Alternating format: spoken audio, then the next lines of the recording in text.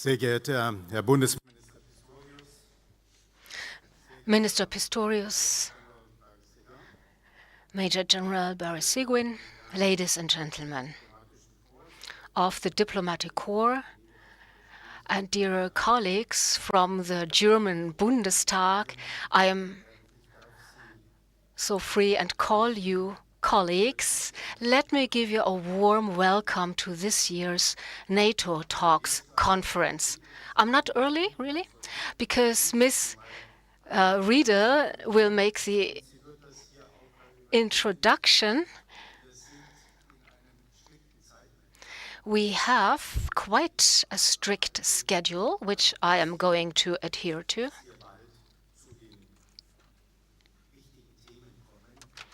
Because we, of course, want to concentrate on the important subjects. We have more than enough of these days. The first time we met 15 years ago in this format under Chancellor Merkel, the subject of Ukraine had gained importance. We had 3 NATO General Secretaries here, Skepper, Rasmussen, Stoltenberg. They were guests at the conference, and this is, of course, very encouraging also for events to come next year when NATO celebrates its 75th anniversary. Because NATO is an organization which is involved in security policy, and the German Atlantic Association is an association which offers a lot of expertise, which has been enjoying a lot of support from the public at large and from experts, and that makes its work so valuable. And we are also glad that the George C. Marshall Center, located in Garmisch-Partenkirchen, is a conference partner this year. So General Wagner, Colonel Hagemann, representatives of the German element of the Marshall Center, thank you for cooperating with us.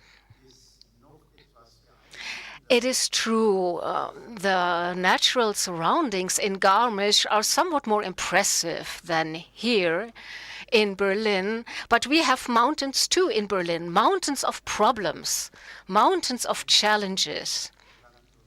But what Garmisch does not have to offer is anything like the Brandenburg Gate. This conference used to be called NATO Talk around the Brandenburg Gate. But it gives us a nice outlook. It widens our horizon. So a word of thank you to the Marshall Center for the great support they've been offering and for contributing so much to this conference.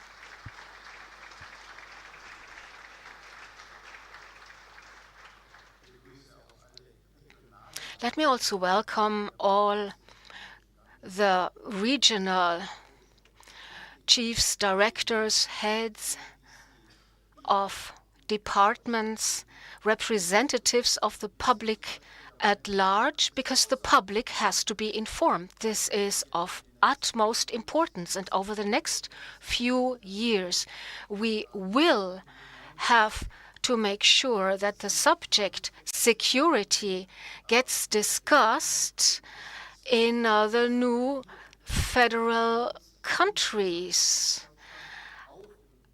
Basically, this does not only refer to the new Länder, it goes rather for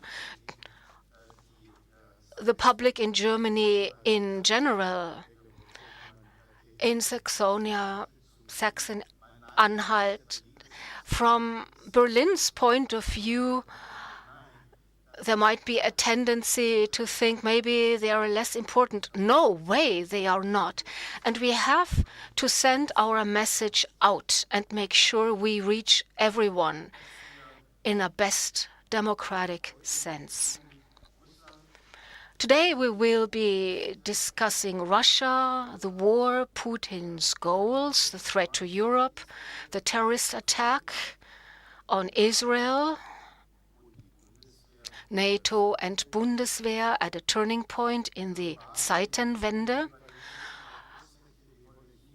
global transcendencies, global rivalry, the challenge represented by China.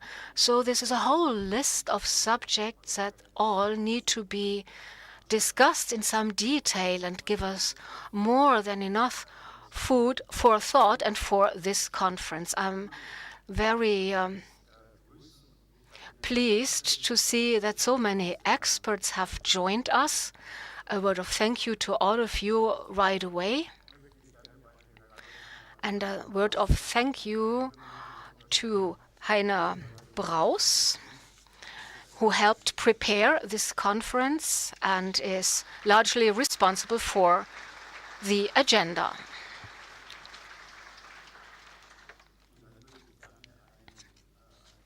And then let me pass on something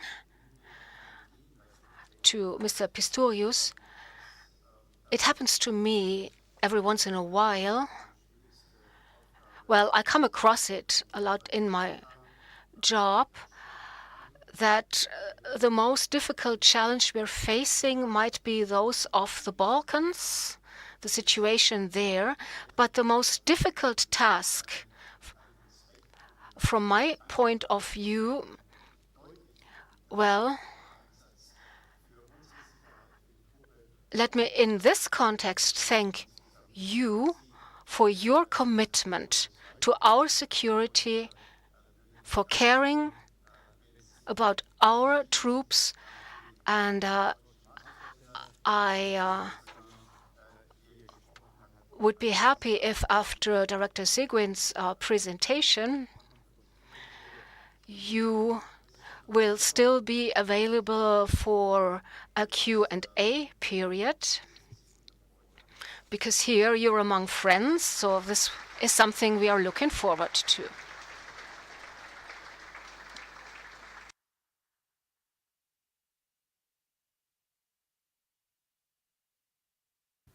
Guten Morgen. Willkommen. Ich heiße Barry Seguin.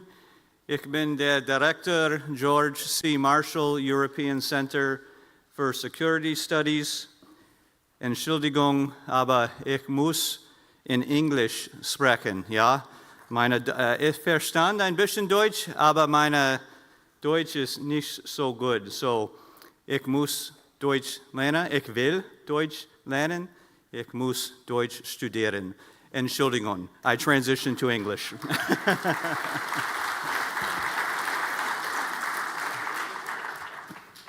It's truly an honor to be a part of this year's NATO Talks 2023, a first for the George C. Marshall European Center for Security Studies as we team with the German Atlantic Association.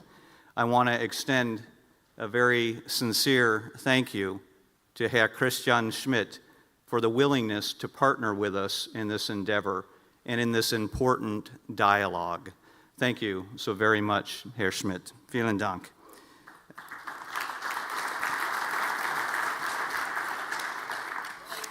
We're also grateful to the Chief Executive, Mr. Johannes Lai, of the DAG. I think I got this right in German.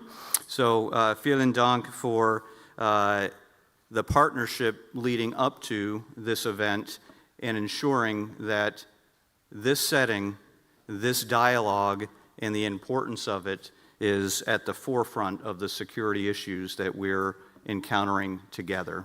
Vielen Dank.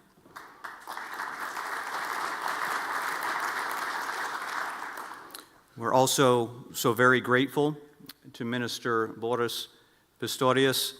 It was a tremendous pleasure to meet you, sir, this morning. Thank you for taking the time out of what I know to be an incredibly busy and demanding schedule to be with us today to set the tone to address the many challenges transatlantically that we have and that we address on a daily basis between the United States and Germany and beyond.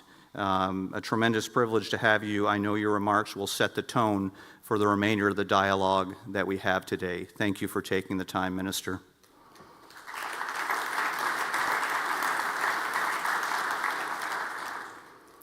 We at the Marshall Center, for those of you who are unfamiliar with who and what we are one of 6 United States Department of Defense regional centers in Garmisch-Partenkirchen, Germany, but we're the only one that's partnered with another country. We are a German-American partnership, and this is absolutely foundational to who and what we are and to how we engage with participants worldwide.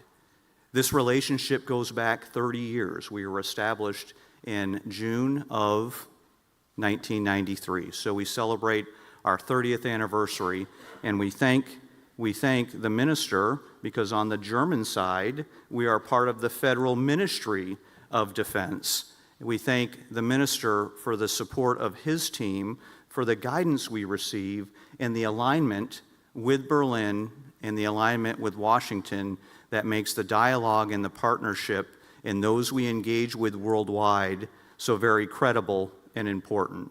Vielen Dank, Minister, for that relationship.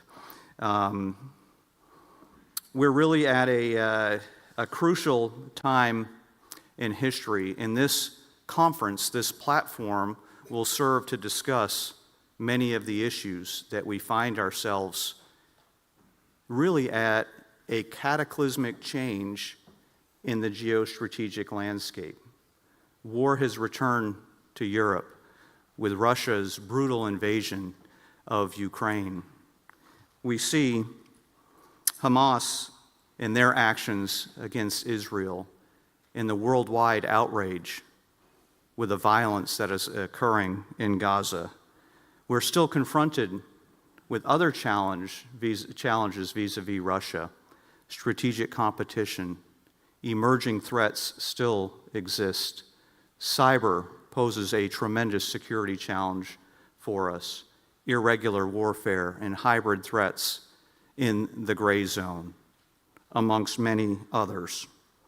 So I want to thank, in particular, one group of teammates who are with us today.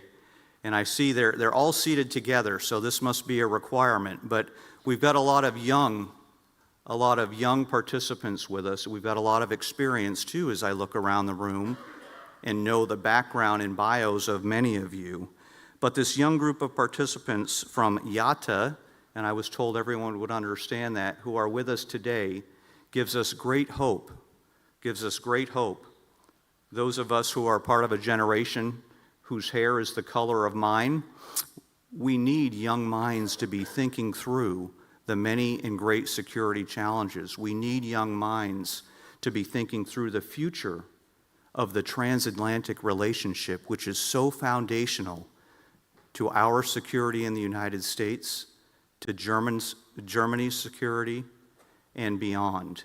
This transatlantic relationship has been the foundation for many, many decades, and my hope is that it will continue to be, regardless of political outcomes in the United States. So, for the English-speaking participants, like myself, there are headsets, and we are doing simultaneous interpretation. So if you desire to listen in English, there's a table at the back if you haven't picked up a headset, so please do so. I'm confident that the talks today focused on the many security challenges that are at the forefront of our nation's collective thinking will contribute to the ongoing discourse here in Europe that we have on a daily basis at the Marshall Center. And I know it will strengthen the future of the transatlantic partnership. Together, we are stronger, and we can only address the complex nature of the security issues that we confront together as we move toward a safer, more secure world based on German and American common values: democracy, freedom, good governance, rule of law, peace and security, conflict prevention, and human rights. Thank you for being with us today, for prioritizing your time with us. I look forward to engaging in the valuable discussions ahead, and I hope you enjoy the day as much as I know I will. Thank you very much.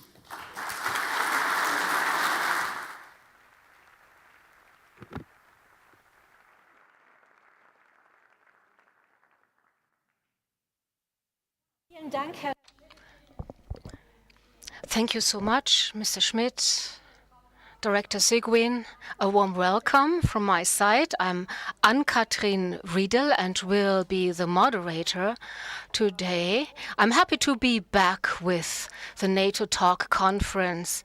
Let me welcome all the people as well who are listening to us online. This is a very high prestige conference. We are going to discuss NATO, the alliance, and since this is such an important subject, you may also use social media, hashtag NATO 2023. I still call it Twitter. Well, you know what I'm talking about. We are trying to get the most important players together to discuss the global situation, because there are so many conflicts around Nagorno-Karabakh, the border, Serbia, Kosovo, the Sahel, conflict in the South China Sea, war against Ukraine is continuing, and then there's another war which has just come up in the Near East. So it's a wide range of subjects. We will not be able to discuss all of them, but let us concentrate on the most important ones. We will be discussing the war in Ukraine, but also the terrorist attack committed by Hamas. So thank you to the organizers for including this in today's agenda. In the afternoon, after lunch break, we will take a closer look at NATO at a turning point, NATO in the Zeitenwende, and then we will take a final look at the global rivalry and competition and its impact on Europe. But now let me give the floor to you, Minister Pistorius. We are all looking forward to your input. I'm looking forward to asking a few questions afterwards, and then we will open the round and start with a Q&A. Welcome, Minister Pistorius.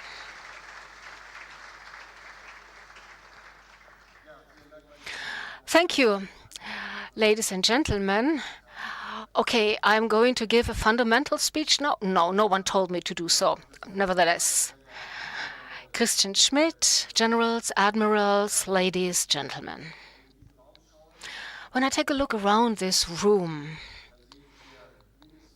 all seats taken, I see 3 generations represented here. So let me say this before anyone else does. I'm part of the older generation. But I'm very pleased that today, at our NATO Talk conference organized by the German Atlantic Association, so many young people have joined us, many students, young people who have grown up in a united Germany, in a peaceful European setting. Peace, stability, continuity. This used to be the motto of the 1990s. As far as wars and crises are concerned, it may seem that Germany and Europe used to be islands of happiness. In our perception, armed conflicts had moved out to the periphery. They were out there somewhere, but far away. In domestic policy, there was a lot of continuity. Those born after 2000 have basically met 2 German chancellors and Bayern München always winning all championships around. When the wall came down and the East-West conflict ended peacefully, it seemed that democracy would spread.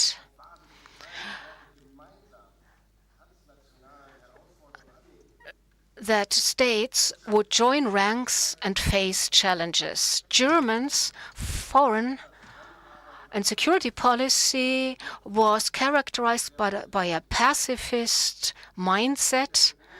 After decades of a permanent threat, we profited from the peace dividend and were somewhat too optimistic. We are always equally clever, sometimes with hindsight, sometimes not. NATO had by then evolved into a political alliance. The idea was to cooperate with former enemies and adversaries, and the alliance became committed to anti-crisis operations outside its area of responsibility. And we, the Germans, cooperated with our Euro-Atlantic partners and started building a security architecture, including Russia, the NATO-Russia Council, the OSCE. We had the CFE Treaty, the Vienna Document, which helped reduce the quantity of weapons. A while ago, there was a European head of state who said, well, NATO is basically dead, brain dead. And today, crises are back, wars are back. Let's look at Ukraine, Israel, the Western Balkans, East Asia, or the Sahel region. There are threats out there all over, and they have moved closer to us, and we've become aware of them.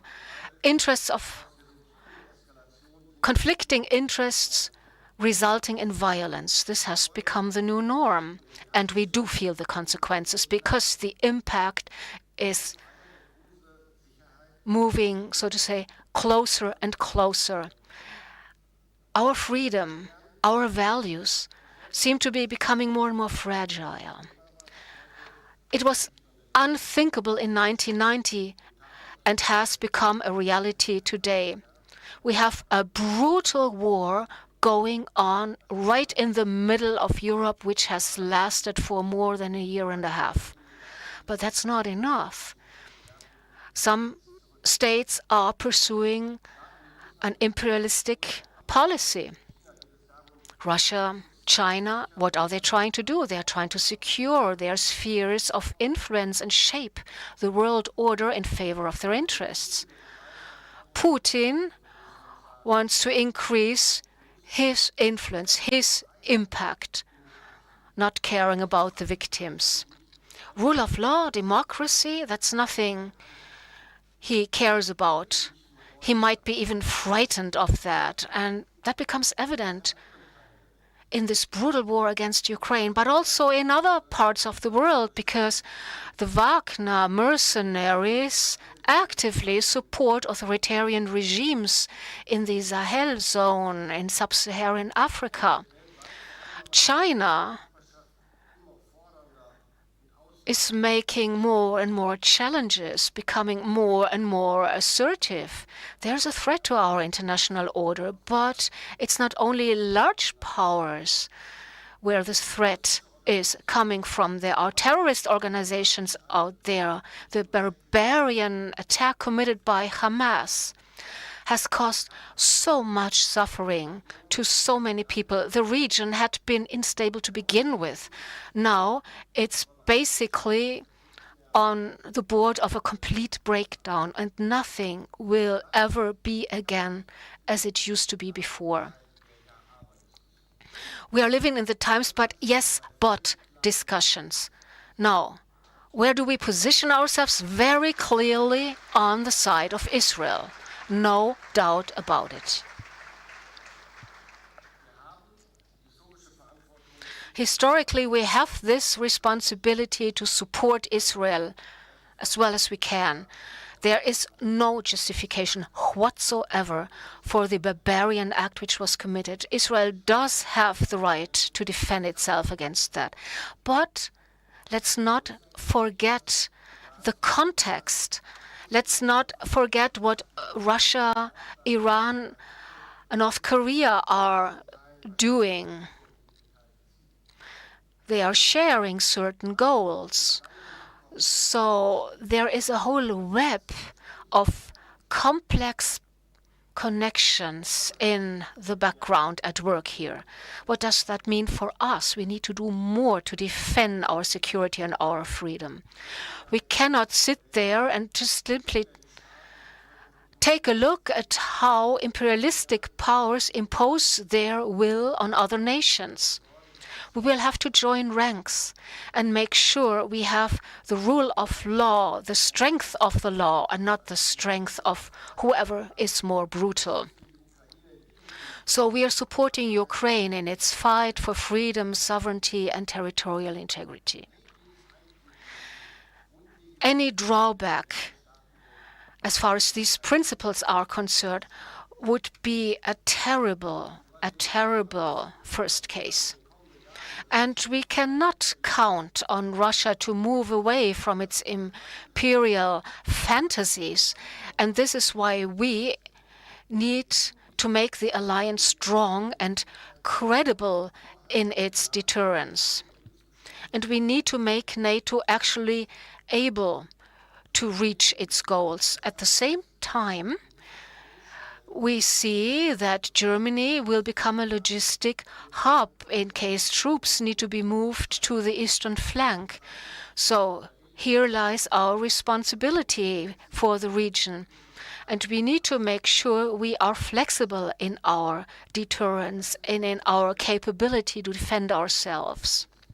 See, I told you I am a member of the older generation represented here, and so I can tell you over the decades NATO has been a guarantee for our freedom. Up to the end of the Warsaw Pact, we had always been able to count on NATO. If a worst case had happened, NATO would have been there. We were right there up to 1990 at what used to be the eastern flank. Today, it's us. We are responsible as the most populous country in Germany, the largest market economy, the largest European NATO member, to meet our responsibility and protect today's eastern flank. With Russia's brutal attack on Ukraine, NATO has become more important than ever. More countries wish to join. We will soon be a 32-member alliance. And the contributions by Sweden and Finland are hugely important as far as the security of the Baltic region is concerned. And the transatlantic alliance has to adapt to today's situation. The transformation process started back in 2014 and is still ongoing. I'm quite optimistic. I think for its 75th birthday, the alliance will be fit for purpose. It will be strong on an operational basis. It will have taken up new responsibilities. And from my point of view, it is important that Germany will be an important, active member of the alliance.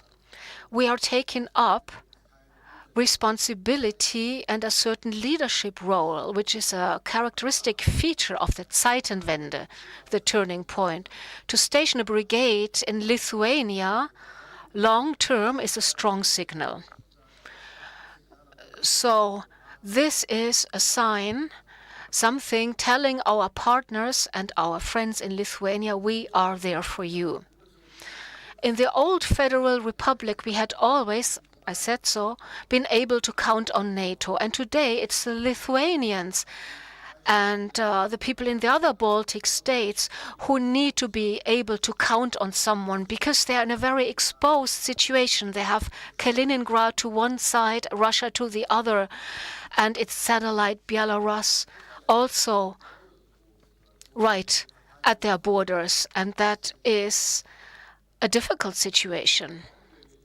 And this is why, if we want to be credible, and we will be credible, we will strengthen Lithuania's border and the eastern flank, because defending our own country also means defending NATO's area of responsibility. The brigade stationed in Lithuania, well, to have a brigade permanently stationed far away from home is quite a challenge. But it was a very decisive and the right step to take. And yes, it's been the largest outside of the country deployment we have done ever. We have never done anything like that before, because usually we used to station people on a rotational basis in regions abroad. So it's a new project. And 2 months after the announcement was made, the question came up, how come people are not there yet? You know, it's not really like moving a household. We are moving a brigade, 5,000 people, material, logistics, weapons, everything required, plus their families. It cannot happen overnight. We need to build infrastructure, to do some work in Lithuania, and it requires time.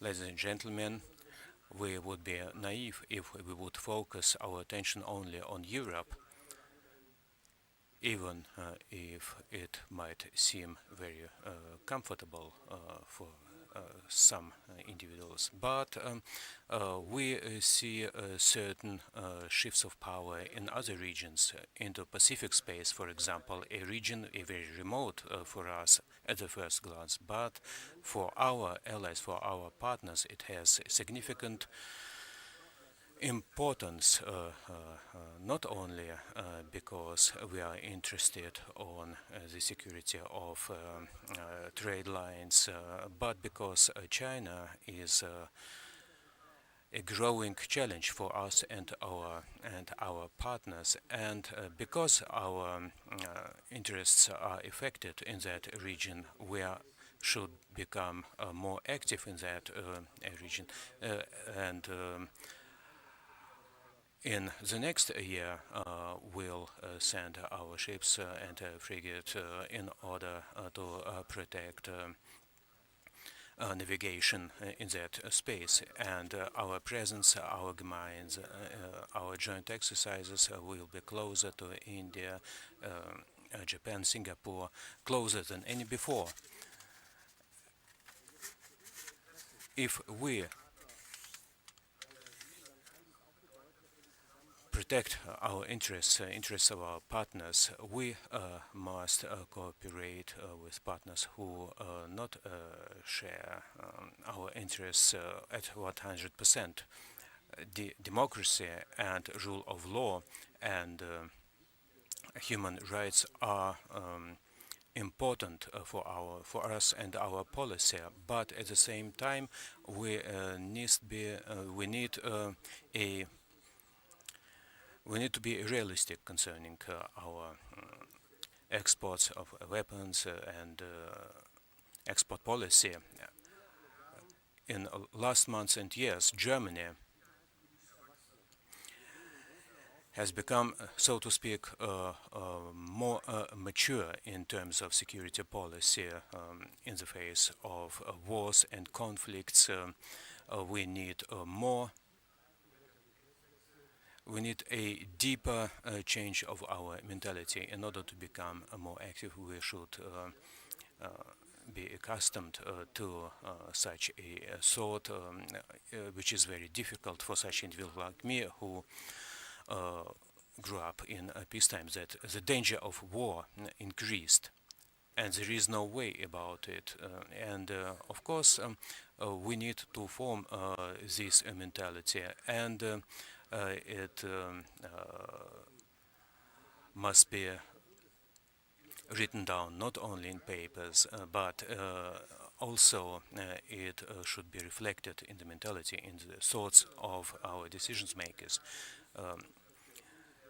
In our German armed forces, we'll have a meeting of highest ranking officials of our armed forces. We will develop new principles of our defense policy, which will be published next year. Ladies and gentlemen, this change of mentality requires a lot of time. It must happen after 30 years of peace, and now within a few months or years we should adapt to a new situation. In order to go this way, we need all of you, and here I appeal to young people who are here today with us, who can make a contribution to security of this and next generation, because what we do today is very important for security of future generations. And here I appeal to you, make a contribution in order to make a change in our mentality, without alarmism, without war rhetoric, but with all clarity which the situation requires today. And looking at Ukraine, we can understand what it means to be prepared. And only if society that understands this can be ready to do something for it. And I'm very glad that in this venue, so many experts and specialists came together in order to develop ideas, to put forward our objectives, and it's about our defense capabilities, about our future, the future of the German armed forces and Germany. Thank you.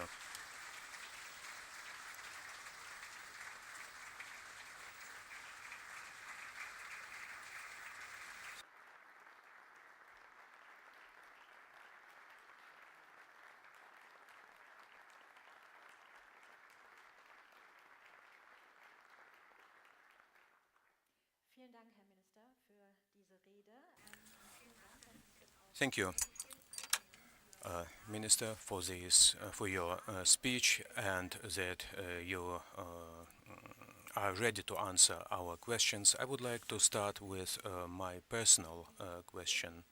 So, if you see how Hamas attacked Israel and the reaction of people in Germany, here at the Brandenburg Gate, we saw a rally in support of Israel, but at the same time, we saw certain events organized by the supporters of Hamas, which produce some other feelings. So what is your take on this? I would like to say that 3 weeks ago I was in Israel and talked to my colleague. I flew early in the morning, late in the evening I came back, and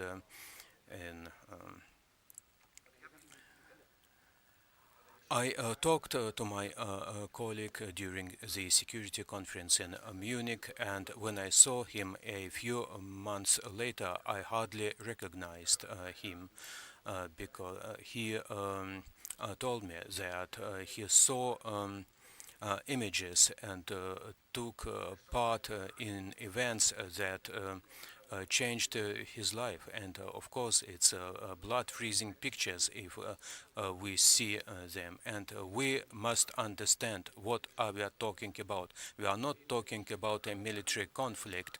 We are not talking about an aggression by one state against another state. It's a terrorist attack which could be compared with the 9/11 for Israel, a terrorist attack prepared by thousands of terrorists which was prepared for many months. We are talking about men, women, civilians, young children who were slaughtered in their beds in kibbutz, and of course Israel must do everything which is possible in order to protect itself, and Hamas is not reacting like a military aggressor. It hides itself, it is hiding its missile positions on playgrounds, in hospitals, in kindergartens. Of course, we deplore civilian victims, but unfortunately, it's unavoidable. And of course, there is no doubt that we support Israel. Israel has a right to self-defense, and everyone can say in Germany, but at the same time we should stick to law and comply to law concerning the freedom of meeting and rallies, concerning the freedom of speech. And I'm shocked when I hear young, well-educated young people from Germany who say that, who talk about the freedom of Palestine between sea and the river. And so we must do a lot of work, and of course there was a lot of criticism which we witnessed towards Israel within many years, but all this should not cast any doubt that Israel has a right to self-defense. Thank you, Minister. One more question, and of course you can pose your questions as well, and some questions online. I can receive them on my iPad. But concerning Ukraine, Valery Zaluzhny gave an interview for Economist, and he said that Ukraine is in a war of positions like in the First World War, and in order to achieve a breakthrough in this situation, Ukraine needs new weapons. So my question is, when can Ukraine get Taurus missiles? I would, and when? There is no new information concerning this. Thank you. Yes, please use your microphone. Please introduce yourself, and please be as short as possible. Free Democratic Party from Hamburg. Since you became the defense minister, we see a new dynamic. I would like to thank you for this. You mentioned the brigade in Lithuania, which is very good, but I would like to mention the Polish German battalion. But I have a different question. We still lack 60,000 men and women in our armed forces, and concerning the promises we made towards NATO, that how can we close this gap. Mr. Zona, you wanted to pose a question as well, and then you can pose your question too. Middle East, coming back to Middle East, some 1,000 soldiers were sent in that region, which my question is, what is their mission? We used our aircraft in order to evacuate our citizens, but we have our soldiers on Cyprus, special forces. My first question. And second question, we talk about the parliamentary armed forces. Did you talk to the parliament, Klaus Klinsmann? I'm from the Potsdam University, teaching history. Minister,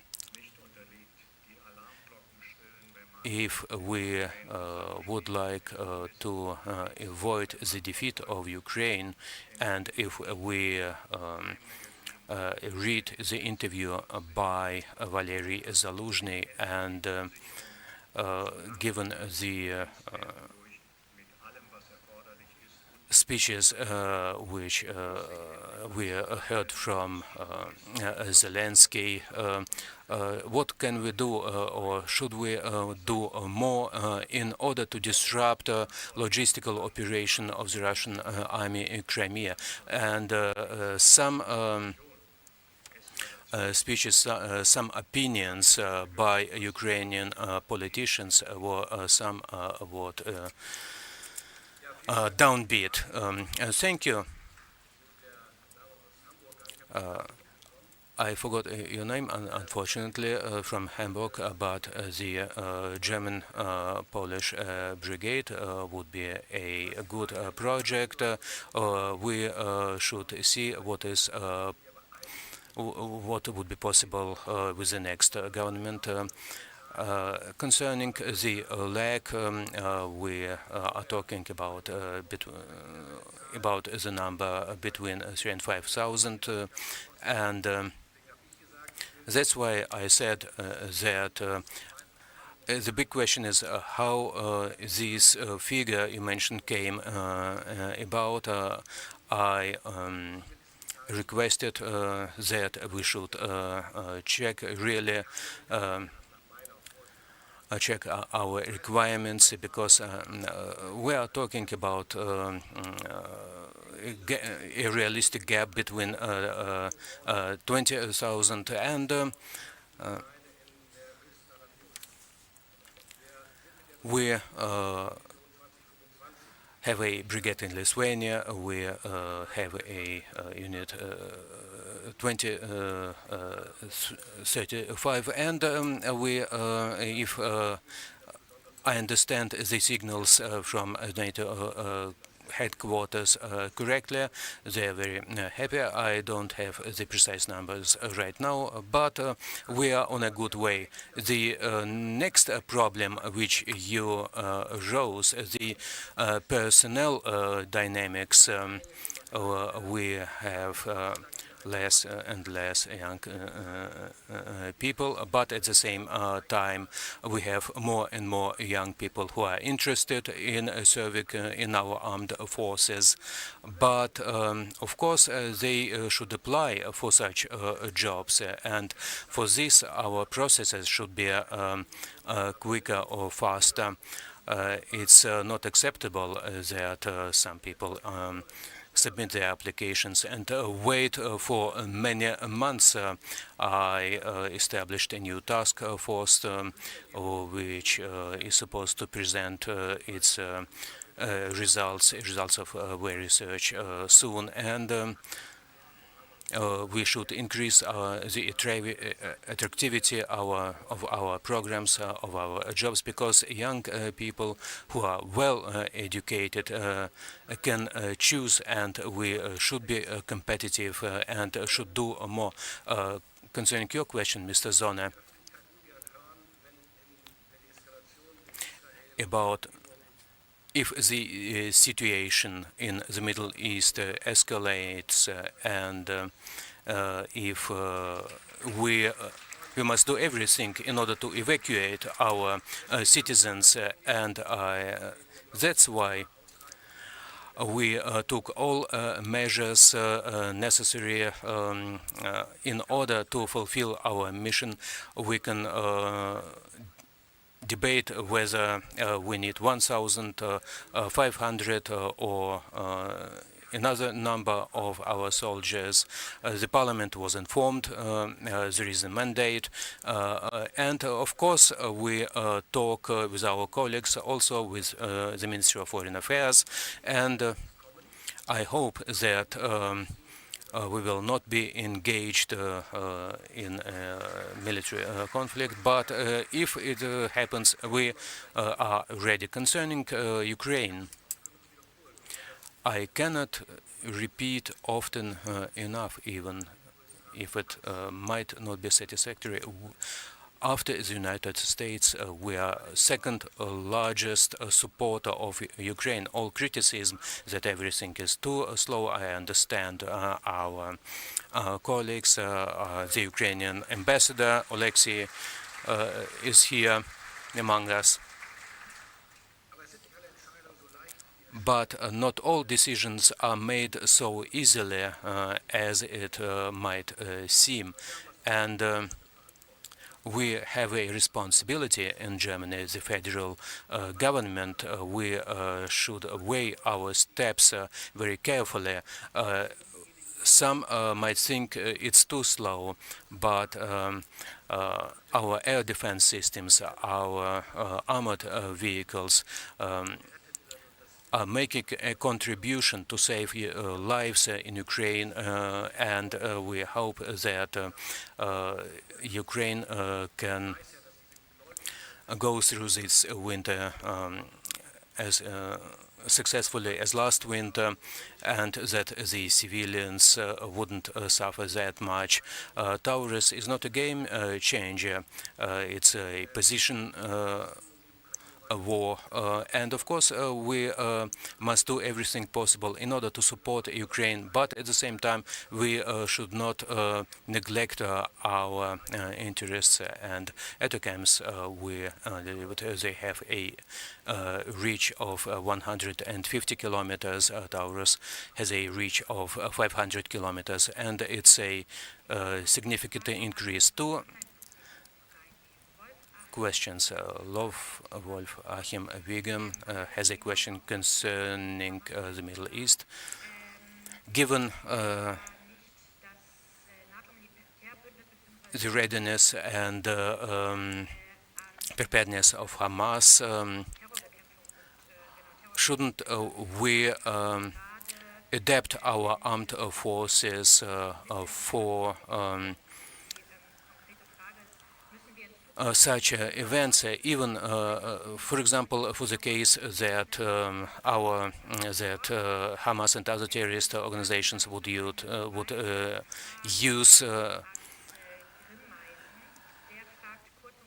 weapons of mass destruction. And another question: what contribution can be made by our communities and local governments?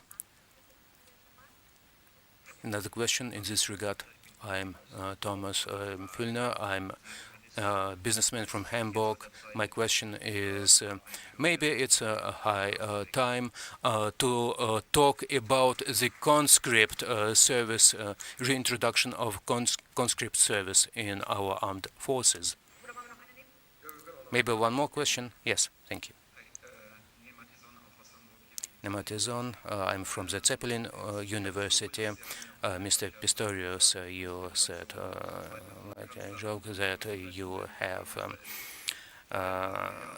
just two persons of the same generation in our government, and Bavaria Munich was always the champion. And your question is, given all the constraints of your ministry, would you be able to make a respective contribution? And you talked about Israel, that the events were comparable with 9/11 for Israel, but during the first 9/11 we didn't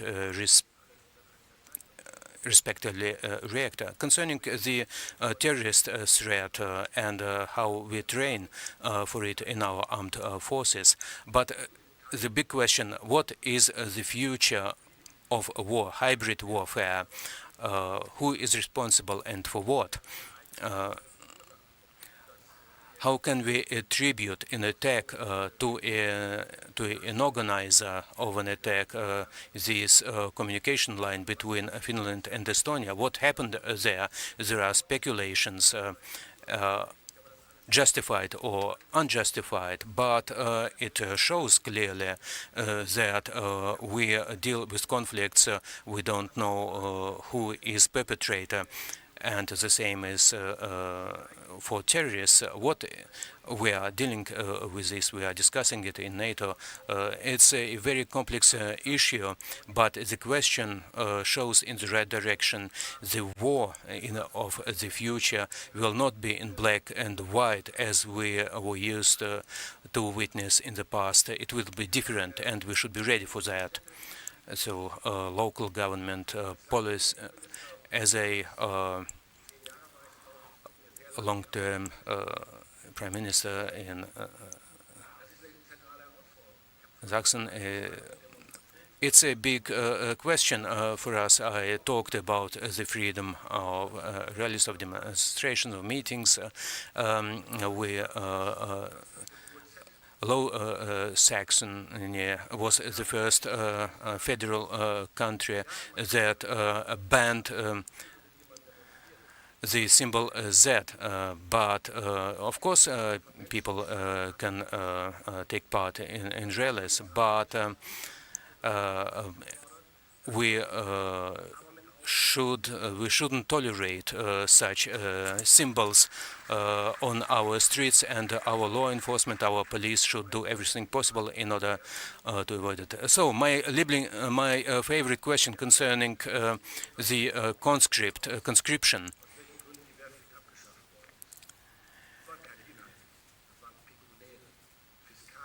Why was it abolished? It was a financial reason, and of course it was a mistake.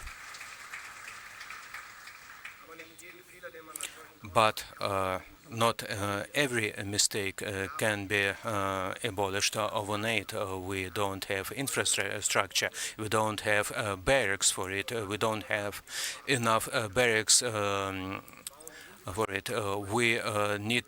We are rebuilding our infrastructure, and what are the priorities? The reintroduction of conscription would mean that we would invest heavily in training, in instructors, and Bush said, and the direction is different. And I'm very glad that Joe Biden is the president. By the way, when the war in Ukraine broke out, because it shows clearly determination of the United States to support Israel by sending aircraft carriers, aircraft, but also diplomatic efforts, and that's why not optimistic, but I'm very confident that all those who are responsible and who can make a contribution, that the situation remains under control. Thank you so much. Another online question. Sura Peshanishvili thinks there might be a nuclear war. So is NATO prepared for that? Is it able to protect as many people as possible once Russia and China start using their nuclear weapons? And how will collective security be upheld?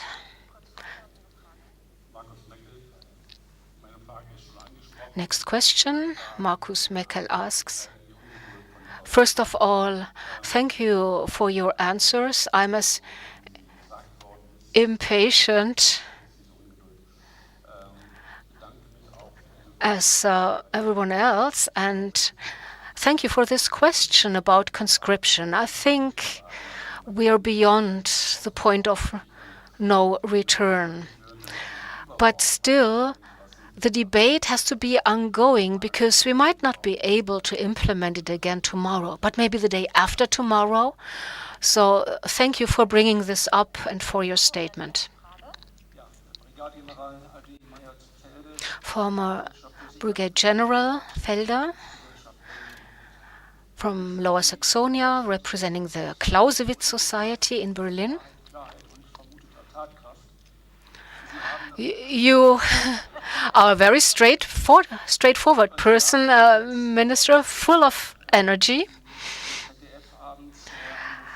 And the Sunday before last, you made a statement in German television, CDF, and you said we need to be fit for war. And this is not limited to the armed forces. This is a requirement that includes the whole of society. Later, you changed your wording a bit and no longer talked about fit for war because it sounded a bit provocative.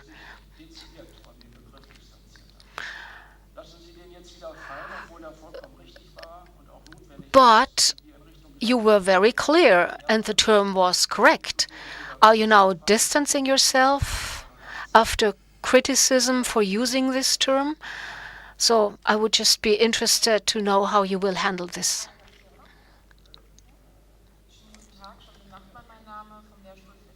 Schulde Nachtmann, teaching in Regensburg, international relations.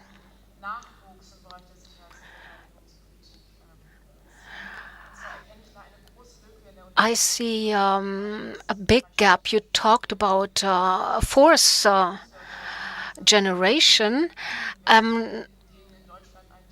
Seeing that, of course, in Germany we have nothing like a department for war studies, but the German universities are not really involved in the force generation process, apart from the two Bundeswehr universities, of course. Is there anything you can do to stimulate this?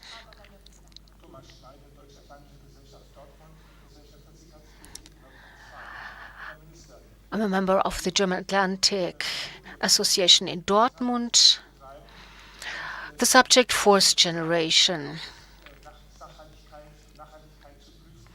To become more sustainable. Well,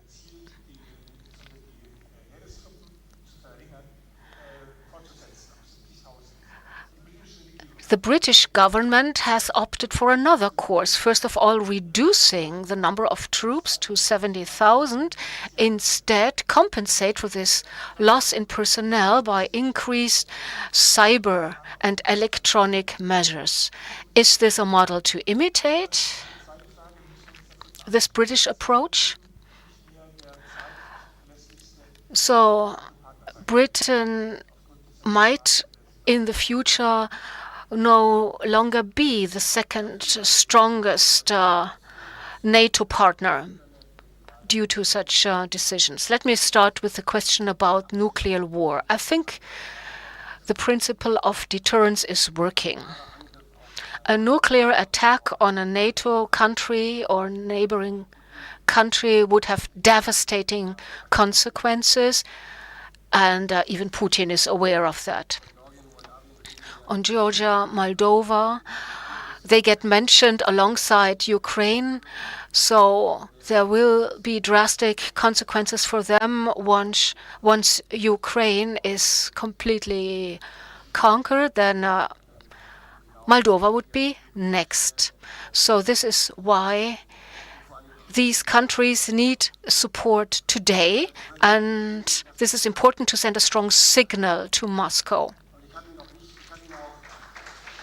Now, about this term I coined, I did not use it in order to provoke. Although sometimes I do provoke, but not on that occasion. And I tried to make this clear that Sunday night and 2 days later, I wanted to send a wake-up call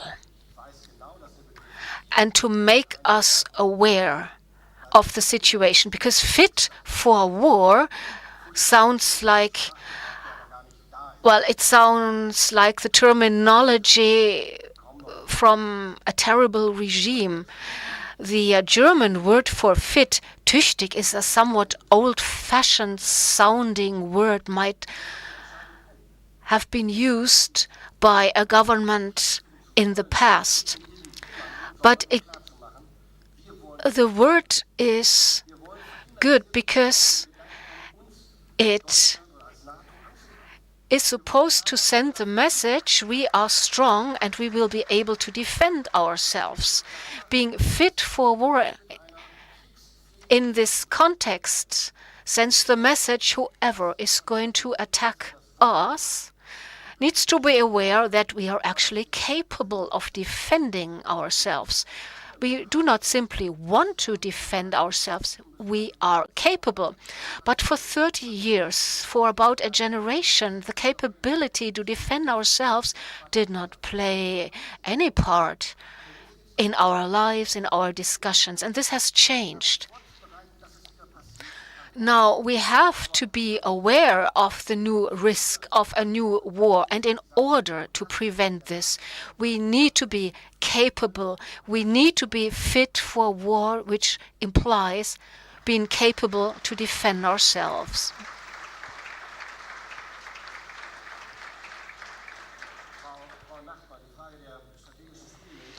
Though strategic studies at German universities, or rather the lack of it,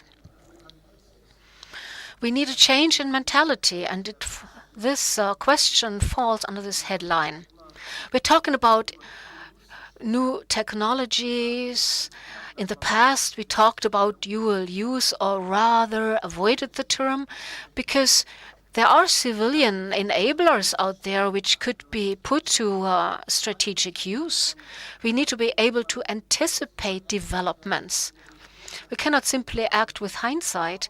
We need to anticipate what might be coming and prepare for it without, and let me repeat that because I'm the most peace-loving person in this room, at least I think so. We can be strong, which does not imply becoming somewhat more aggressive. We need a change in mentality, which does not put a question mark behind our desire for peace. But when I think back to the chancellors Willy Brandt, Helmut Schmidt, Helmut Kohl, whenever you wish to talk about peaceful coexistence, you better be strong and appear strong and send the message, we are strong. And the last point, the British Armed Forces have a different approach. It's not like the armed forces on the continent, and the difference has become more evident. And the British too have withdrawn from Germany up to the 1980s. Osnabrück, where I'm from, housed the largest British garrison with more than 20,000 people. All of this has been cut down, and this, of course, does have an impact on the armed forces. Remember how many Leopard tanks we used to have in '89 and how many we have today? Well, this leads us to the next questions. Are our armed forces good enough for today's situation? What about the British armed forces? What I do see is that the Brits and the French are faced with basically the same challenges as the Bundeswehr. Jana Puljarin asks, What about the reserve? How to strengthen it in the future? And then we have 2 more questions from the audience. I would like to know more about arms exports into regions which are quite ambitious, such as India, for instance, who wish to increase their sphere of influence. So how do we make sure that these arms exports do not lead to a situation where those weapons are actually used against NATO countries? And basically, we do depend on certain countries such as India. Think of the imports of medication that we depend on.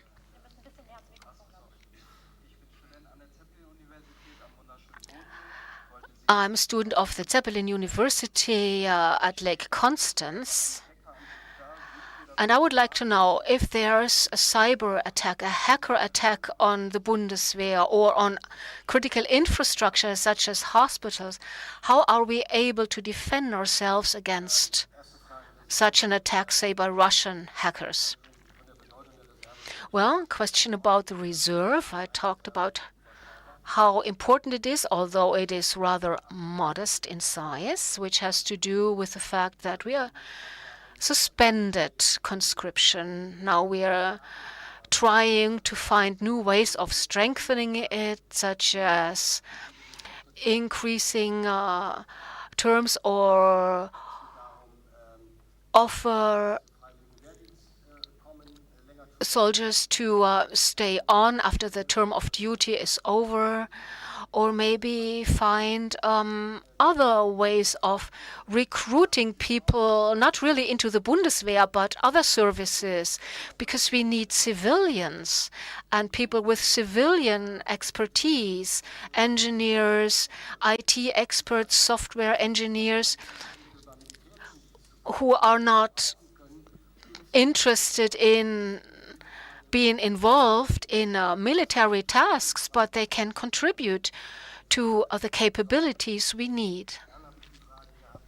And then, can't read my own handwriting here, but what was the second question? Okay, let's move on to the question of the cyber attack.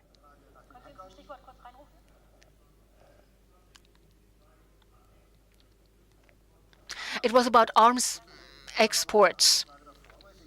Okay. India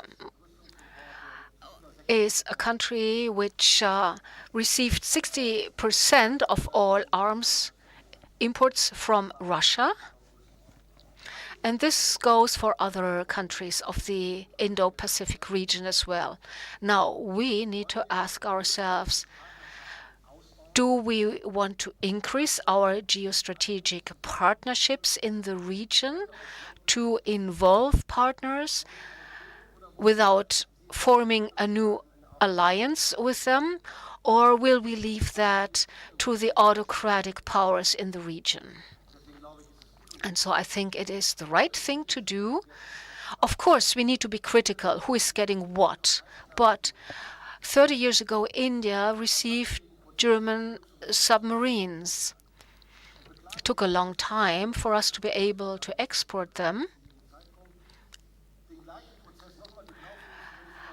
But now they need spare parts for them and have to undergo the same unwieldy procedure in order to receive these parts. Well, that doesn't really make sense, right? India is a democracy with human rights problems and large deficits. But does that mean that we do not cooperate with them geostrategically? Because they adhere to a rule-based world order. So isn't that a powerful strategic argument? I would say so. Now, hacker attacks, how to protect hospitals. Well, this falls under the civilian regulations, has It's basically the Ministry of the Interior which is responsible for that. But of course, the war of the future no longer differentiates between military goals and civilian infrastructure. Attacks will take place all over, so we need to be able to defend ourselves against cyber attacks. What are our defense capabilities in these sectors? This is basically an important subject, and the special one-off fund will contribute to this. Thank you for your presentation and for answering the questions.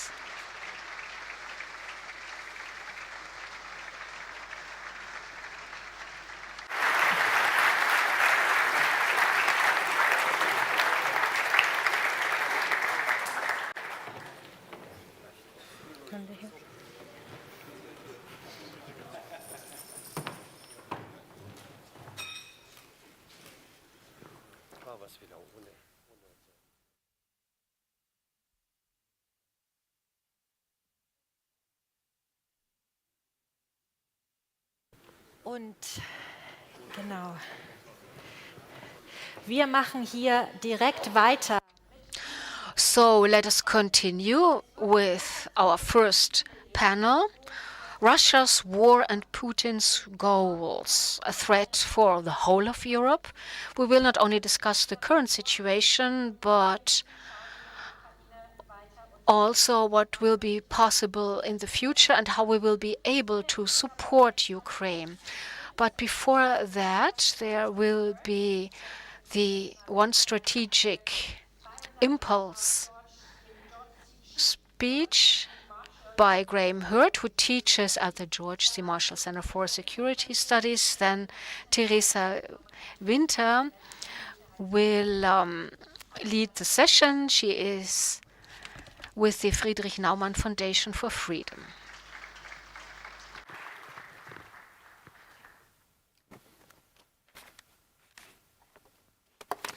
So thank you very much for the introduction, and thank you also to the German Atlantic Association for inviting me to open this panel, which I'll do with three impulses, strategic impulses. I'd like to, and I hope these can orientate, maybe frame some of the subsequent panel discussions. I'd like firstly to look at the issue of Russian victory. It's difficult to see what Russian victory is 3 days into it's meant to be a 3-day operation, and we're 600 plus days into that operation. So it's more about Russian stability, internal stability, and game changers.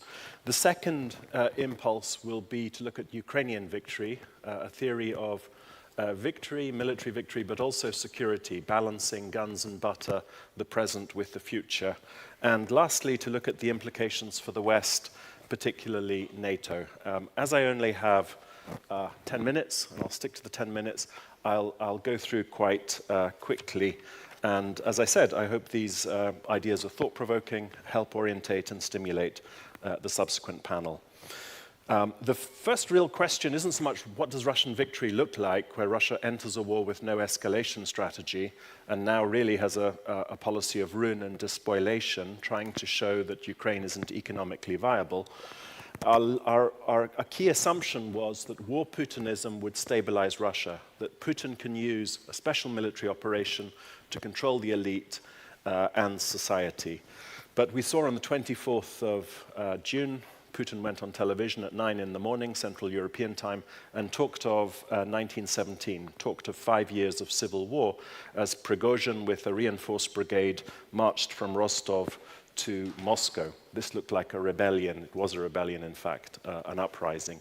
We've seen also Dagestan riots just recently. In other words, could we argue that the war creates, or Prigozhin and Dagestan, these are symptoms of an underlying fundamental dysfunctionality in Russia, that the longer the war, the more destabilized Russia becomes. The risks then of a protracted conflict are escalation, regime change, political system change, perhaps in Russia. The smuta of 1604, rather than necessarily the revolution of October 1917. On the other hand, though, an argument is made that actually the war does stabilize Russia. War oligarchs, for example, operating in the occupied territories in Ukraine, can enter this limited access order that constitutes the Russian elite, that society and the elites can adjust and adapt and are having to adjust and adapt to the war itself, and Putin is able to create incentives to bring the population and the elite with him. These are not obviously mutually exclusive. You can have, what I see at least, is you have mini crises, a dip, a new stability plateau, some months later another mini crisis, and that Putin is going into each crisis with fewer resources, less legitimacy, his coercive financial capabilities are less to meet the next crisis. We've heard from the Clausewitz Society, it makes me think we've heard of game changers. Possibly what could the game changers be? Could it be new weapon systems, F-16s for example, or the minister talked of Taurus systems. Or could it be, coming back to Clausewitz, could it be Russian military culmination, Russia's ability to continue to fight, fuel, ammunition, etc., running out, and you have a strategic crisis essentially within the Russian military. Those are two possible game changers, but we can also focus on Belarus. Belarus, perhaps, Russia would stop subjugating Ukraine if the prospect of Belarus's strategic reorientation towards the West was on the cards. So that's one possible game changer. China as another. If China sees the war equals destabilization of Russia, China would prefer to have a losing, destabilized, but not yet collapsed Russia rather than a collapsed Russia. So China as a game changer coming in to push for negotiations, essentially on Ukrainian terms, which is 1991 statehood restoration. And the shadow of the future, which is the big question, which is how quickly and with what weapon systems can Russia reconstitute its conventional combat capability? Because that shapes then thinking to do with the political West and how we respond to Russia. So that's the first impulse, questions around Russia's victory. The second is Ukraine's victory. A theory of Ukrainian military victory is based on battlefield dynamics, breaking through the third defensive line, getting to Tokmak, Melitopol, crossing the isthmus into Crimea, pushing and driving Russian military from the occupied territories. But after victory, if we imagine after victory, military victory, does Ukraine have a theory of security? In other words, can you win the war but lose the peace? How does Ukraine continue to be economically viable in the future? And this suggests a balance between guns and butter or bread and battleships, between the present and the future. In May, Ukraine put on the table the notion of an army, standing army of 500,000, that's 60 plus brigades, necessary to defend Ukraine against Russian aggression and deter future Russian attack. Now, this presumed no Western commitments or guarantees or arrangements, security arrangements for Ukraine. So this is the standalone self-help, sovereign Ukraine approach to its own future. But we can ask, is this financially stable? Does Ukraine win the battle but lose the peace, as I said? It's interesting to look at Poland, which aspires to go to 300,000 standing army. Poland has a population of 40 million versus Ukraine's 36 million, and in 2021 a GDP 3 times the size of Ukraine. And Poland struggles with manpower and finances to get to 300,000. So we can ask, is it at all viable that Ukraine can get to 500,000 with an economy that's much less now than 3 times, I think, of Poland in 2021? The issue then, which has upset the Russian Duma speaker, of seizing 350 billion of Russian assets in the West and using that to fund Ukraine and holding Russia to account at the same time. The third impulse I want to look at is what are the implications then for the Euro-Atlantic security order? Clearly, whatever happens in Ukraine, Euro-Atlantic institutions, architecture, policies, procedures, practices will have to adjust, will have to change. Some ideas have been EU fast-track accession, not just of Ukraine, but also perhaps Moldova and the Western Balkans as a package. Others have looked at Visegrad-type regional organizations, Poland, Lithuania, Romania, for example, and Ukraine. Is that enough to deter Russia? It all depends on Russia's ability to reconstitute its combat capability. Or US bilateral or British or German bilateral guarantees for Ukraine. One very interesting argument is the NATO issue. If Ukraine is not in NATO, then the maximalist position I just outlined of 500,000, 60-plus brigades is something Ukraine will have to develop, even if it's not viable for the future. It also, though, means big NATO, where we don't have an industrial base or societal support, but NATO has to go big as well, because it's the equation around time, space, and mass. Ukraine has space, which gives it time, and it, at the moment, has the mass to deter Russia. It's 200 kilometers from Belarus border to Warsaw. It's less from Ivangorod on Estonia's border to Tallinn. NATO doesn't have the space, so NATO needs to build mass to compensate. This is difficult. There's, as I said, no industrial base, no public support. So the alternative then is to integrate NATO into the order of battle of, Ukraine into NATO's order of battle, which Ukraine essentially giving NATO this time, the space, and the mass. The question then is who pays for the military, the force structure and capabilities mix necessary to sustain Ukraine if it's in NATO. There's some arguments here. That's one argument for NATO Ukraine's inclusion.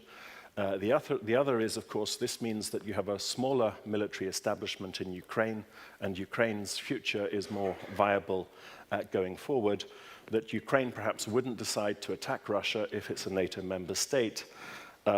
But the counter-argument, of course, is that for Putin, this would be extremely antagonistic. This was exactly the reason he professed to go to war to stop NATO inclusion. 8 minutes from Kharkiv, missiles hitting Moscow was part of his argument. And the other is that it creates perverse incentives for Putin to continue the war. Now, one leitmotif I think we've heard so far with the minister's speech and the introductions is that Zeitenwende, new mentality, new thinking is necessary. One really interesting new idea is the notion of an Atlantic Asian security community that consists of NATO and non-NATO member states, like Ukraine, for example, that has a UN General Assembly supported peace implementation force, which includes US troops, which are based on Ukraine's territory as a tripwire against Russian attacks. So this doesn't have the perverse incentives around NATO or the antagonism around NATO, but it's an idea that's out there. So I hope these very brief remarks have helped set the scene, and I look forward to joining the panelists when they come on stage and the discussion and your questions. Thank you.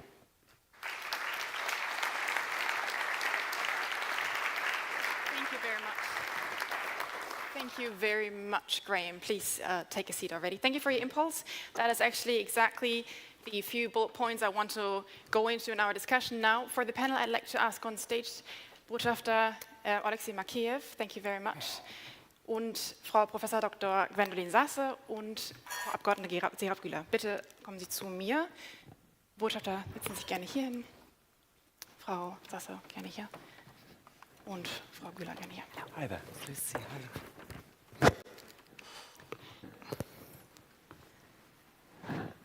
Herzlichen Dank. Russlands Thank you very much. Russia's war, Putin's goals, a threat for the whole of Europe. Dr. Hurth, thank you for this introduction, which gives us basically a good basis for our discussion. So what is the situation like, and how is it evolving in Ukraine, and how can we in the West react? So before we start with our discussions, let me point out the following. The panel is going to be in German mostly. Graham's inputs will be in English, and I will, an unsolicited comment, barking in the background, okay.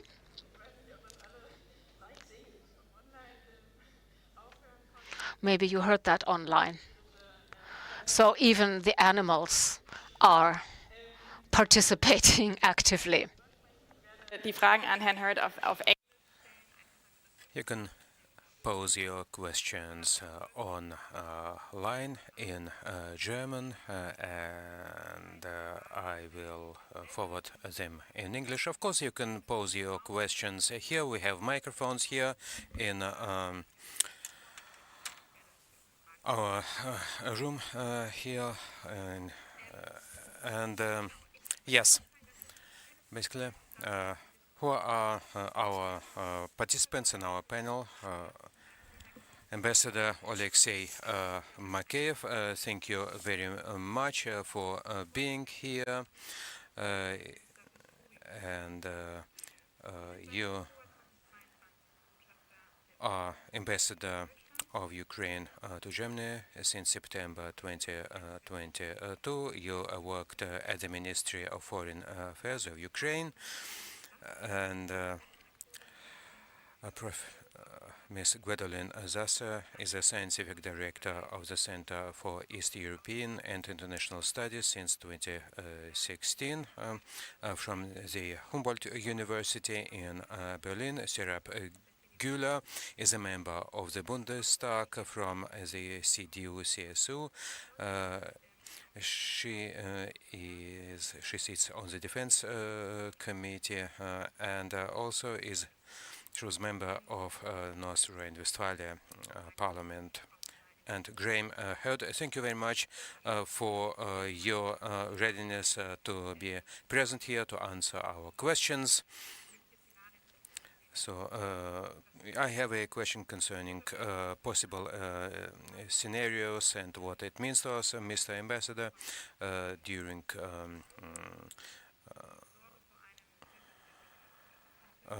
the presentation by Graham Hurd and from Minister Pistorius. We can understand that we are concerned about the situation in Ukraine. So what is your take on the future of Ukraine, how the conflict will develop in the next future?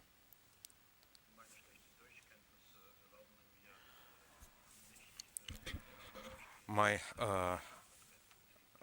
poor German entrenched warfare, what does it mean? Okay, I understand.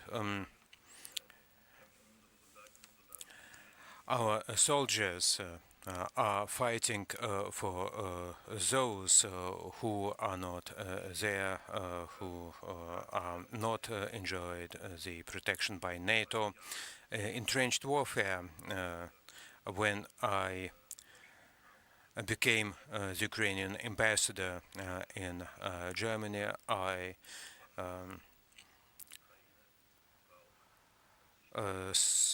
engaged in the dialogue as to what weapons are needed in order to protect our territory. It took quite some time before the decision was made to supply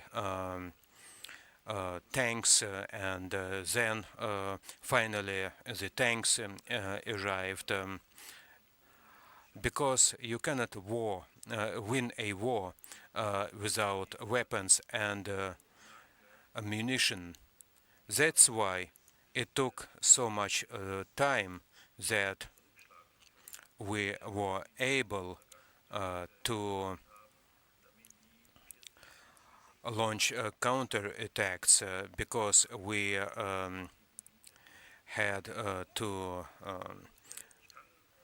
receive all ammunition from all parts of the world, weapon systems, in order to give a proper answer when the defense minister Pistorius talked about air defense systems like Patriot, and today in the morning I woke up and my friend from Odessa told me that the art museum of Odessa had been hit by Russian missiles in the center of Odessa, and just imagine how many air defense systems we received from the West. One Patriot system, a few systems from Germany, but how to locate them on the territory of 600,000 square kilometers. Of course, it's good to wage war, but it's unfortunately not enough.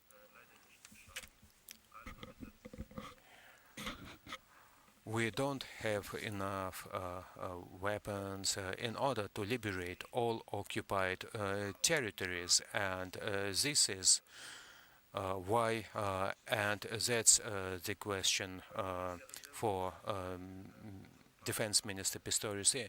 It would be good if our political partners, decision makers, but the broad society would understand that everyone should be interested in Germany, in other NATO countries, that Ukraine should win this war, and then the question would be not how long should we support it, but how we should be supported with all means necessary, and that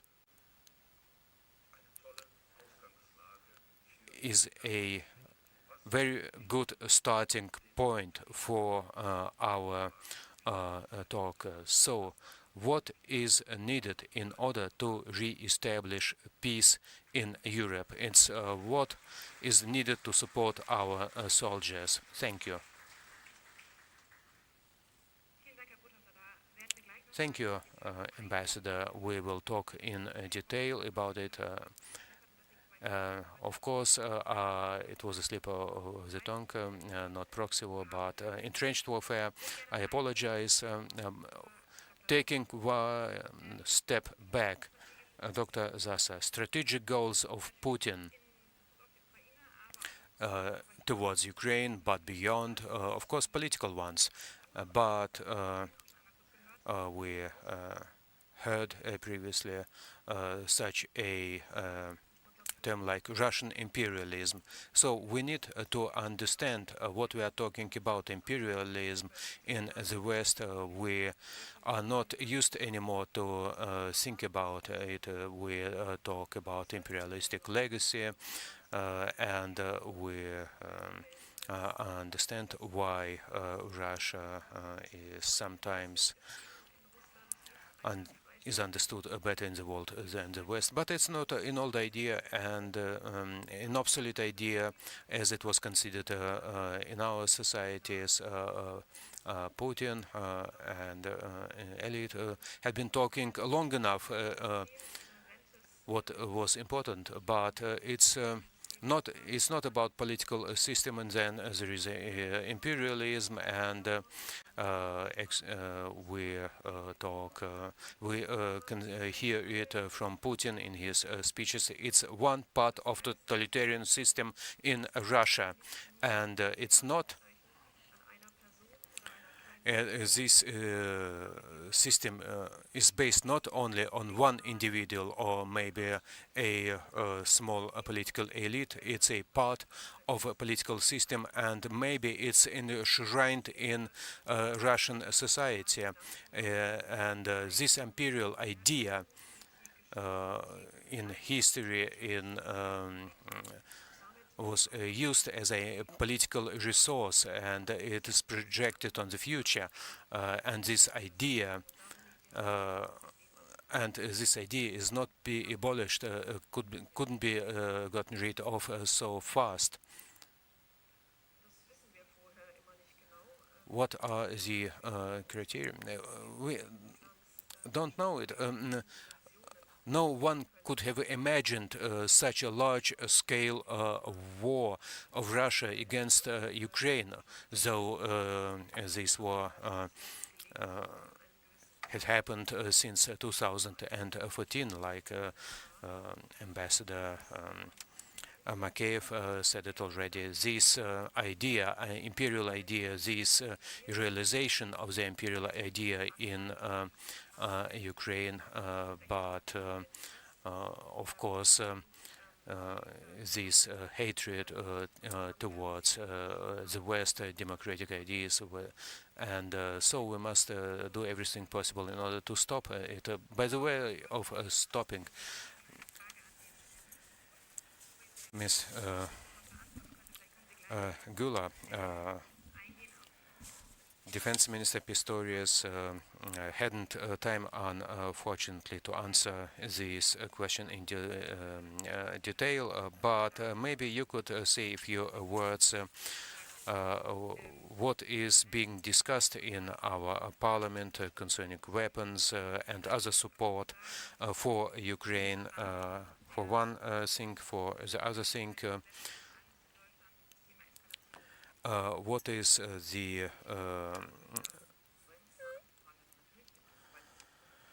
concern about the possible escalation, and in our society, of course, what is the border,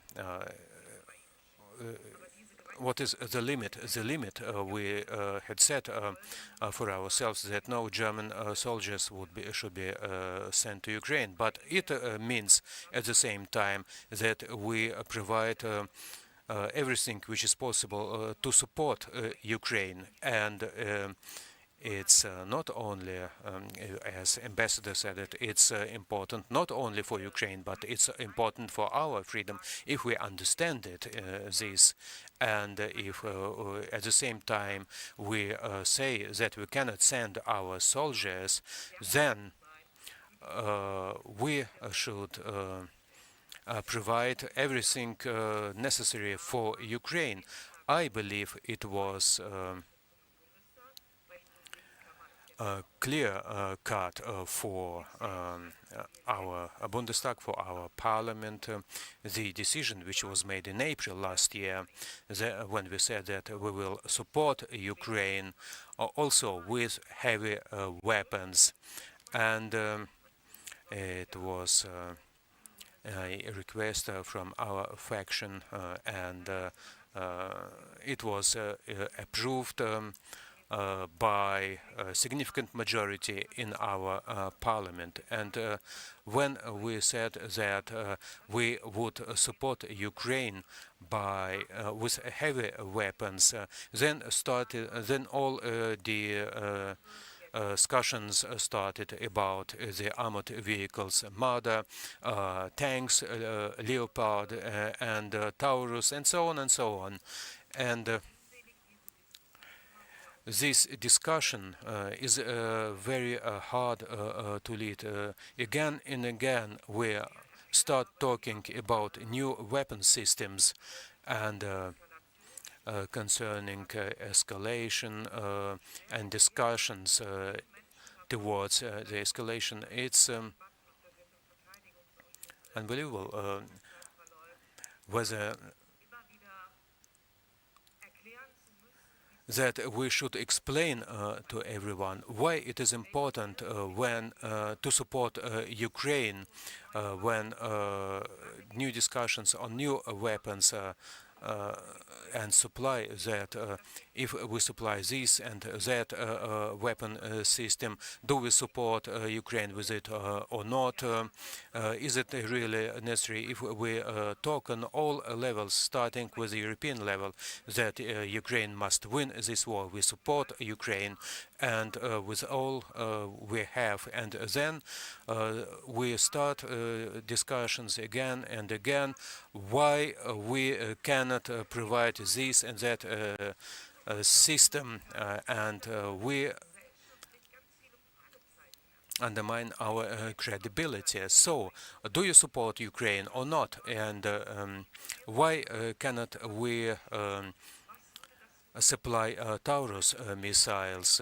It could result in escalation, and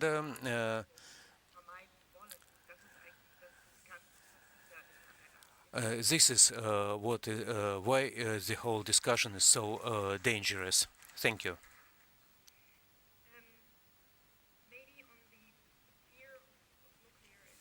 Or escalation in general. Now we had the nuclear escalation before. Graham, Dr. Hurt, can you say a word on Russia's nuclear strategy and the likelihood or the reason behind that fear of escalation? Yeah, I think according to Russian nuclear doctrine, it doesn't envisage a first strike against a conventionally armed Ukraine, for example. It imagines it has been attacked, although propaganda says Ukraine attacked Russia. The reality is, of course, full-scale multi-axis attack on the 24th of February 2022 by Russia on Ukraine. But the doctrine envisages if Russia is attacked, even without nuclear weapons, maybe attacked in the Baltic area around Pskov, attacked in the North Caucasus, it can use non-strategic nuclear weapons to defend itself against one of those attacks. But it simply isn't in Russian doctrine that it would do a first strike against a conventionally armed state, particularly Ukraine. It's just not in the philosophical beliefs of Putin that ever would you need to use nuclear weapons. I would say, though, that Karaganov and Trenin, for example, two Russian analysts that were, at least Trenin, he was head of Carnegie Center Moscow, have both said in recent articles, I think June and September, that Russia's credibility, deterrence credibility, is not strong, that Russia needs to consider using non-strategic nuclear weapons in Ukraine and also against European NATO cities in order to restore its deterrence credibility and in order to stop a thermonuclear global war. At Valdai Club meeting on the 5th of October, I think, Putin essentially didn't endorse that point of view. It's lucky for us that Putin, I think, is hostage to history. And in Putin's mind, to go to escalate to non-strategic nuclear weapons would mean he would have to admit, which he can't do, that his conventional forces in Ukraine are losing or at least being fought to a standstill. And that's simply, he's unable to accept that premise, I think, so doesn't see the need for vertical escalation. He believes, I think, that what he's doing in Ukraine is rather like Germany's reunification. He sees this as reunification, and I think he sees the West as the Soviet Union was in 1991. In other words, the West is ready to collapse. So there's no need to escalate, because time will take care of Western support. I mean, Putin said if the West isn't supporting Ukraine within 1 week, Ukraine runs out of ammunition. So it's clearly his beliefs matter, and they shape his policy. So you would say, no, there is no need to fear a nuclear escalation because, one, it's not in the military doctrine of Russia to use it, though we could probably argue that there's been many things that we thought wasn't meant to be, and then it happened. And then how can you argue, or how would you then argue whether Russia was attacked or not, given that they change their narratives all the time? But so one is not in the military doctrine. Two, it would using that would show that the conventional force wasn't enough. So that's actually counterproductive to deterrence. Then can you say maybe one thing? What would be a strategic consequence? You mentioned that in your introduction a little bit of a Ukraine NATO membership. Maybe with a view on how would that be perceived by Russia, although you already mentioned that your thoughts on how that is exactly what Russia tried to prevent, and then it happens, and then we have to think of what are we indicating with such a move. Yeah, just two other quick arguments around the non-use of non-strategic nuclear weapons. Firstly, if Putin gives the order, will it be obeyed? That for him is a fear, because then it's game over for Putin. So he needs his commander-in-chief, he needs Gerasimov, I think he needs the head of the Air Force, and one other general are on the tactical, if you like, chain of command. And do they follow through? I mean, Surovikin, for example, was one of those generals up until the 24th of June. And secondly, I think the Chinese have probably made it very clear. Russia would lose China, lose India, for sure. And thirdly, if I think about it, there's probably escalatory options Russia has short of non-strategic nuclear weapons. For example, Zaporozhye nuclear power plant, dirty bomb, disaster. Those are some options. And the talk of US biolabs, so some idea of a biological or chemical, as in Aleppo, chemical attacks are still there, short of nuclear. From a Russian perspective, I'll just reiterate, I think for Putin, NATO membership for Ukraine would essentially be regime change in Russia. I think if that happened, because the rationale for going to war was all about NATO. The ultimatums Russia was making in December of 2021 was all about NATO enlargement. So in theory, at least, that would be the case. However, you know, Putin gave the go order to retreat from Kherson in, I think, 9th or 10th of November 2022, after September 30th referenda, so-called, where this is now Russian territory under the constitution, even the capital, Kherson. And so you've lost, he's a Tsar, a leader of Vosges that's losing Russian territory. So who knows? Who knows exactly where he is? But in terms of risk calculus, to my money, victory for Putin is staying in power. And he faces the dilemma of, if he goes for full mobilization, which is a short of tactical nuclear weapons, he could go for full mobilization, he risks political revolt in Russia. I think that's why he doesn't do it. But he also risks military defeat in Ukraine if he doesn't. So for him, he's probably looking at, can I survive? I probably can't survive political revolt in Russia, but I could survive military defeat in Ukraine. And he has an off-ramp, the off-ramp being, this is not a war, it's a special military operation, it's a battle, it's not against Ukraine, it's against the West. The real struggle is for multipolarity against Western unipolarity. And this is a long-term struggle, it's generational, and we're winning, we're on the right side of history. So in a sense, he has a rhetorical off-ramp, the way he frames, I think, the Ukraine operation. Yeah, many thanks. Sie haben jetzt einige... You raised a few issues which I would like to discuss with you, Ms. Zase, the development of society in Russia, in which direction, and the relations between Russia and China.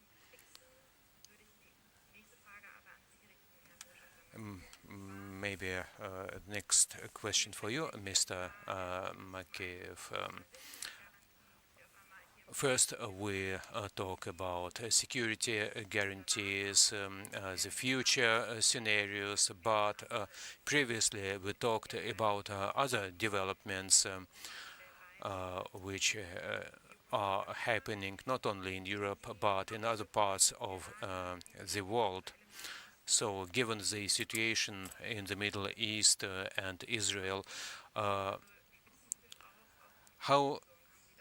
what kind of impact does it have on Ukraine? Maybe that the war in Ukraine is somehow forgotten or not. We can see it in the mass media, in the public discussion, but not in everyday talks with the federal government and so on. I can only say that we are told that we will be supported also in the future, and the federal chancellor. Last week, the federal chancellor and our prime minister was here in Berlin.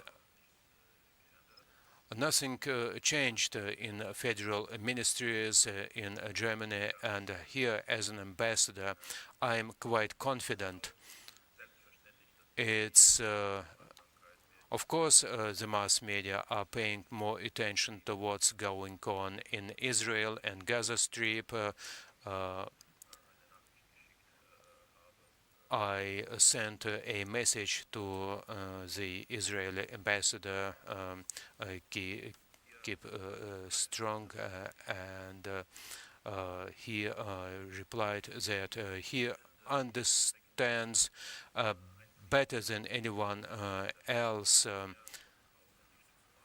what we are going through, and the live pictures which I saw in Ukraine, missiles hitting our soil, and you mentioned security guarantees for further discussions.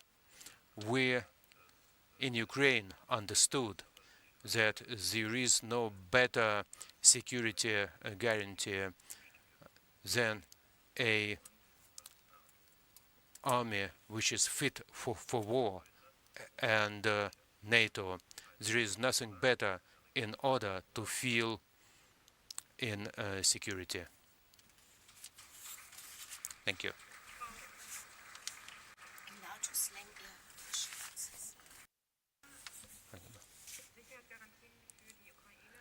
Security assistance guarantees for Ukraine, we mentioned it on many occasions, and NATO, from your point of view, from your personal point of view, but based on discussions you take part in our parliament.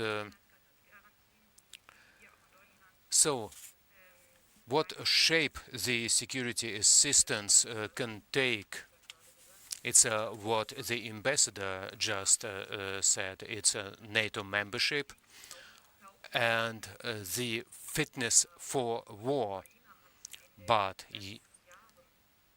last years, Ukraine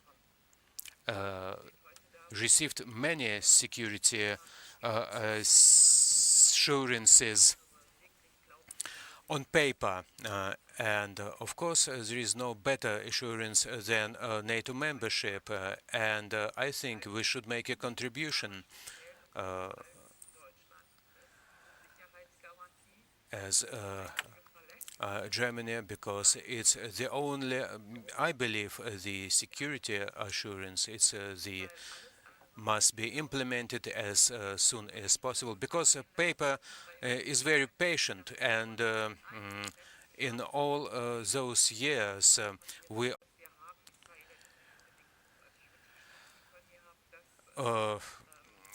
don't forget the situation. We support Israel as much as we can, and at the moment this question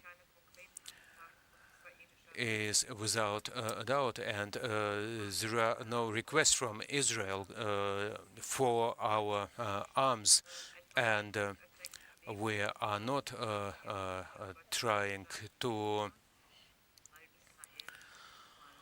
be over worried that now we should provide support for two countries, and the question is what is going on the other side of the ocean concerning the support.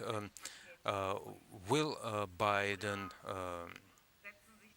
receive the package of aid he requested in full or not, and if not, then will be in position to fill this gap, because we in Germany are those who provide the biggest support, both humanitarian and military supplies, of course, with a big gap behind the United States. It's quite evident, but if there is a gap, which I hope will not emerge, but given the current situation, we shouldn't forget it, and we should keep this possibility in mind. But will we be able,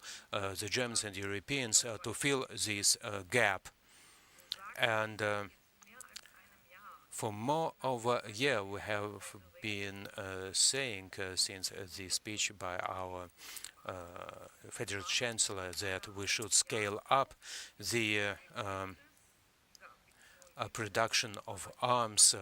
We should enlarge our defense complex and defense industry, but not much has been done in that field.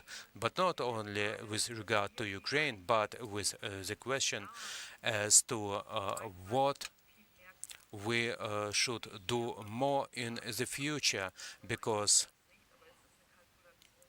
just in case that some allies would not be able to fill in the gap.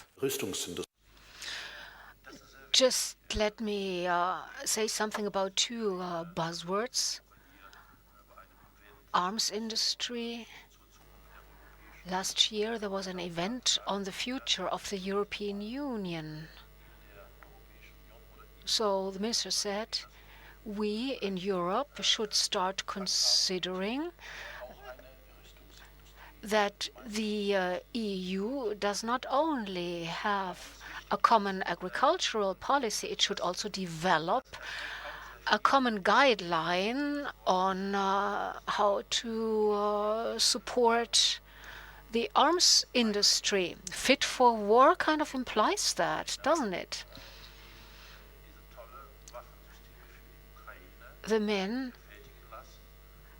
and women involved in producing these weapons, let me tell them, thank you so much for all these additional hours, for this overtime you are doing to produce weapons that help us defend ourselves. My parents feel protected if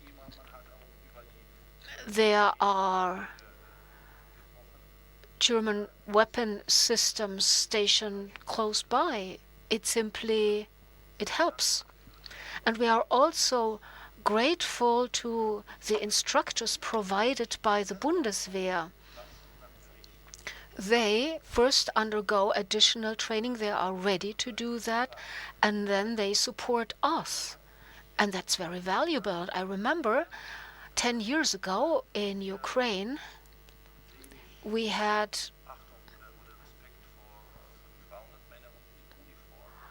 did not really have a lot of respect for the women and men in uniform. But today, we say hi and put a hand to our heart. Thank you for the service you are doing. And I think more respect for the people in uniform, that would be a good thing for all democracies. Be grateful to your soldiers, to the women and men in uniform. They are doing a lot, and they're doing a lot for us in Ukraine to support us.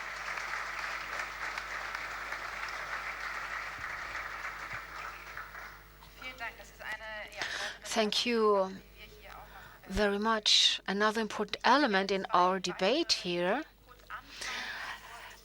Let me mention two other subjects before we start with questions from the public. Let's first take another look at our society. Russia, Ukraine, then the US. Dr. Sasse. Let's take a look at our society, because this is important. What developments do you see? Let's now say in the society in Russia, since you are doing research on democratic and authoritarian regimes, maybe you can explain from your point of view why this discussion about society under different systems is so important. Yes, that's a central point, and I think the axis or the two poles that are important in Russia's war in Ukraine are we have an authoritarian regime on one side and a democracy on the others. It's not at the moment a situation where we have all authoritarian states fighting all democratic states. But NATO membership from Ukraine does have to do with this issue, but it's not the focal point. Since 1991, Ukraine has been a country which has become increasingly democratic. Think of all the mass protests taking place since the 1990s. So it kind of represents a danger to Russia, this democratic society which is evolving, has been evolving in Ukraine. Even when we are discussing, say, weapons systems, this might sound a bit abstract to our society, but once we take a look at what has been happening in Ukraine, what the protests, these mass protests have achieved, such as the rule of law. So this will be an important counterweight to the one-sided perception of Ukraine as a thoroughly corrupt state. Now, your question, the different societies. It is, of course, easier to draw conclusions on what is going on in the society in Ukraine, in an authoritarian state, particularly when that state is at war. This is more difficult, so it's somewhat easier to say something about Ukraine. It is not just a small political elite which is, say, in Russia, actively supporting Putin. I think there's a large part out there in the Russian society either closing their eyes or tacitly supporting whatever Putin does. Is this going to change? No, I don't think so. I don't see any change on the horizon in Western society, although the war is, of course, demanding victims. It involves large costs, but the elites have not sent any signals yet about like changing their minds. Yes, it is possible to imagine Russia without Putin, but a thoroughly democratic Russia right now or in the near future, I don't see it coming. There is this hope, but let's not adhere to illusions. When we look at Ukraine, well, the Ukrainians know what they're fighting for. Their survival, their society, their state, their country is at risk. And this has not just started in February 22. Of course, the war has been going on for more than a year and a half, and people are exhausted, but they have to continue fighting. They do not have a choice. There's simply no alternative. And what does that mean for us? Let's not simply resign and talk about like a kind of a never-ending war which will go on anyway. So that's not an alternative either, and this is not conducive to peace.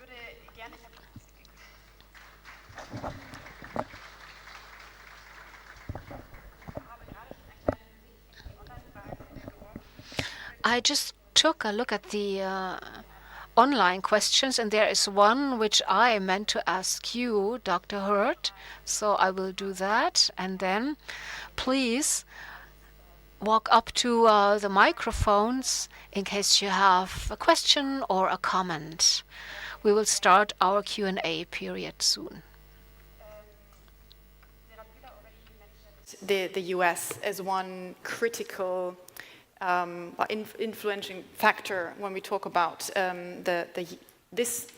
following the next year and the support of the West and European security architecture. And there's a question also online. So actually I want to give that back to you. Can you give us a brief overview of the transatlantic realm of this whole debate and how the elections next year will impact or not whatever we in Europe do or have to do to support Ukraine going forward? And then the question is more specific online from Annika Meester, who said, what if the next US president has again this American first strategy? And I'll do this a little bit more than what she says. What if they somehow look away from Europe? What does it do to the specific context in Ukraine? What is the impact on NATO? Right, well, thank you for the question and the online question as well. So recent developments, I guess, since Gaza, 7th of October, there's been a new Republican House Speaker, Speaker Johnson, and he's looked to de-link Ukrainian funding from or Israeli funding. It's highly likely that former President Trump will be the Republican nominee. He seems to be about 40 percentage points ahead of any rival. And according to those advisors around Trump in his first-term presidency, if he gets a second-term presidency, he was likely to have broken NATO. That seemed to be the implication. And if the operational center of gravity of the political West is the Berlin, D.C., Washington, D.C. axis, so a really good working relationship between Washington and Germany, obviously, don't quote me on this, but I think the implications are if Trump goes for America first, as he did before, and essentially picks up where he left off, it's not clear that the administration will have guardrails to be able to protect NATO. So in the first-time administration, you had President Trump saying certain things and the administration doing other things. And there was, if not clear blue water, there was a difference between the two. It's not clear that that would be the case in a second term.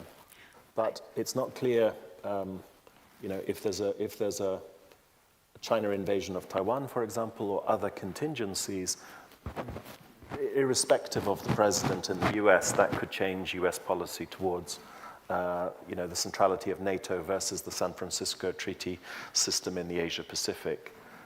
Because I think US has, whichever president, an Asia-first policy as well.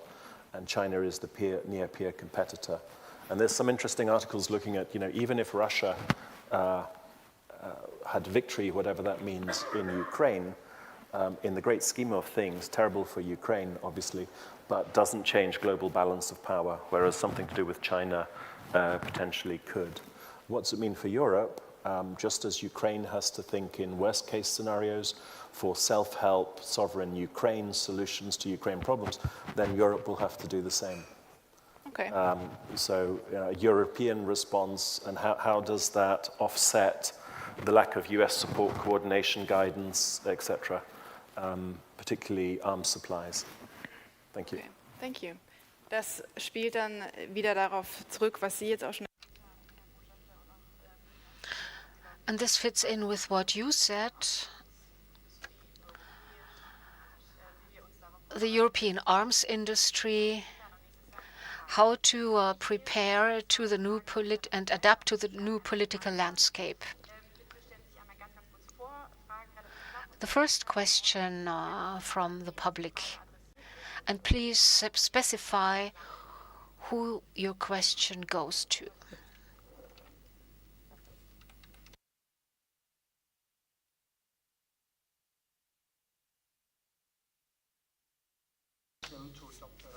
Wilfried Walter, I was a former military analyst in NATO headquarters Brunsum.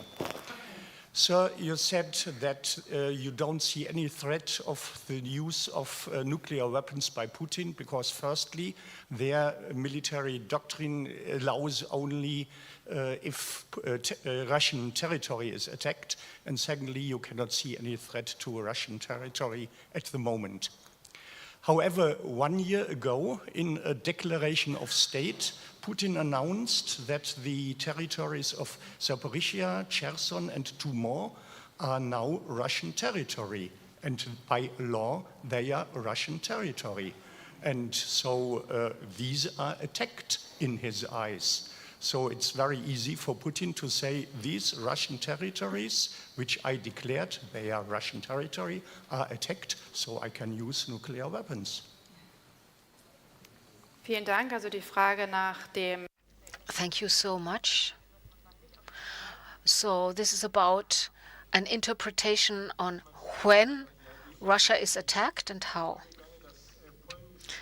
Now, I would like to say a few words about Poland and Ukraine. The Polish government decided that there will be no additional arms supplies to Ukraine because there was one rocket that went astray.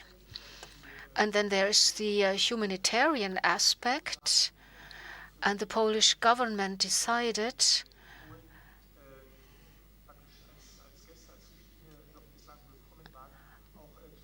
to cut down on support for Ukrainian refugees in Poland. So far, they had been welcome. When I remember the Potsdam Conference in 1945, when the western border of the Soviet Union was moved, that cut off part of Poland's territory. And does that have an impact on today's situation?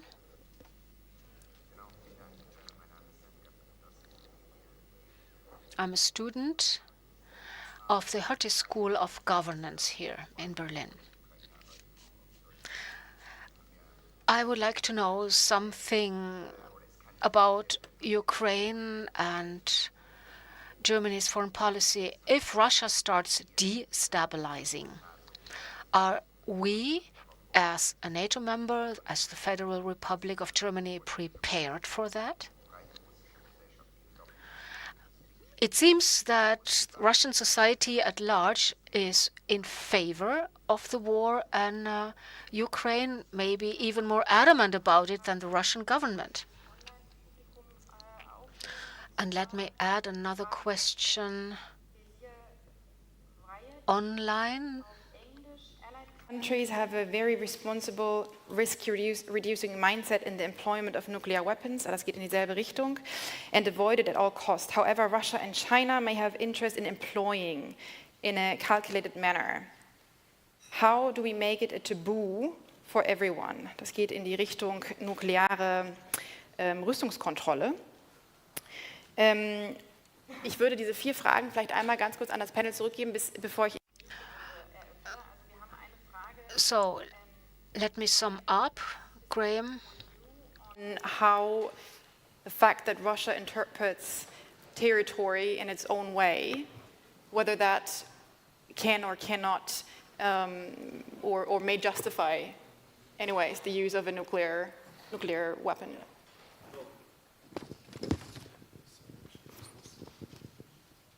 Hopefully this is on.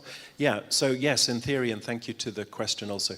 In theory, yes, Russian territory is attacked. 30th of September, referenda, Zaporozhye, Kherson, Donetsk, and Luhansk. And before that, 2014, February 15th, I think, Crimea were formally integrated into the Russian Federation. They are constituent parts. Conscripts can be deployed there. They can't be deployed outside of Russia. So yes, it's true. However, as you said, 1 year ago, Putin declared this as Russian territory. Since then, Kherson has 30,000 Russian troops forced out of Kherson. Atakams and Storm Shadow on the naval headquarters of the Black Sea Fleet in Sevastopol. On the weekend or Friday, I think the Kerch shipyards were hit. Kerch Strait Bridge has been hit. It can be easily hit again. I think it's now within range.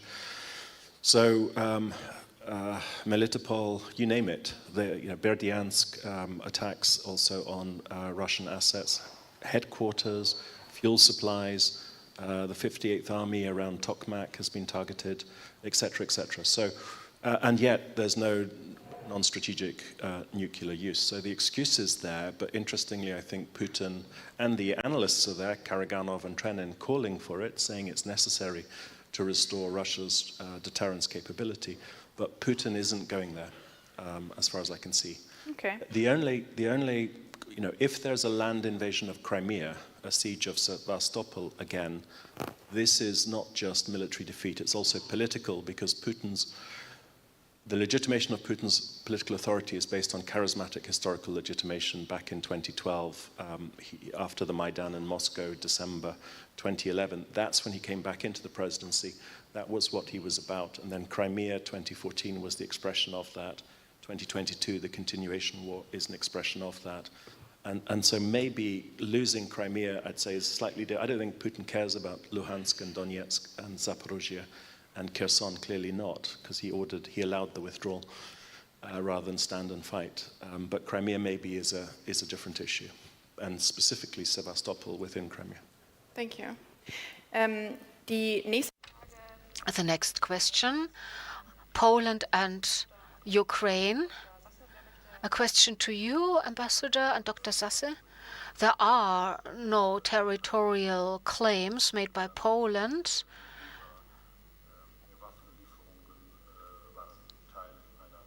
And all these statements about arms supplies, well, this was part of an election campaign. Poland remains a very important partner and continues to supply arms, and all the Ukrainians who found shelter in Europe, well, they have received a warm welcome in Poland with open arms. So Poland has been a very steadfast supporter. And I think this will continue. Professor Sasse, your take on that? I agree with what the ambassador said. Poland and Ukraine are a good example of how, over years and decades, two countries have handled issues from the past with an impact on their societies and political elites. And I see more continuity than disruptions. You said, Ambassador, this was part of an election campaign, but still it got mentioned. So there was an issue about maybe blocking wheat exports from Ukraine. So these subjects do get instrumentalized. So this might come up again when accession talks about Ukraine membership in the EU start. So we cannot simply ignore such statements. They will reappear again.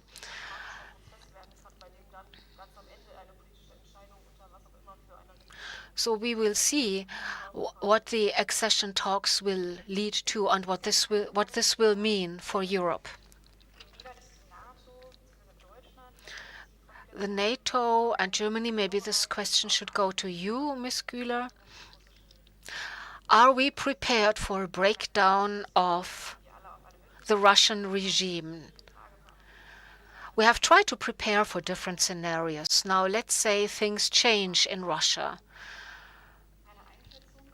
What would you say? Are we prepared for that? Well, it is something we cannot ignore. It's part of the complex scenario, although it is not very likely. Ms. Sasse just confirmed this. Well, we thought in the beginning it's just Putin and his inner circle They started the war and kept it alive and were never criticized. No, that's not really the whole picture. 2/3 of the society at large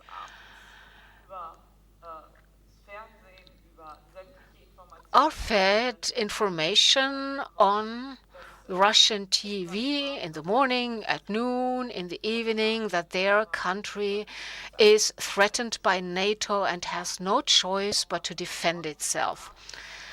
And if you hear that non-stop, or at least 3 times a day, at some point this will worm its way into your head. Then you might end up thinking, yes, we need to protect ourselves, we need to defend ourselves. Let's take a look at ourselves. We always say we are a very open-minded society. But now look at what Hamas is doing and what their propaganda looks like.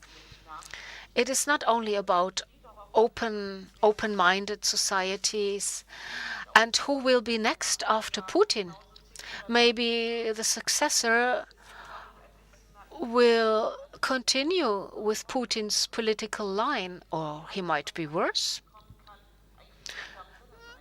So it might be a mistake to think whoever comes next after Putin will be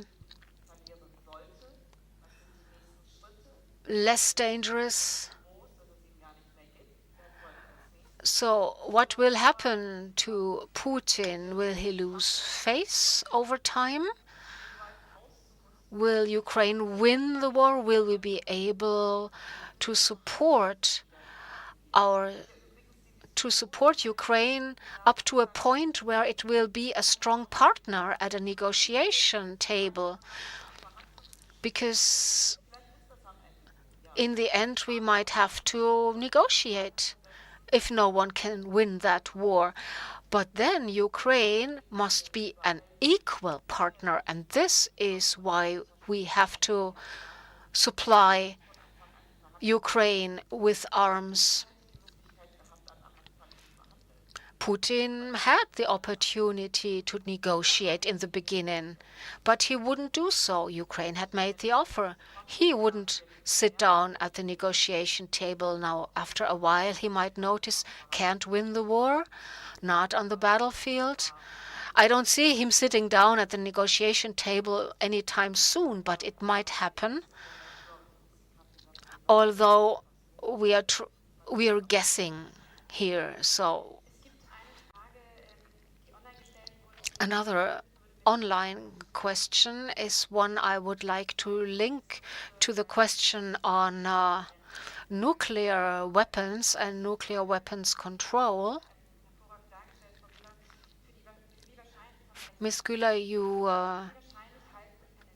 already mentioned this. Now, how likely will be basically a truce be?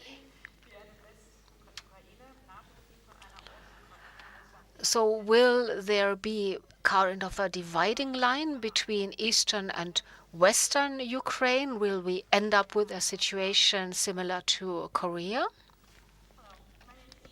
I'm a graduate student at Heidelberg Center for American Studies. I'm asking a question about political messaging and hybrid warfare because Ukraine has been superior at political messaging. If political actors fail to recognize the threat of weaponizing wheat exports, mass migration, and the increase of online propaganda, is security and stability impossible? Also, I'd like to ask about soft power initiatives.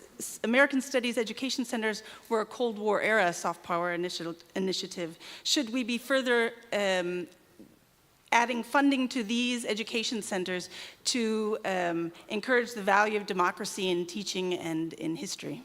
Thank you. Thank you. 1 second. Ja, noch eine hier. One more question from right side.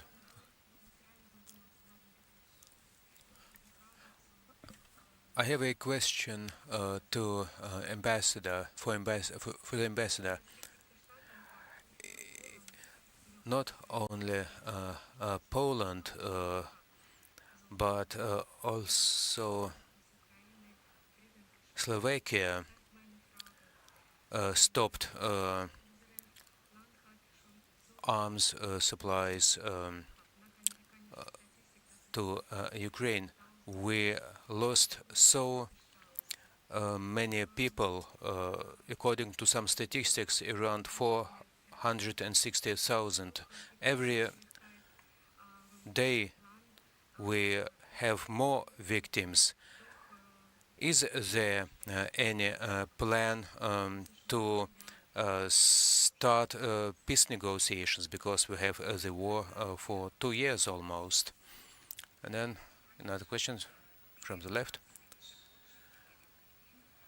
I'm Irina from the Slovenian embassy here in Berlin.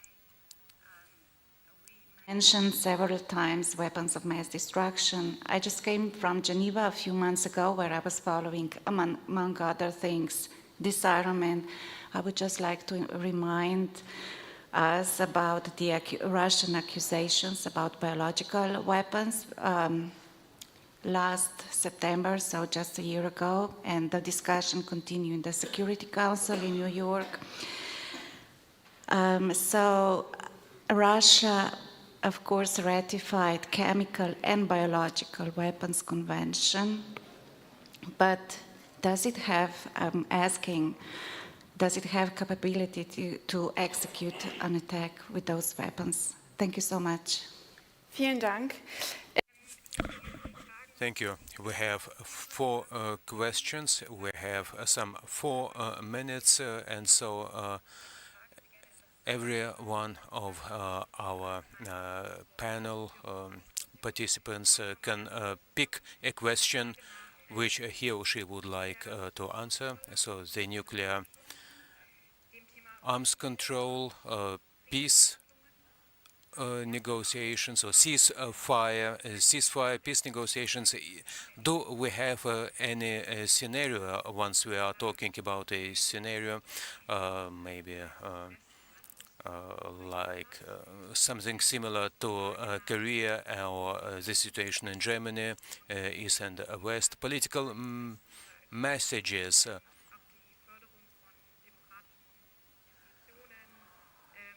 concerning the strengthening or development of democratic institutions, maybe political education. We'll start from my left. Answer the history question, because I was a historian looking at mercenaries from Scotland in Russia in the 17th century. That's how I started. Certainly, I think bad history equals bad policy. In other words, if you misunderstand history or try and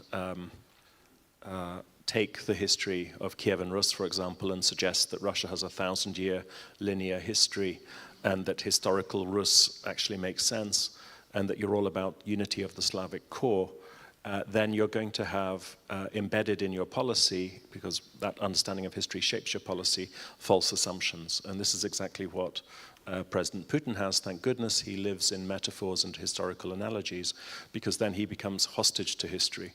And thank goodness he's leading Russia in that sense, because a more rational leader who understood the history better wouldn't have those assumptions. So maybe that's the, in 1 minute, question I'll answer. Thank you very much. Professor Sasse. Okay, ja, das wollte ich auch gerade auf Englisch weitermachen. Vielleicht fange ich mit der Frage nach. Maybe the question concerning the messaging, and of course it's all necessary, or soft power initiatives and all connected with it, but we should also understand that we cannot exert only limited influence on the authoritarian system from outside. I think we should put more emphasis on strengthening our democracies and make them more resilient, and it would be a more efficient approach. And I am not talking about stressing virtues of democracies and all in all, I think we should increase our internal strengths. It's a more efficient approach. Ceasefire, Korean and other scenarios, if we think in scenarios, we will keep thinking about them. But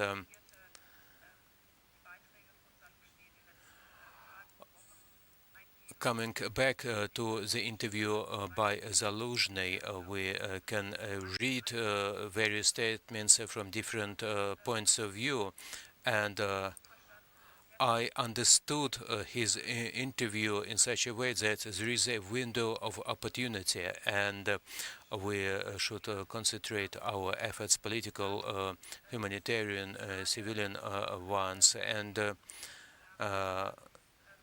I think there was a hope to avoid a Korean scenario and to liberate as much territory as possible. At least I understood it in this way. But if it's understood differently, it's worrisome. So negotiations or ceasefire. Since last year, we had around 200 negotiations, also with participation of Germany. We were ready for concessions. We were ready to amend our constitution, and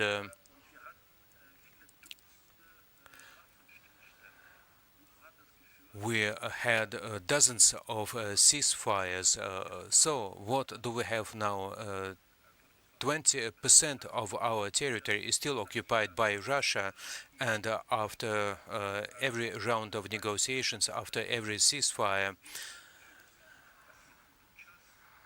Russia keeps occupying more territories. Such incidents like in Bucha happen, and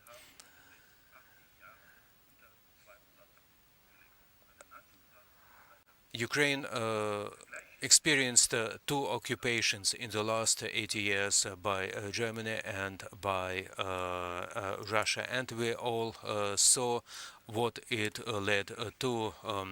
The best example is the tragedy of Bucha. Thank you.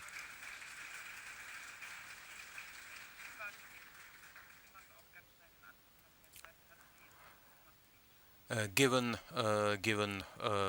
our schedule, of course, it's a hybrid warfare, and I also wanted to talk about messaging, and we were not ready for hybrid warfare, neither from political nor military nor societal point of view, and it's informational cricket.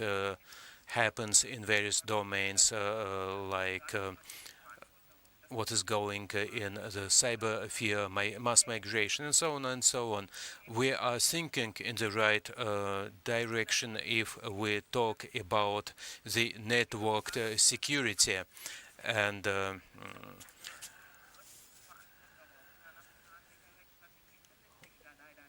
about rebuilding infrastructure, what was mentioned by our defense minister. But what do we read in our strategic papers? But it is a correct step that we started thinking in a right directions, and that the war is taking place on various domains and on various levels. Thank you. Thank you, the panel members, participants, for the discussion, and thank you. I would like to thank Teresa Winter for her role as moderator. And before we go for lunch, I would like to invite a young representative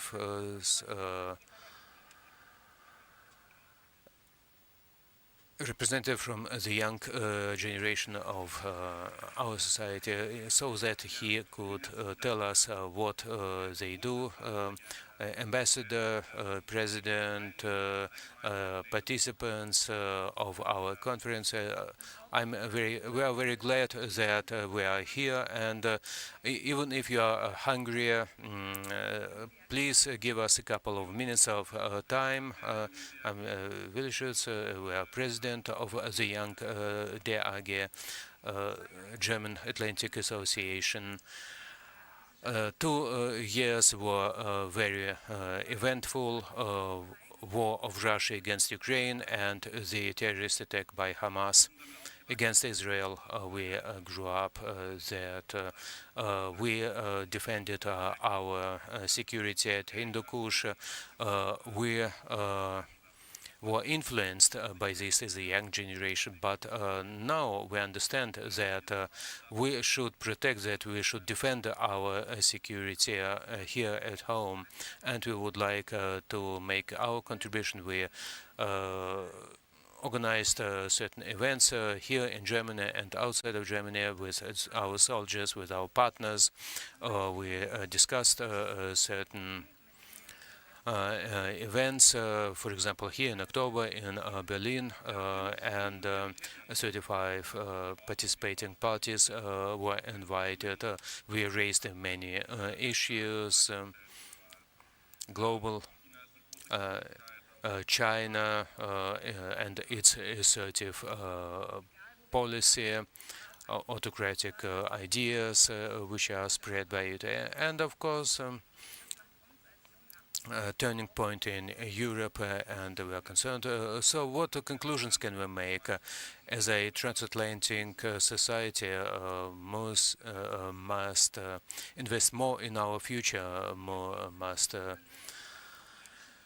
be an example. We are studying, we are trying to raise new issues, to illuminate various problems from different angles, points of view. So what is important? How can we set our priorities? For example, a defense industry. How can we work with our partners? What are the new threats and dangers? For example, nuclear threat. Climate change. So as a young we provide a venue for young people to exchange opinions in order to bring about this change in mentality. It's just a short presentation, just to give you an idea, short idea, what we have been doing, what we are doing now, and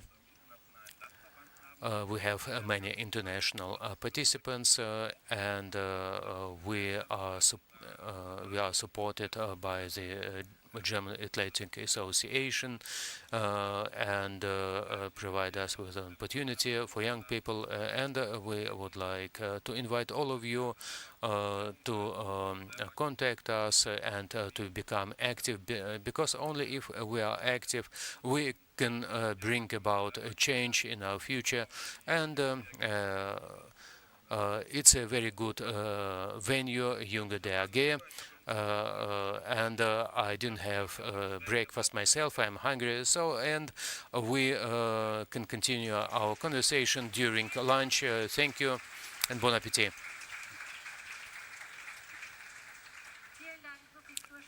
Thank you, Leon Simon, Ihre Frühschutz. Now we have a lunch, and please, we will continue at 1 o'clock sharp.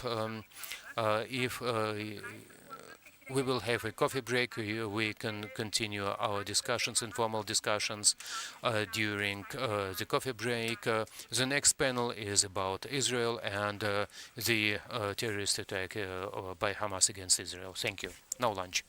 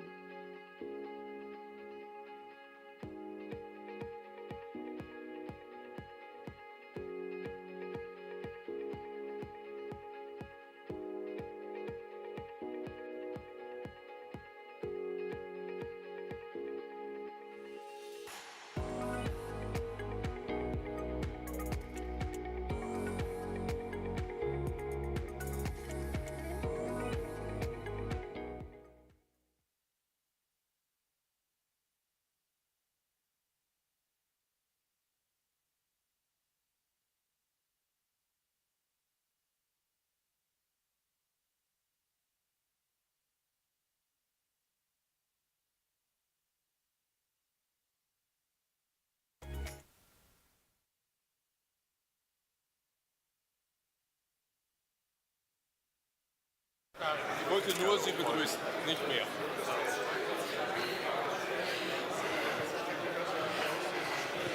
Darf ich auch Sie mal hier bitten, Platz zu nehmen, damit wir pünktlich starten können?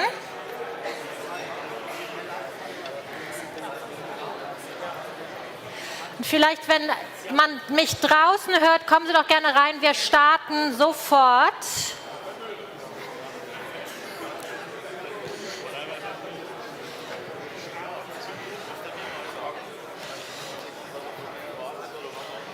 Kommen Sie gerne rein, nehmen Sie Platz.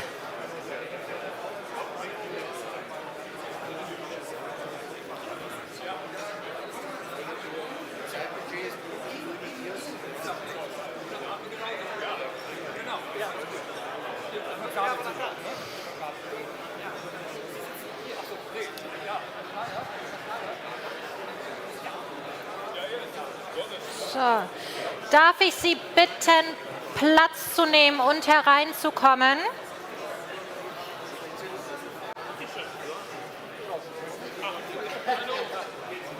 Vorne auch.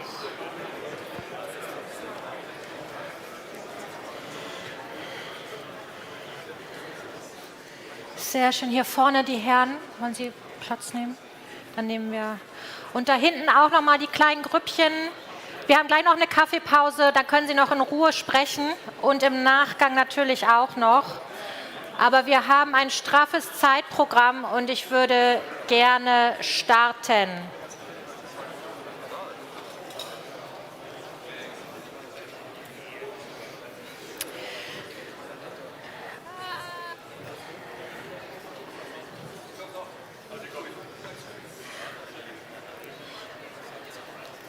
Also, sehr gut. Ich warte noch ein paar Sekunden, bis sich die letzten auch gesetzt haben.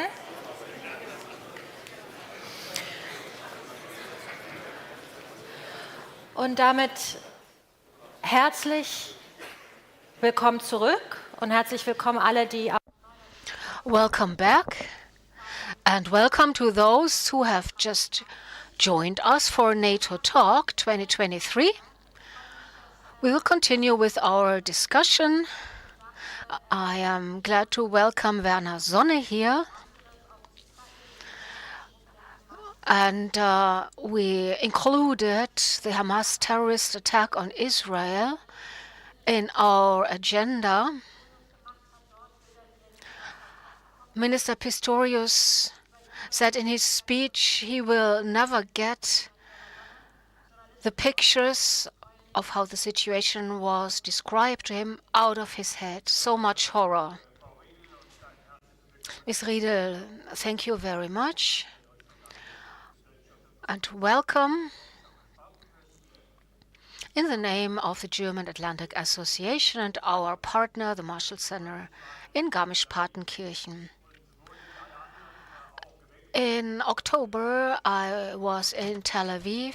The sirens sounded, 2 explosions. A military analyst from Israel, he told me this is not an exercise, this is war. And I thought history keeps repeating itself, because one day before was the anniversary of the Yom Kippur War, which I covered as a correspondent for the German television broadcasting company ARD. So back then, Israel was caught by surprise. There were the attacks on the kibbutzim, hostages taken. It seemed like history repeated itself, and it seemed to me this is going to be not only a huge challenge, this is going to be a war. A challenge not only for Israel, but for all of us. So thinking of what happened over the last 48 hours, so the United States has become very active. Blinken is basically racing from one place to the next, trying to do his best to stop a conflagration and to stop this from spreading any further, because then we'd have two wars simultaneously right at our doorstep. We were able to include this topic in our afternoon discussion. We cannot go into much detail.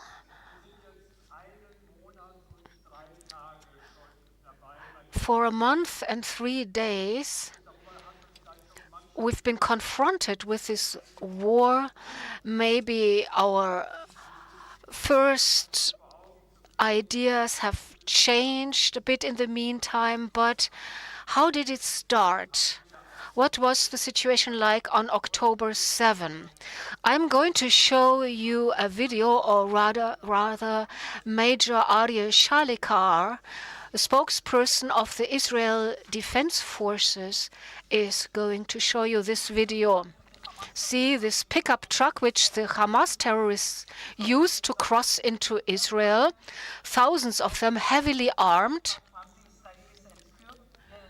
They took people hostage, carried them off.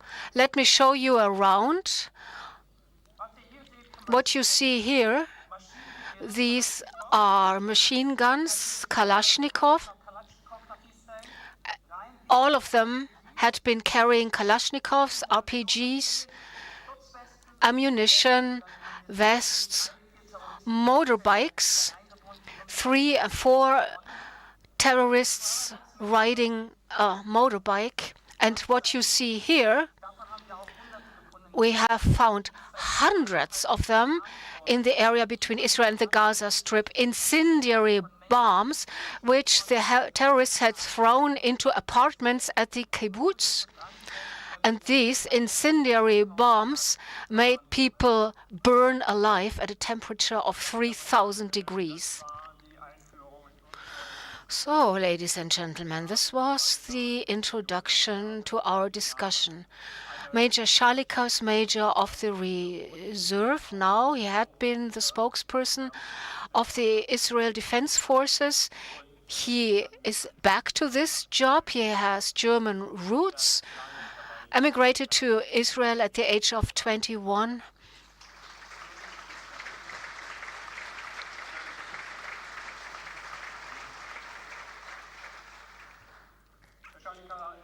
Shalikar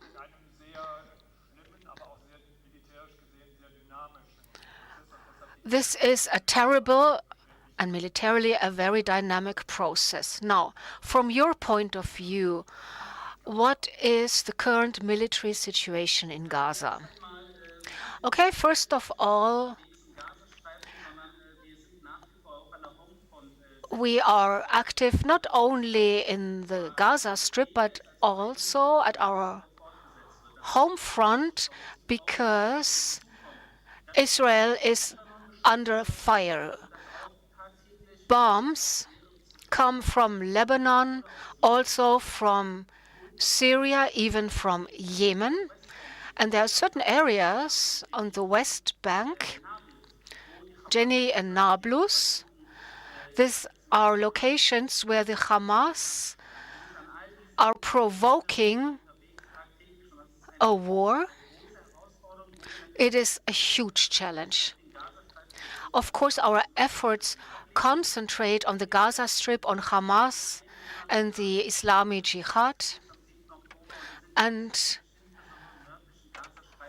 in the north of the Gaza Strip, we have by now a strong presence. The Gaza city has been surrounded. It is the largest town in the Gaza Strip, and it's also the headquarters of the Hamas terrorist organization. So step by step, little pinpricks are what we are using to fight our way through to the center. 900,000 civilians have fled to the south into more secure regions, but there are still several thousands in the area, but also 241 kidnapped Israelis which were abducted and are now in the area. So we have to be very careful in our advance. Last night we heard that the Israel Defense Forces have basically cut the Gaza Strip in half. Now, what does that mean? From the very beginning, we made it clear that we would concentrate on the north. That's where Gaza City is located, and also Bek Hanun and Jabalia and Ja'ir. These are all strongholds of the terrorists, Jabalia, for instance, because this is a place that had appeared in the news, and in order to make any advances and draw the belt tight, so to say, around Gaza City, we have to take out these strongholds one after the other. Why have we cut the strip in half? Because the population was asked to leave the area and go south. There is the Al-Mawasi area, Wadi Gaza, where people have access to food, water, medical care. It's an area where trucks with all sorts of aid deliveries arrived after being checked by the Israeli and Egyptian border forces. And we want to be very precise in our strikes against the terrorists. Now let's take a look at the other possible theaters at the front, such as the northern border. There have been skirmishes time and again, but we're talking about, as you put it, military pinpricks here. And Nasrallah, chief of the Hezbollah, said, I paraphrase, this was a Palestinian attack. This was not our doing. Okay, since October 7, Hezbollah is firing on us as well. One civilian was killed yesterday. Every day, provocations, bombs, and just like Hamas and the Islamic Jihad, Hezbollah is also basically the armed force of the mullahs in Iran. This is the place where the masterminds sit, where people, the mullahs, are pulling the strings. It seems at the moment that Hezbollah has to show solidarity with its brothers, but they do not wish to involve Hezbollah and the Lebanon into the war. Well, you have to take this with a pinch of salt. It's just the Arab Shiites are those that support the Palestinians, although they are Sunni. And what we witness today is that we are under daily fire, but of low intensity. And it is important we keep it like that. Otherwise, we might end up with this conflagration where we could never be able to carry out precise strikes. Not really good news, but nevertheless a piece of news which gives us some time to take a deep breath. Okay, Iran is behind that. But it seems that Iran does currently not want things to turn into a large-scale war. But it's difficult to say. On 7th October, I would have given a different statement. Now let's return to Hamas. Its military operation, its military potential and capability. It was planned like a large army's military procedure, which we underestimated. Also, we underestimated their brutality. We would never have thought that they'd burn children alive, babies, to abduct women, and okay, you can imagine what's going to happen to them. So,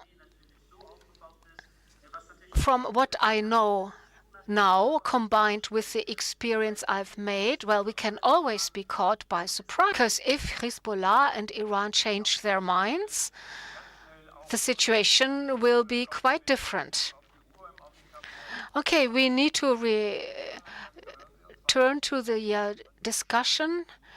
Are you still able to hear us, Shalikar? Mentoring group. Next to her, Dr. Markus Keim, who has been leading the security policy research group of Stiftung Wissenschaft und Politik, who also advised the federal government.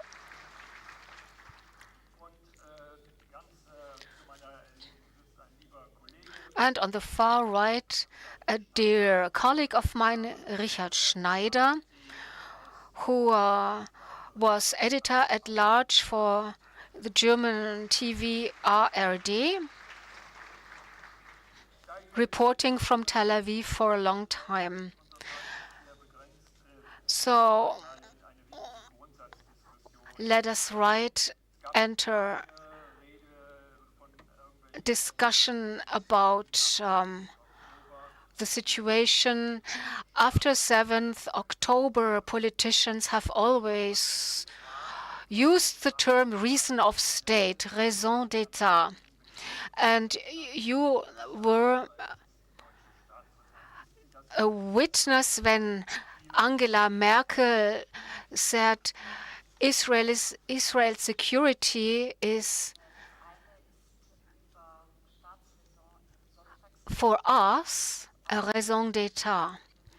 There is, one important thing, because Angela Merkel in her speech before the Knesset said this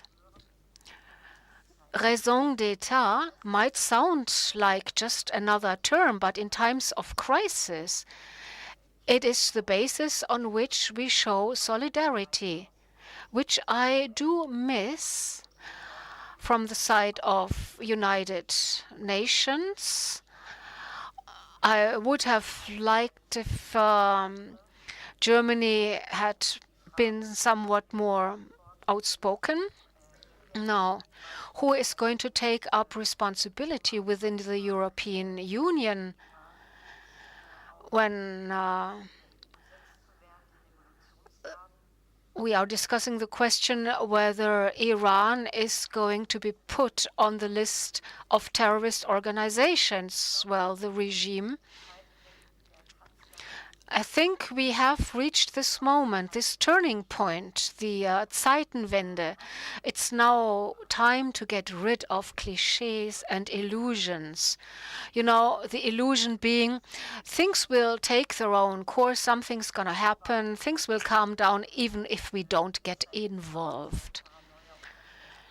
And whenever Israel felt threatened by bombs from Iran, well, it had sounded in our ears like the Israelis are somewhat paranoid. Now we have this axis, Syria, Iran, Russia, and this is quite some potential here. And I'm very grateful that the US has taken up responsibility, shown solidarity, become active. But In how many conflicts can the US get involved? Not only Ukraine and Israel, there's Taiwan, there's Nagorno-Karabakh. So solidarity is what counts today. The German Minister of Defense was with us this morning, and he sided with Israel. No buts, no what ifs or whatever. And the Bundeswehr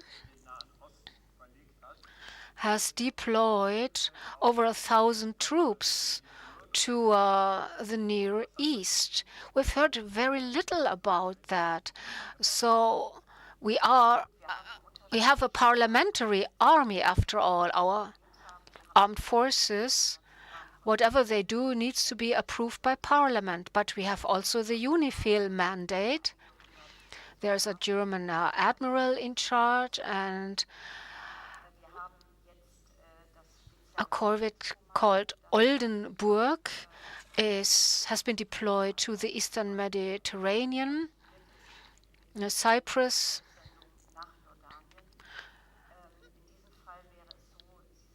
Building a link also with Jordan, preparing for a possible evacuation. In that case,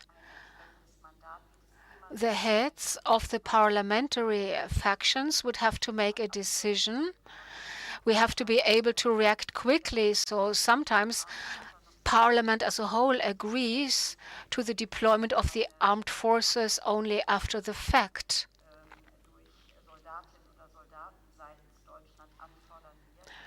Israel will not ask for German troops to fight alongside the Israelis. This is not going to happen, and the ambassador tries to make us understand that at the very moment when the pictures of the massacres were shown in the media, we were shocked.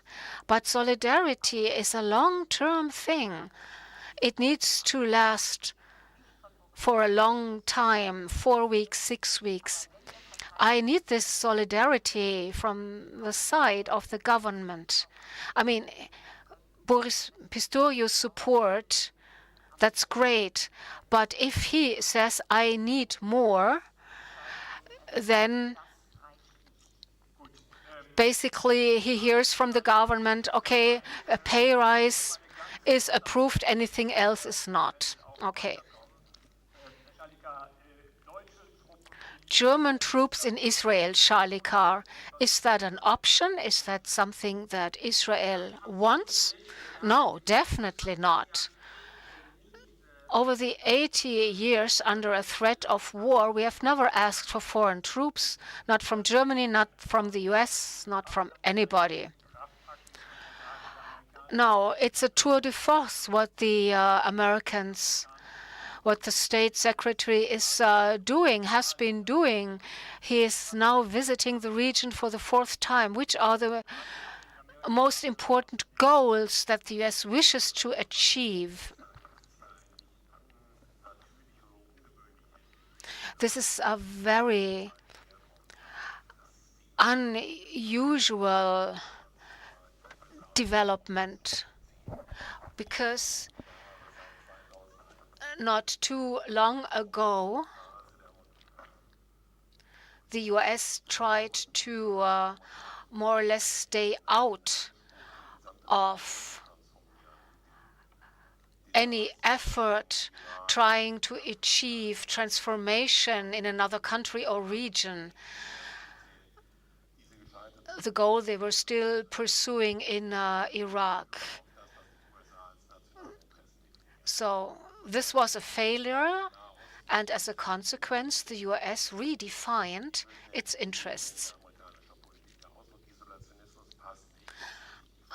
Isolationism is no longer on the agenda, so it was all the more surprising how quickly and how forcefully the US has turned to the Near and Middle East, become involved. So this shows they cannot simply stay out, and they will not. So the US as well as the Europeans had not started any political initiatives over the last 10 years. This shuttle diplomacy under Clinton, which used to be the state secretary's daily work, had been stopped for a while, but it's coming back. Now there was the narrative of a multipolar world, but now we have a unipolar world. It's all about the US, which has the leverage to exert an influence on the other actors, and this has become evident over the last few years when Antony Blinken went from one capital to the other with a clear goal, right? The US commitment means they will try to keep this conflict from spreading. Well, we talked about this conflagration that we don't want. The US reacted by sending 2 aircraft carriers very quickly, a strong signal, and this has become evident. The things that happen to the Palestinians, their destiny, it's not that the Americans wouldn't care. No, there is a consensus, and there are basically many Americans out there trying to draw attention to the fact that life needs to improve for the Palestinians. So there is, of course, this strong message: we will protect Israel. But there is a second thing: we need to take care of the Palestinians and offer humanitarian aid. Now, this basic issue of the reason of state, from your point of view, what does it have to include? What is this term supposed to mean today? Okay, let me put it like this. The discussion about the raison d'etat, that's a very German thing. The Israelis have other worries right now, you know. They turn to the US for help, and those are the players. The reason of state, that's kind of a difficult term when used by Germany, because whenever Germany acts, it needs to be together with the other EU members. So now the question comes up: how do you react diplomatically?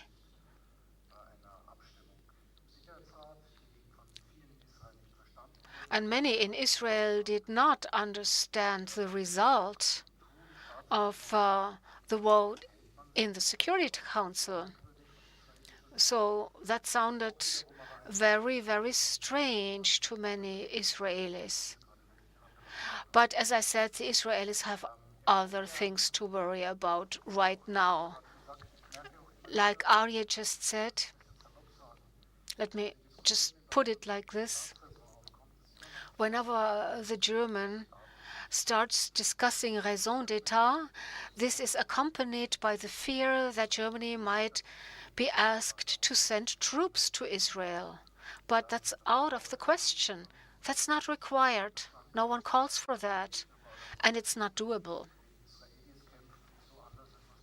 Because the Israeli way of fighting is very, very different from what the Bundeswehr would do. So it is much more important what will the Americans will be doing.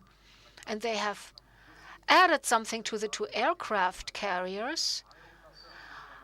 A submarine of the Ohio class, which can actually fire nuclear missiles, has been deployed to the area, and this was made public. It was supposed to be a strong message. Going to Hezbollah, to Iran, we are here. We have a nuclear presence here. Although it was not confirmed that the submarine is actually carrying nuclear warheads. It might be equipped with conventional ones only. We don't know.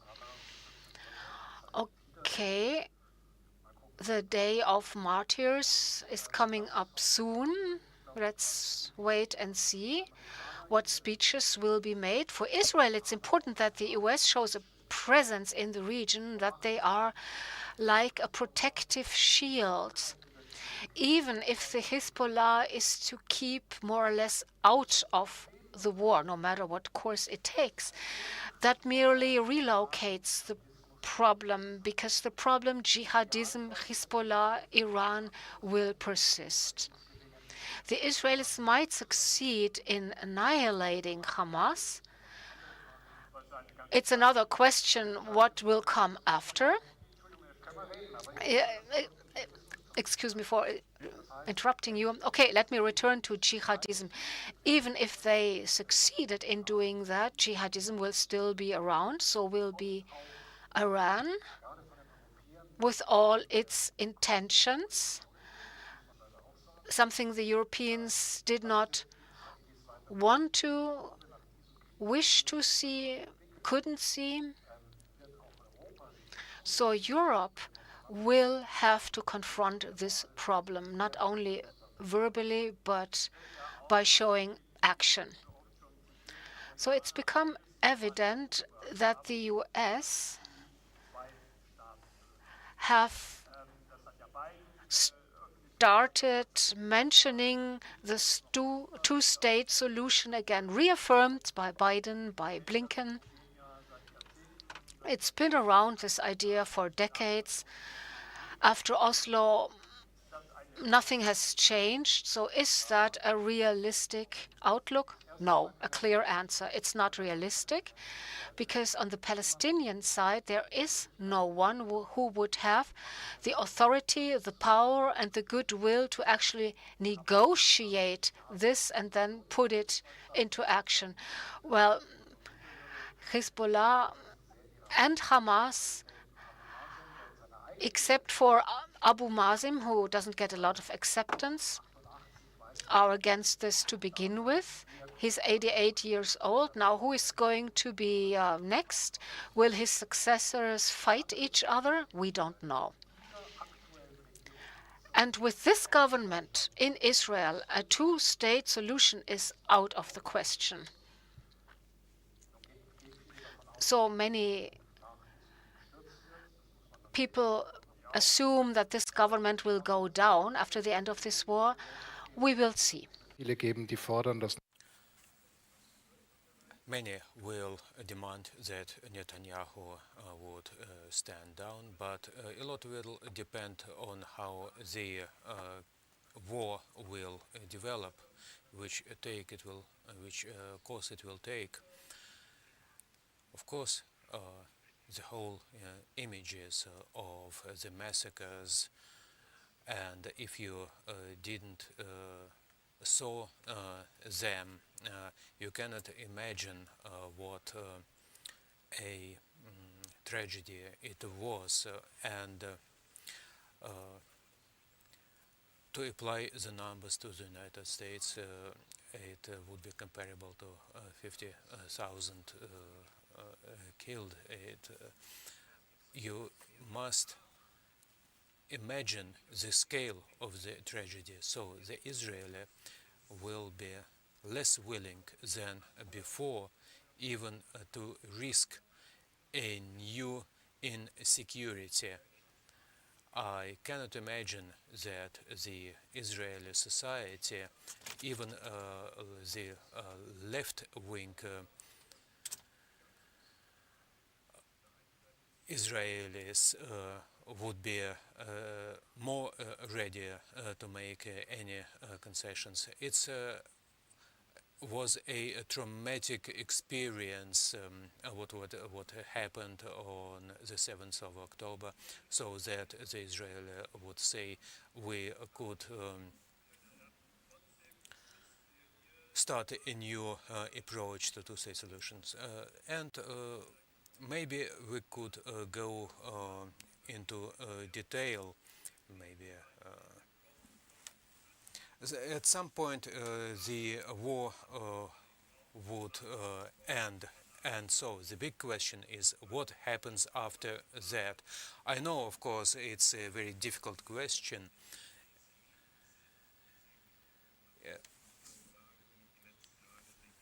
Last days, the Israeli government didn't say very much, and I agree with you that the two states solution, which is stressed out of desperation because it's mentioned by the international community. I don't know how many settlers are in the West. John, what kind of an Israeli government would be able to reverse this trend? It's a big question. The only solution is to expel them, which is not debatable. And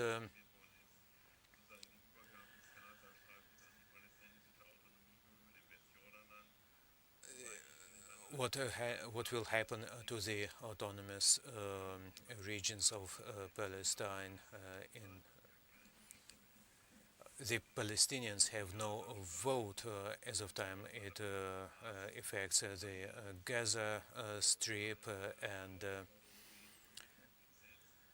West Bank, and of course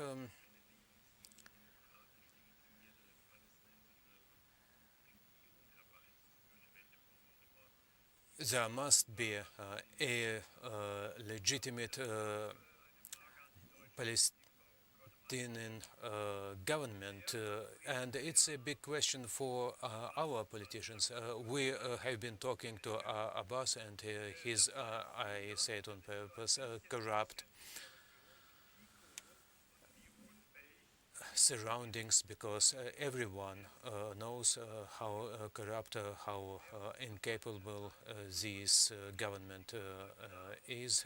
Maybe it's for the German government, German politics, this to state, to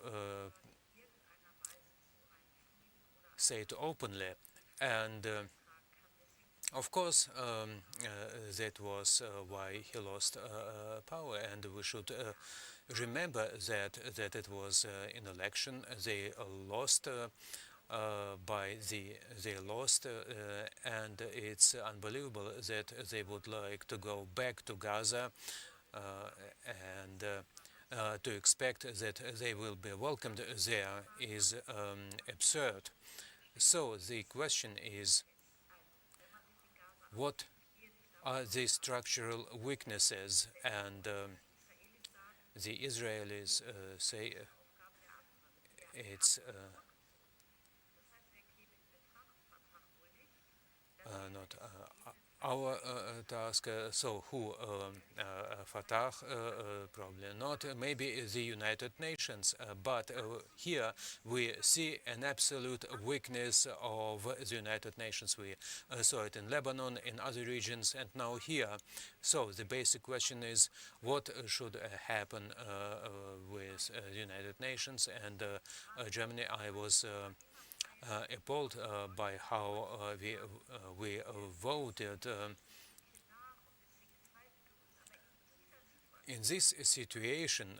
To abstain, it was like a slap into the face, and the big question is, what is the role of the European Union? You mentioned the so-called quartet, and the European Union kept silence for many years concerning this issue, and because it's not limited only by the Middle East and the conflict in the Middle East. It's about Russia and other players, and it's about the relations to Iran, and by the way, the treaty with Iran was not successful, and it was a very sobering experience for all of us, and this decisive issue. So, this big question, what happens next, or what can happen next? Of course, the goal of Israel is destruction of Hamas. Is it correct? As far as Gaza Strip goes, we have three goals. We would like to regain control on the border. Until recently, there were attempts to infiltrate the border. Then the situation with the hostages, 240 hostages, children, women, young baby, we need to liberate them diplomatically or militarily. And a third goal, to destroy Hamas. It means that to, as far as possible, to destroy its military infrastructure. The heads of Hamas and those who took part in the massacres of the 7th of October should be made responsible.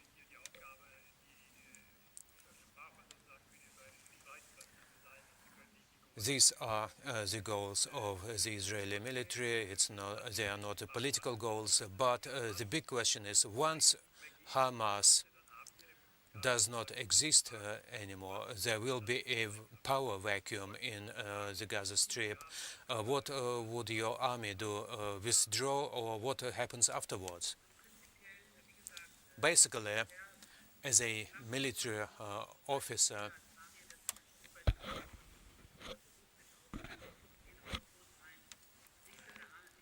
I believe that both Egypt should play a bigger role, maybe a moderate Arabic countries, and Americans and Europe, in particular Germany, because Germany in the field of policy towards Israel and Palestine had a significant role as a biggest contributor of funds for Palestine, and there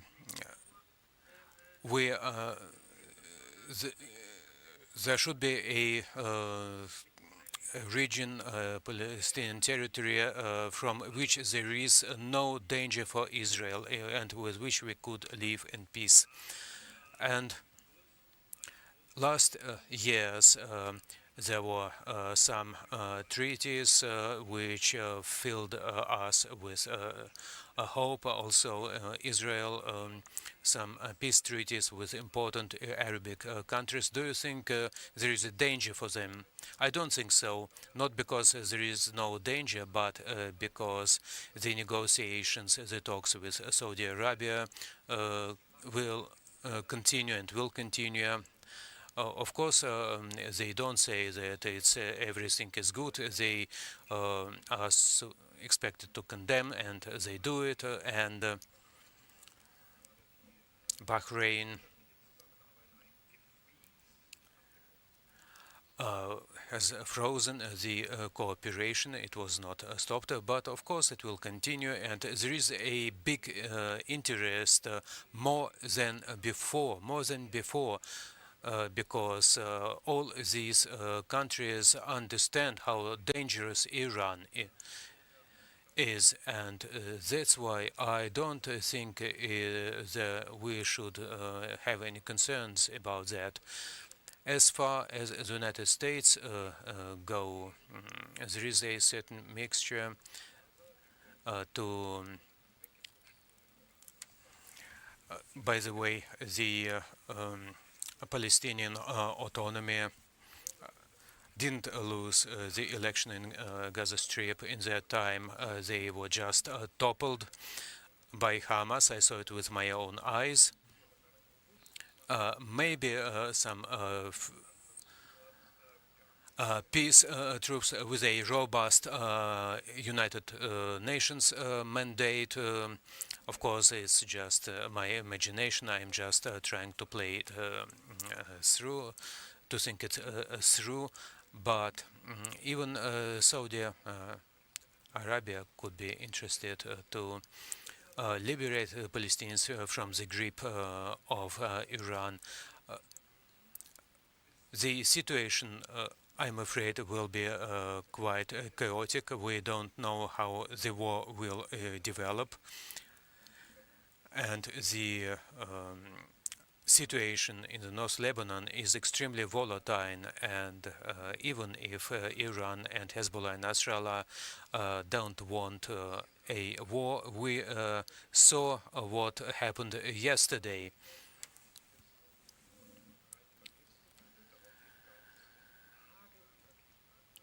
Allegedly, there was an attack in South Lebanon. Some people were killed or injured. Then there was an attack by Hezbollah, and an Israeli was killed, as we heard. And but let us take a bigger geostrategic picture. So the situation in Gaza and Hamas and Russia. I also hinted that until the 7th of October, the political scientists thought and have been talking about the so-called multipolarity, and the federal chancellor said that unipolar world order has come to an end. They are challenged by China,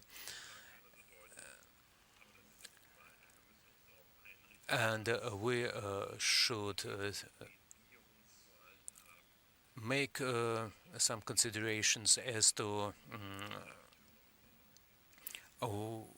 what kind of other actors are there in the Middle East, and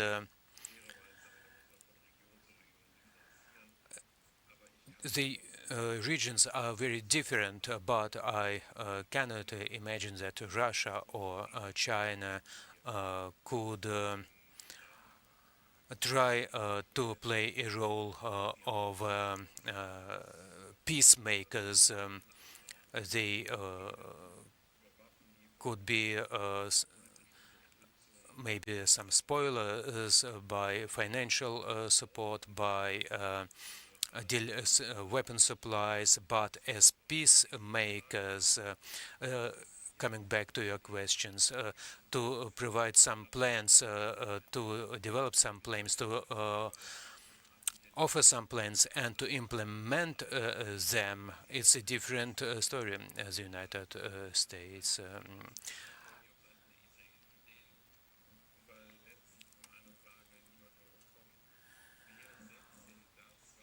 Have been supporting Israel, and the big question is who is going to implement all those plans and proposals, financially, militarily, politically, and this is the United States, and I think concerning the Middle East, we woke up in a unipolar world, but Russia has its military bases. Of course, it's undeniable, and if we look back at what happened in the last 10 or 15 years, and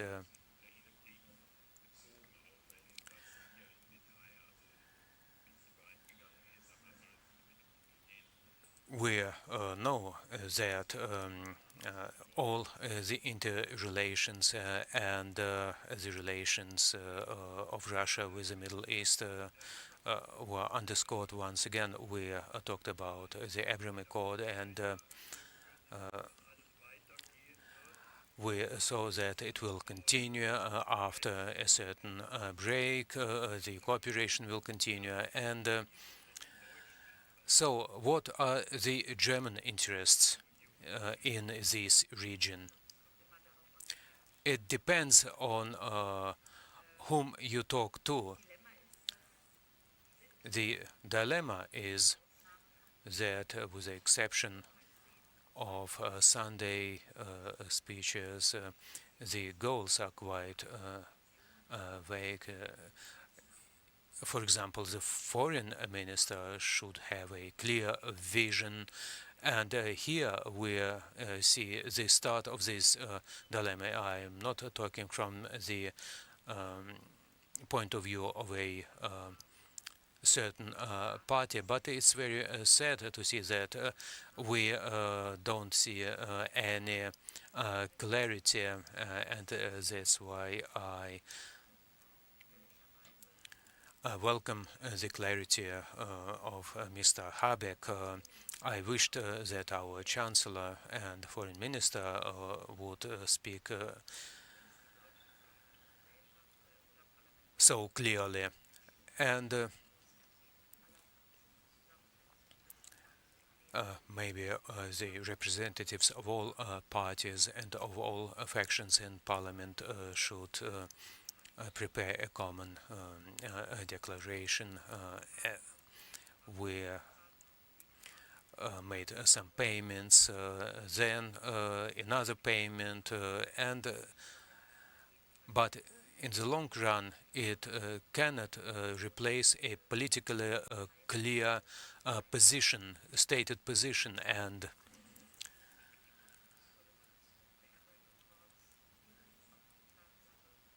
these Abraham Accords were very promising, and the behavior, how Emirates, Egypt behaved, it fills with me with hopes, but it must be formulated clearly, and for this it's important to get rid of illusions. For example, two-state solution. As a moderator, I need to look at the watch, and here I would like back to a topic which we must discuss. It's a humanitarian aspect of this conflict, and here we see a lot of suffering on both sides. We cannot deny this. In your initial statement, you mentioned that you wouldn't speak about the civilians and their protection, and here we have to pose a question. We cannot verify the numbers, but we can see that there are a lot of victims. You know, father yourself, and according to the United Nations, around 4,000 children. I cannot wake up in the morning and look myself in the mirror, and Hamas murdered not only Israeli citizens but also shot at their own civilians. They rebuilt civilian installations into military objects, into military installations. We made everything possible in order to warn the civilian population in the Gaza Strip. Here I would show you a flyer which we distribute via drones in the northern part of the Gaza Strip in order to inform the population. Please go from north to the south. There is a main road, Sana Heldin, a central road, which is not bombed and not shot at by Israel, and thousands of civilians used that road, and we are doing everything possible in order to protect the local population. We, as Israeli military, are responsible for protection of Israeli citizens, and as a chosen, as elected government, Hamas, they should take care of their civilian population or evacuate them, but they don't do it. But they, on the contrary, they don't do it because they need them as a human shields between Israeli soldiers and themselves, and it's a military, it's a war crime. And I wished that the international community would understand that we need to bring this situation under control, but at the same time I cannot but mention the situation in the refugee camp and ambulance and concerning as social media. And in my podcast I clearly explained the goals of this military operation in Jabalia. There was a Hamas commandant named Barre and dozens of other terrorists. They are all mentioned by name, so that no one should ask themselves what are our goals there. The question is, why do they build their tunnels under residential blocks, and why the question why this situation emerged at all, then it's Hamas is to blame for it 100%. Thank you. Without going much into detail, you have your family in Israel, and you all who had to suffer. So what do you say about it? I know what the Israelis are attempting to do. I know what is the dilemma of an asymmetric warfare. In public discussions, in the public discourse abroad, without taking side over anyone, it's the problem of the so-called asymmetric warfare. And here the war of law is applied, but we know that one side does not stick to it, and so we know that one party is in a very difficult situation, because if you want to fight against a non-state actor, and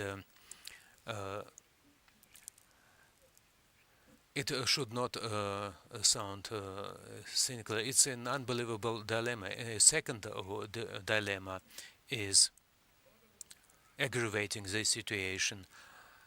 The question of a ceasefire, of an armistice, whatever it might be called, would mean automatically a victory for Hamas, and it makes the whole situation more difficult from the moral point of view also, because every reasonable person should say that we should help the civilian population, but if we have this ceasefire, regardless of how much it would last, it would be a big advantage for Hamas. And it's something what Hamas would like to provide, these images, these pictures, so that it would provoke, they would provoke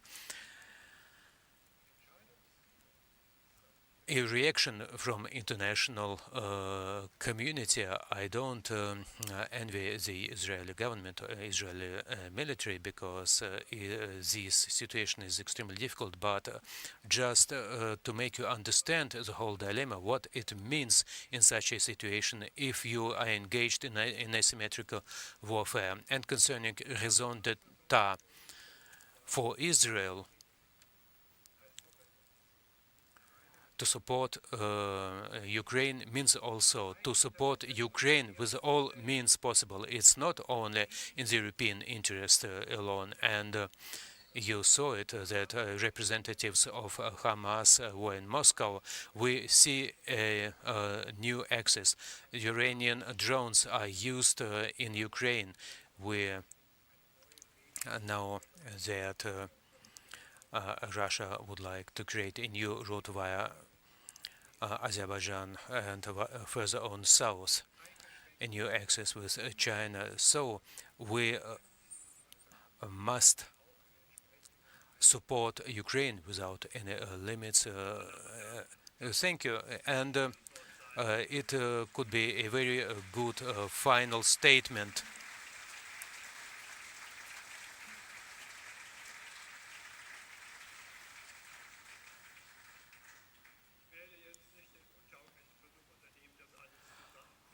I will not try to summarize all that was said. The situation is bitter and difficult, and that's what we heard here today.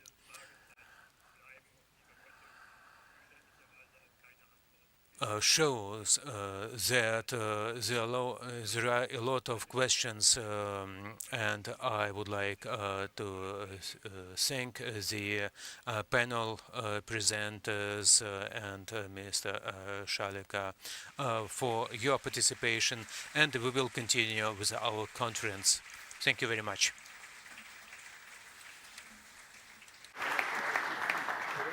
So, schön, dass Sie da waren.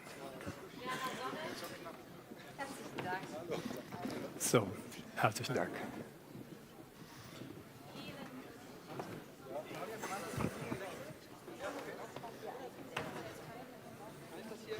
Wo geben Sie mit?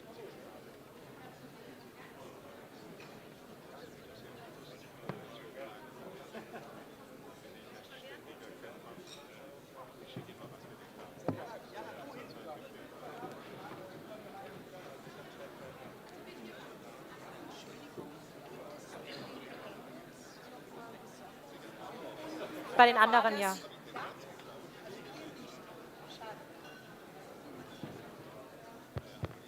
So, ist das Mikrofon jetzt an. Super. Vielen Dank, Werner Sonne, für die wunderbare Moderation dieses doch schwierigen Themas. Wir machen aber nahtlos weiter, wenn ich... We will continue.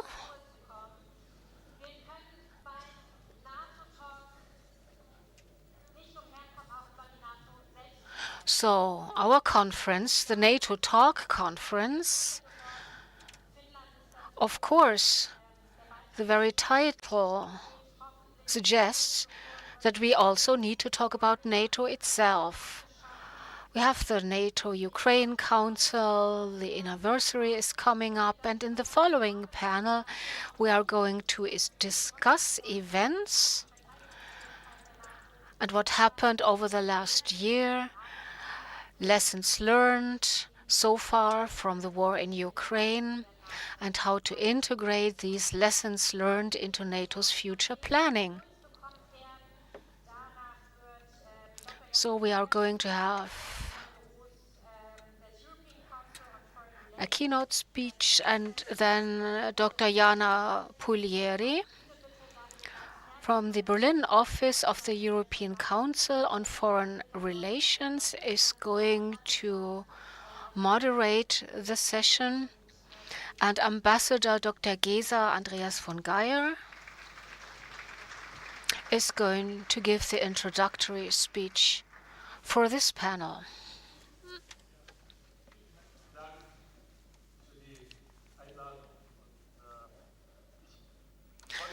Thank you for the invitation to this conference. I'm very glad to be here. And I can finally talk about NATO and let you know more about NATO, advertise NATO, although you're all familiar basically with the organization. I remember it's not too long ago when in the Foreign Office people made a joke. Basically, if there's a NATO post out there, you send a historian. Well, I'm NATO ambassador. I am a historian, but I hope that this was not the reason I was sent and posted to Brussels. I would like to talk about 4 basic points. The current challenges which the alliance is facing. Then I'm going to talk about the transformation process.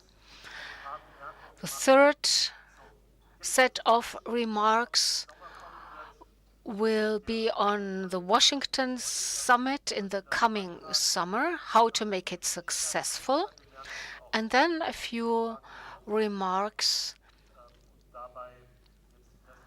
on basic questions.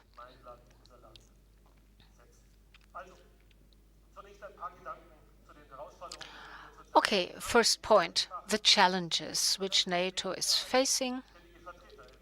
And we, the permanent representatives in the NATO Council, have our top 5 topics. The most important from NATO's point of view is Russia. Russia as a threat, as a danger. This is topic number 1 and will remain so. Also, because Russia has an interest in fueling as many crises as possible all around the world. NATO is not active as NATO, but all NATO states support Ukraine, or as good as all. And accession to NATO, that's a question which has come up a while ago, and we have the answer. Yes, NATO can become, Ukraine can become a NATO member.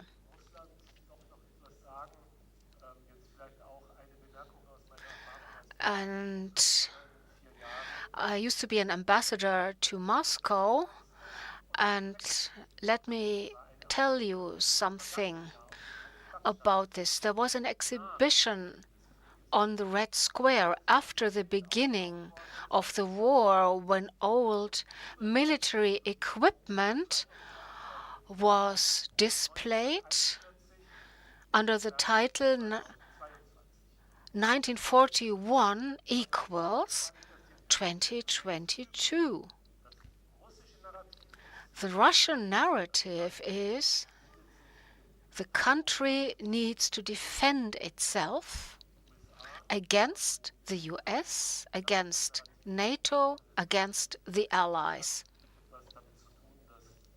This is the Russian narrative. The second subject was just under discussion, Israel and all the questions about security in the region. I would like to add one small thing. NATO still has a training mission going on in Iraq, or rather it's an advisory mission. So in that regard, the alliance is active in the region.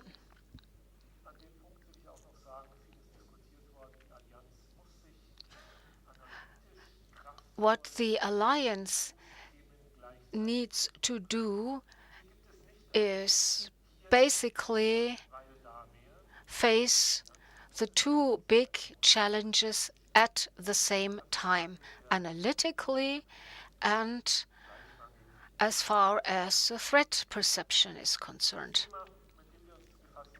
The third subject, the Western Balkans, Kosovo. The region is far from stable. 30 years after the war, there's no stability. So in the wake of the other two large conflicts, violence starts erupting in the north of Kosovo. Bosnia and Herzegovina is still a very unstable country. We are far removed from stability in the region, still. And topic number 4, all these incidents happening in the Baltic Sea, damage done to critical infrastructure, meant to hurt the people in the states located around the Baltic Sea and the alliance as a whole. And then, of course, there are still China, Beijing. Asymmetry was mentioned. So China's hybrid activities spreading out to the Atlantic area. Very worrying.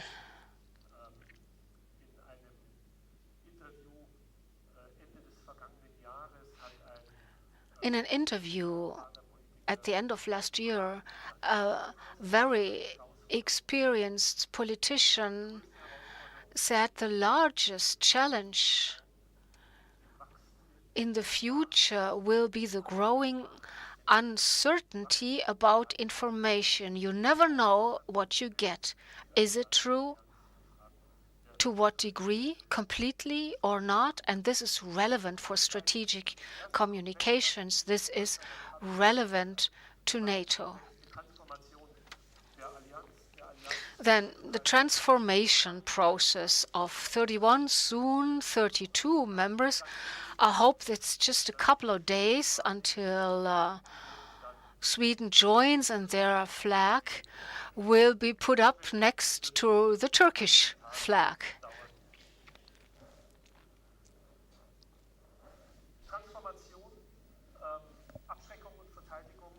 Transformation, deterrence, defense have moved to the focus of our discussions. Russia, terrorism, but still our attention needs to be based on a 360-degree approach.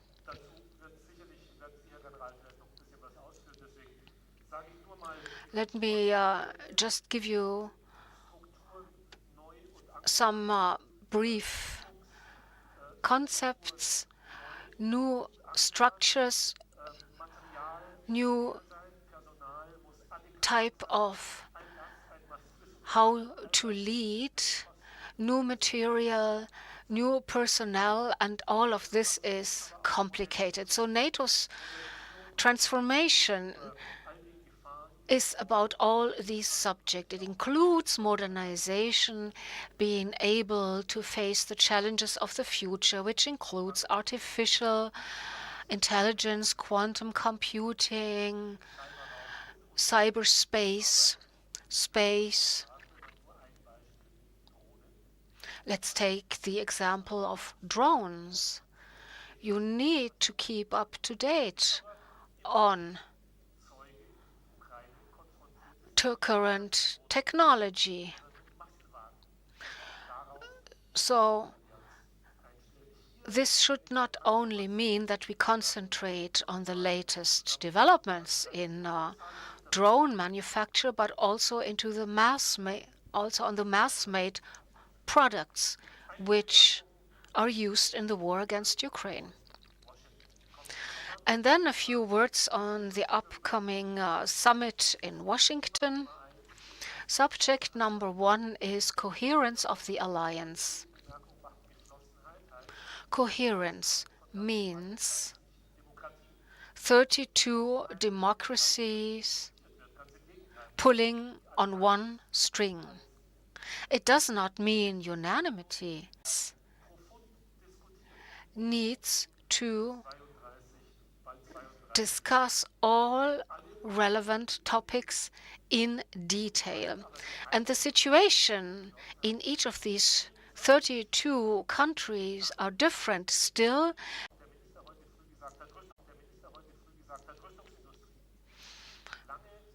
The arms industry had been someone neglected, but this is definitely going to change and will have to.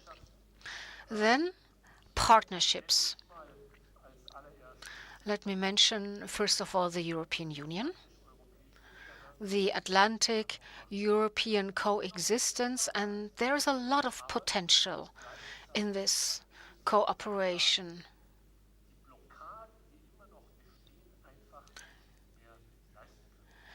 However, there are still obstacles to better cooperation between NATO and EU, and we have to get rid of those. We can no longer afford to have these obstacles.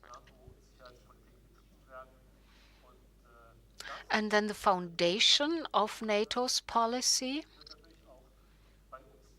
also being discussed here in Germany. The alliance, at its 75th anniversary, can look back on 75 years of success, because peace, freedom, and security go hand in hand.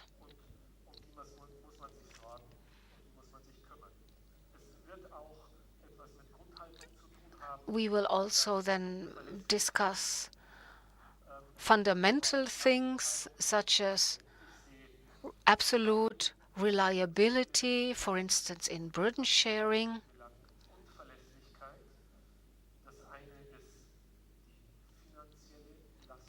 Burden sharing, I'm talking about money here, finances, the 2% I just mentioned, but it also includes the readiness to actually carry and share all burdens.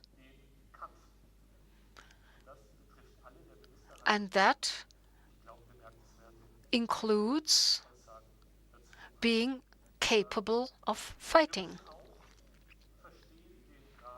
And we need to understand how everything is interlinked and interconnected. Secure said a while ago that the partners of the alliance are so interlinked militarily with each other that deficits in the structure of one partner will have an effect on all others. And at the same time, there is a second dimension of this connectedness. This is the fact that there is no longer a dividing line between domestic security and resilience and international resilience. So domestic and foreign policy become more and more intertwined.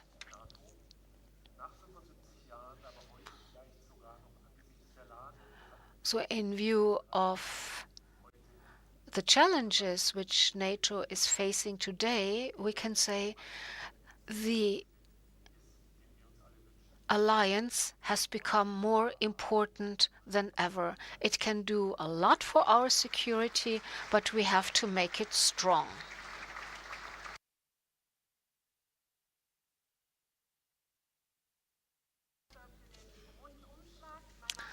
Thank you so much, Ambassador. I'm Jana Puliarin.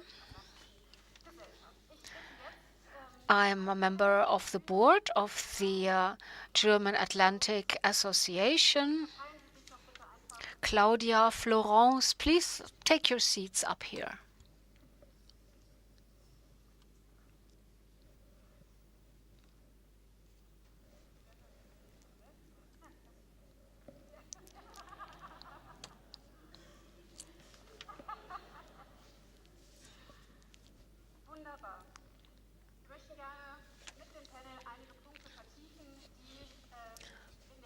Now, let us go into more detail. During this panel discussion, let me introduce Lieutenant General Markus Laubenthal, Deputy Inspector General of the Bundeswehr. Welcome to our conference.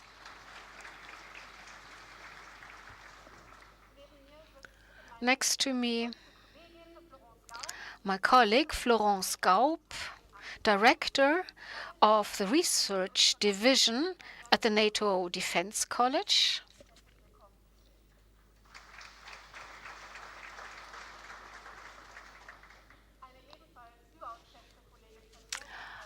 Another dear colleague of mine, Claudia Major,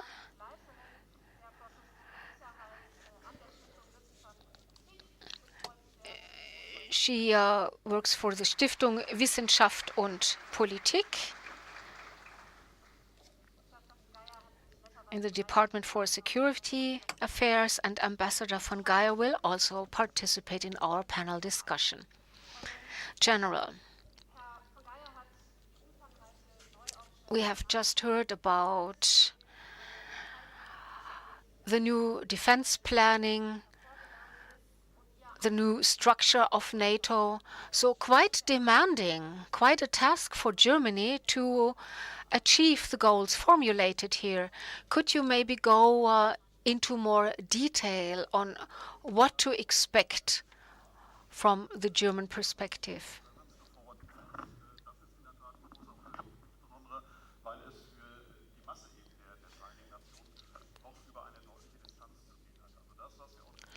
So, what we have learned during the Cold War, well, there are a few lessons learned, but we have to adapt to the new challenges. And we in Germany are located geographically right in the middle.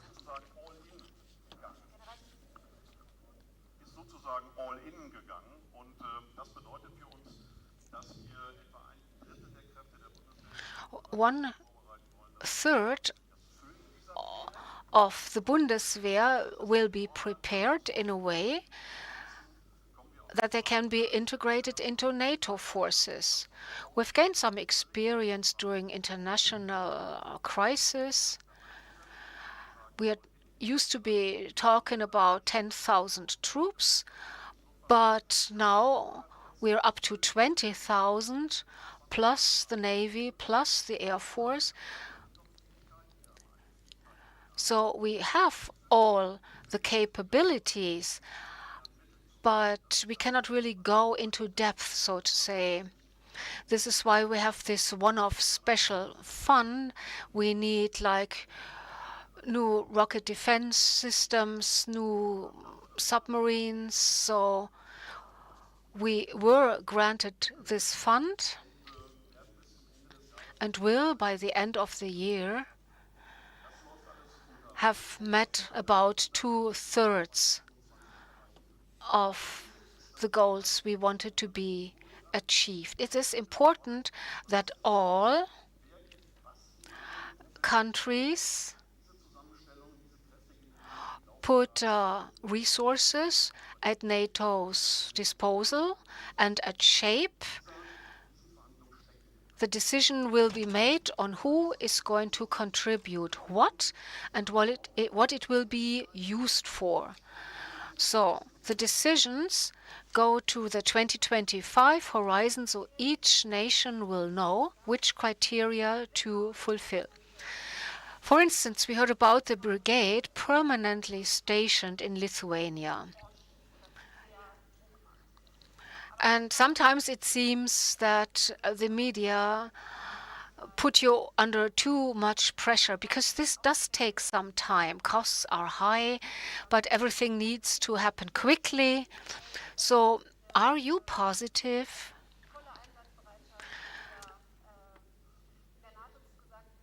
that we will be able to fulfill the commitments in the case of the divisions you mentioned?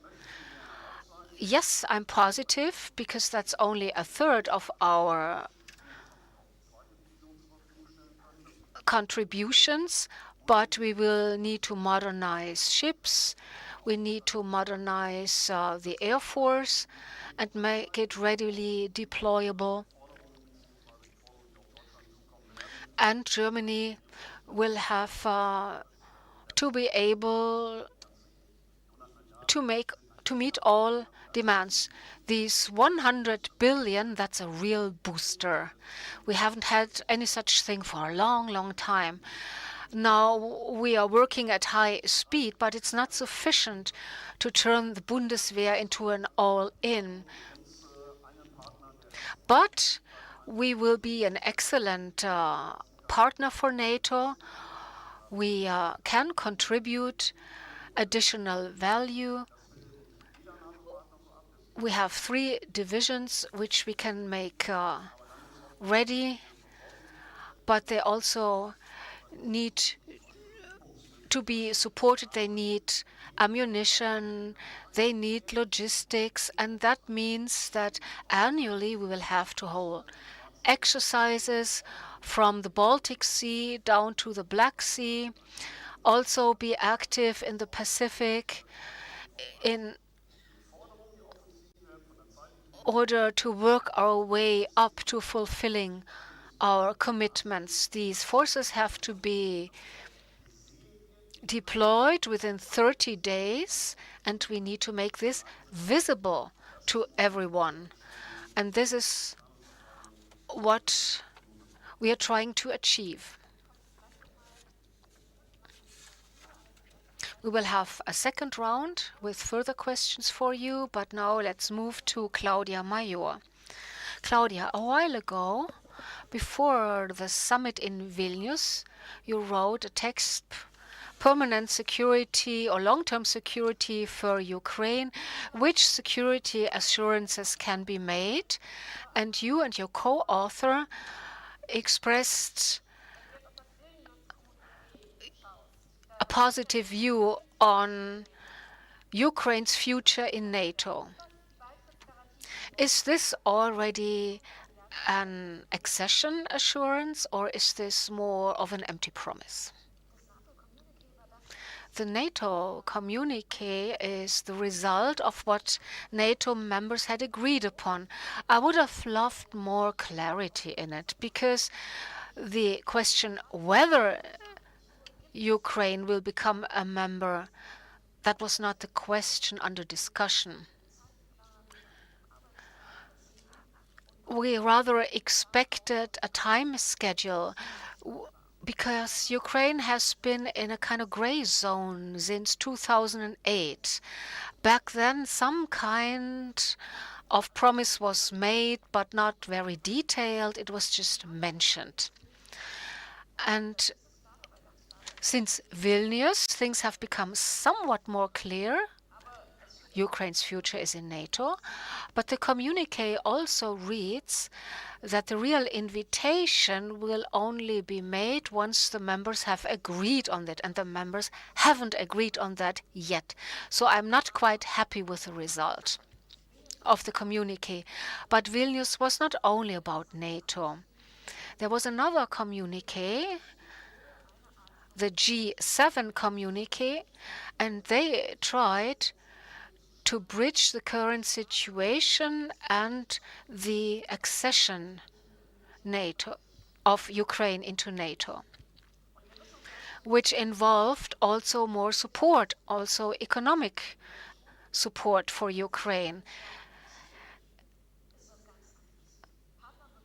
Ukraine is also already receiving support, but that's a difference from being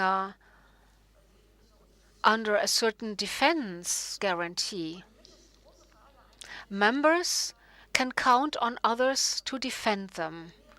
This is something that Ukraine cannot count upon yet.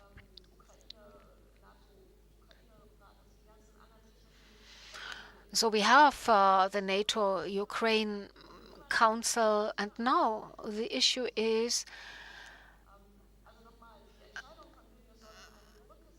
to make decisions which will pave the way for Ukraine's NATO membership.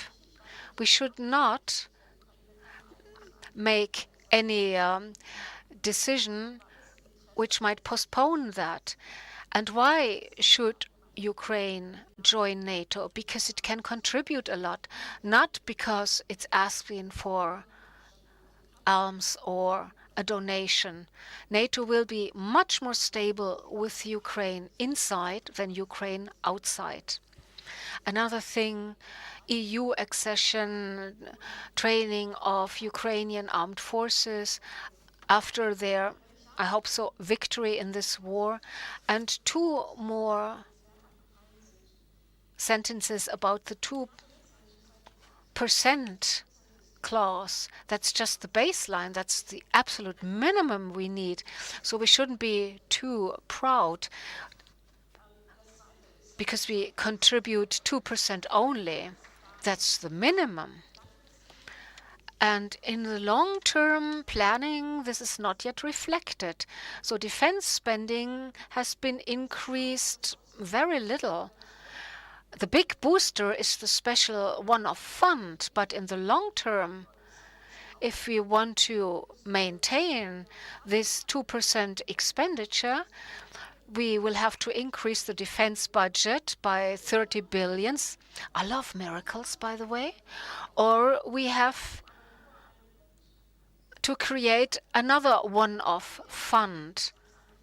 So we need so much more equipment, new helicopters, submarines, this and that. And if we buy all this, if we want to have more troops, train them, equip them, then this is going to cost a lot more than 2% of our GDP. And that's not the case. The amount we mentioned is just the initial fund, and it's not for longer term. Talking about longer term solutions,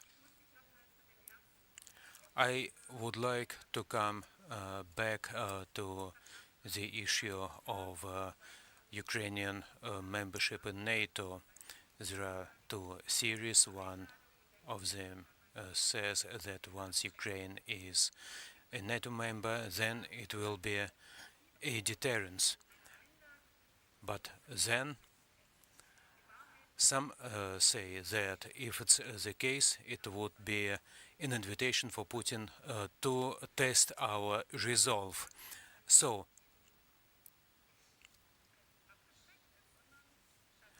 what happens if Putin would try to test our resolve?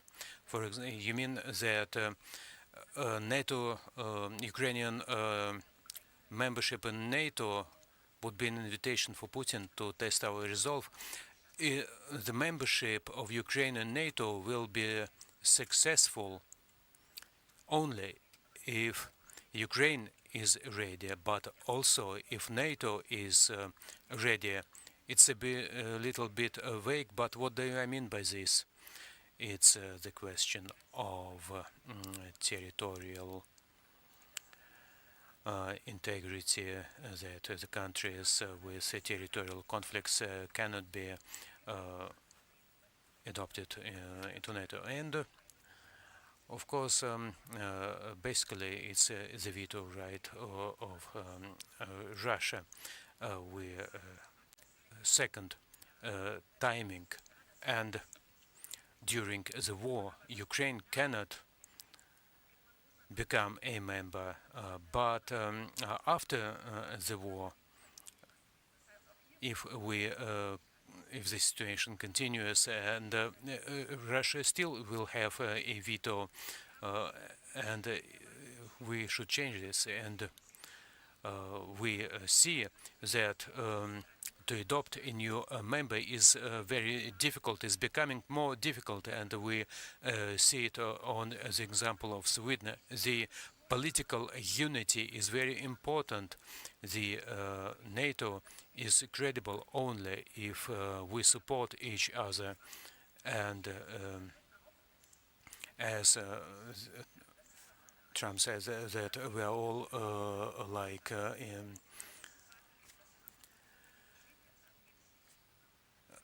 a club that is in a quarrel. Of course, coming back to the example of Sweden, it can't continue like this. And first, second, we have in Article 5, yes or no. There is no qualified membership. And if a member becomes a member, it should be protected, but it can be but it is possible only if Ukraine is fully integrated in our structures, and if we are ready to protect it, and we know what is the role of the United States, what are the European capabilities without the United States, and this is a huge task which we must fulfill. Of course, I see whole risks. I don't say that it's simple, but from the strategic point of view, it's better to ask what is the situation is better. Ukraine as a NATO member, or Ukraine occupied by Russia. I think it's in interest. It's our interest that Ukraine will have this outlook, this perspective. Then without it, we mentioned the elections in the United States. We can assume that there will be some shifts in priorities, that some American presidents wanted to shift the priorities in the Pacific region, and so in your opinion, does it mean for Europeans, for the European dimension in NATO, how should we react to this shift? I have been working in the European Union, and recently I came back to NATO. I have worked in both organizations, and the question of strategic sovereignty is the answer to your question. So the question is, what should we do if what happens if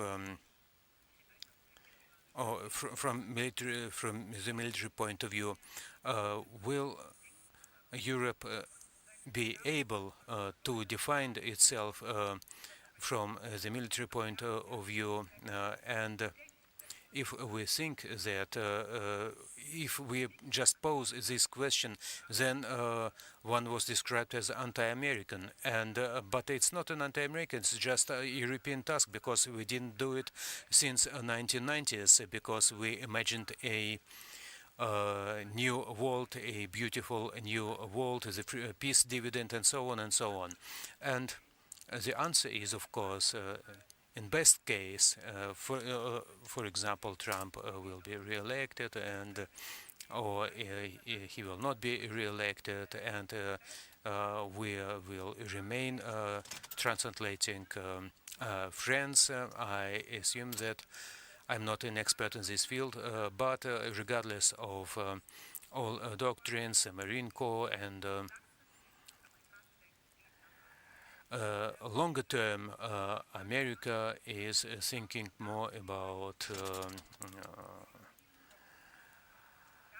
Pacific, and I was in the United States many years back, and I heard this position that Russia is a European problem.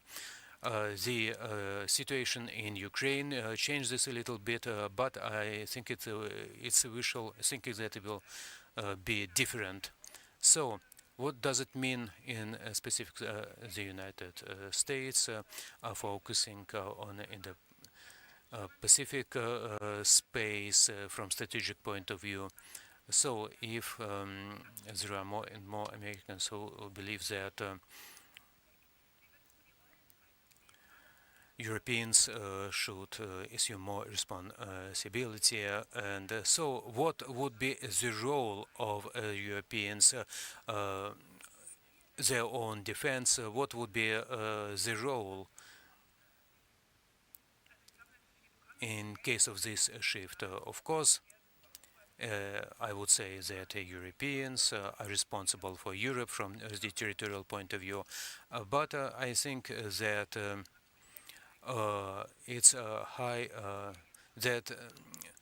high time to get rid of this territorial thinking. We know about the development of the cyberspace. NATO is not only a treaty, the people just think it is, so it's a division of labor, not based on geography. We do Asia, you do Europe, and so on. Specialization, pooling and sharing, a famous slogan.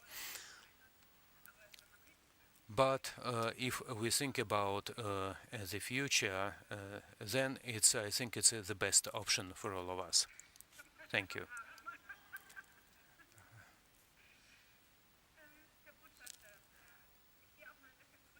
Ambassador, coming back to your past, before you were in Russia, you were active in the European Union,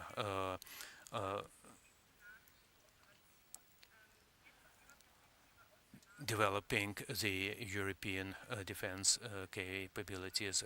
So talking about cooperation between the European Union and NATO, what could be done, what could be improved there?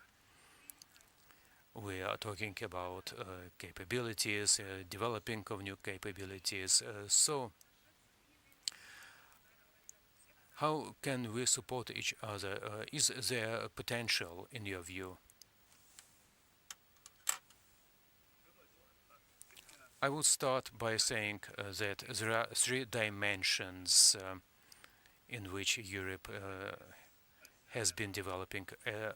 Once as part of NATO, as the European Union, and third, the various bilateral, trilateral configurations in the field of security policy, and it's always the same Europeans. And here I wouldn't talk about formal cooperation between NATO and the European Union.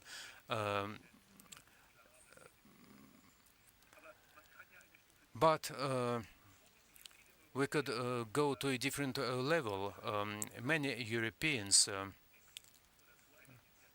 like such initiatives like EC, air defense systems on the ground, and there are many projects and they are implemented which strengthen Europeans and the European role in NATO. What can be done by European Union? In European Union, we have the principle. We don't stick to this principle of unanimous coordination, and here we can do a lot. For example, we can create, establish troops, we can make arrangements, and then outside NATO and European Union structures, there are many fields of bilateral cooperation, in Benelux, for example. So we European, and on principle, it's a matter of principle, and here you are right, we should assume more responsibilities regardless of how the next elections in the United States will be, what would be the result. We should do more, and we should invest more. Talking about Ukraine again. Ukraine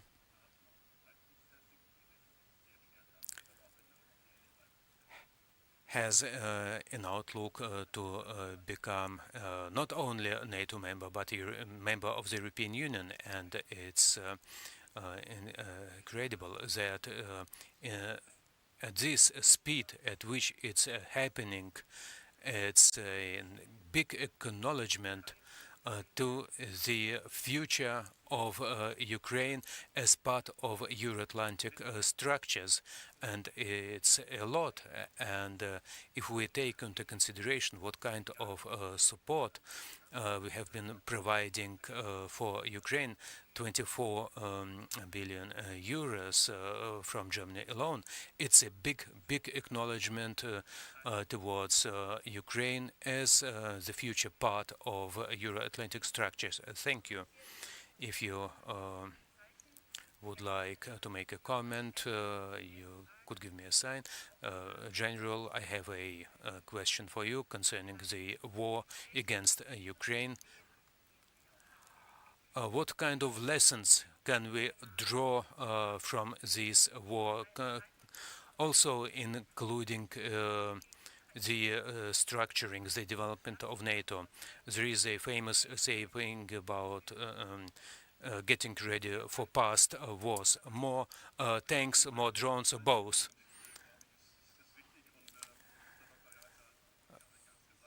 Insufficient numbers, both, and as Ambassador said, this conventional warfare, like in the Cold War, on one hand, but at the same time a lot of innovations on the part of Ukrainian armed forces with the use of drones, electronic warfare, and with apps on smartphones. And I just came back from the United States. I talked to my colleagues, and multidimensional operations is a buzzword. I don't know if we can talk about revolution in the military affairs, but there is a clear purpose, and NATO agrees with it, and we also. The big question is how to bundle all those things in order to retain our advantage, not on the whole battlefield, but punctually, so that we can gain an upper hand. This is the military lesson. And then, of course, we must preserve our conventional capabilities. I talked about modernization and airlift, and because before the war we didn't have enough, our depots are not full, and if someone thought that this war would be over in 14 days, they were wrong, and also the not only because the Russian assumptions were wrong, but also thanks to the courageous resistance and preparation of Ukrainian armed forces. Also thanks to the support of international community. It's as far as military lessons go. And of course, we should increase our resilience. communication lines, whether it is pipeline or data cables which connect us, space, outer space, where many things happen, and we should be ready and monitor the situation. Also, it's dual use equipment, because it's all in outer space, and communication devices which are there. And in the last 20 to 25 years, we haven't done that because we didn't believe in that threat. You were not only in the United States, but in Nordic countries. So what can you say about their prospects? Finland is NATO member, Sweden is on the way to it. So what lessons can we learn from there? Military resilience, civilian resilience, Sweden and Finland, they are wide in front of us, and Sweden is a big country with a small population with very active armed forces, which rely significantly on their reserves, unlike us, because as we specialized on foreign missions, we didn't need so many reserves. And this is something we must replenish, and we can learn from them how to organize it, how to increase resilience of our population, and how to gain support of the population, so that the society and companies would support it, regardless of the arsenal. I think Finland has 2,000 cannons which were modernized, and we can learn a lot from that. And this potential, they make a contribution with these arsenals, with these arms, and their sea capabilities, the so-called brown water capabilities, is a big contribution to NATO potential. And of course, talking about our budget and budget draft, it must be, of course, be put on a respective financial footing. A researcher in our defense college, we are thinking about the future of the war, starting with the war between Germany and France in 1870, and one of the main conclusions is the overestimation of technologies and underestimations of the so-called human factor. And you mentioned Ukraine, cognitive aspect, that Ukraine mobilized a lot, and what is our problem until now? We had a capitalist thinking about the war. Why should someone die for something bigger than oneself? Why should someone die for a team, for a unit? And it's something very different on the other side. And Finland is a country which is more future-oriented than any other European country. They have processes of thinking and rethinking on all levels, and which are projected on the all sectors of society. And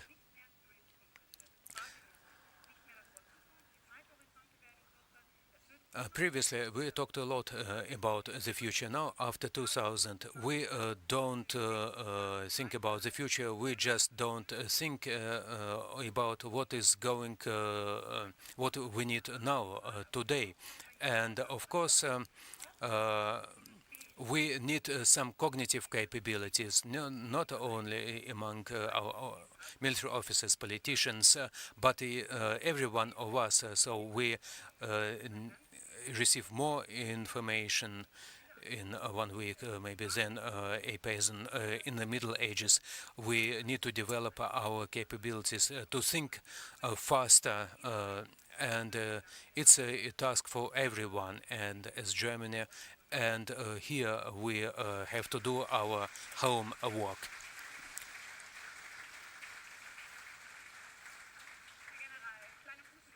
General.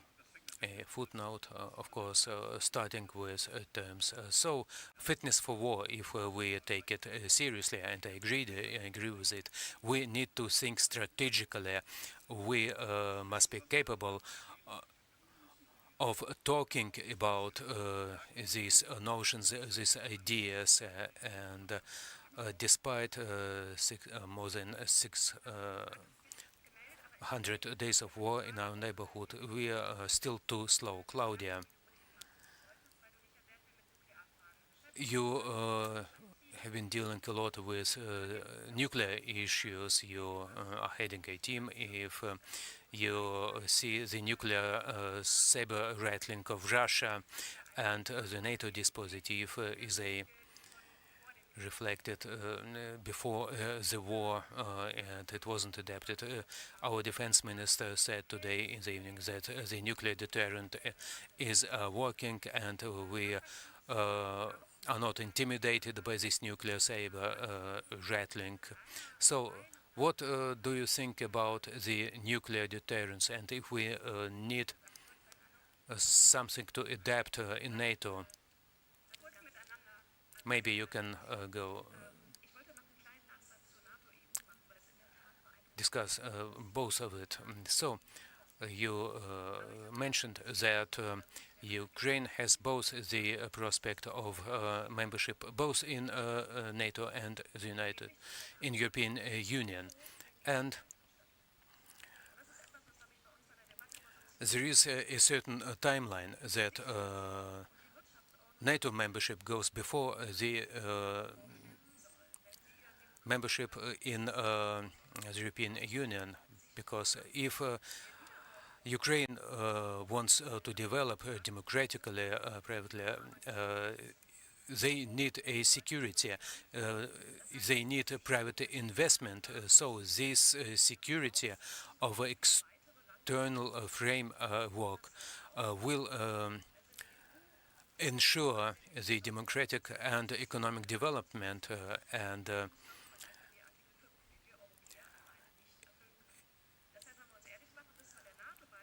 of course that's clear that the NATO membership should go before the EU membership. It's difficult, but it's quite clear, evident. The fitness for war consists of three aspects: armed forces fully equipped, and you said that we don't have too much. Now we have even less because we didn't replace what we gave to Ukraine,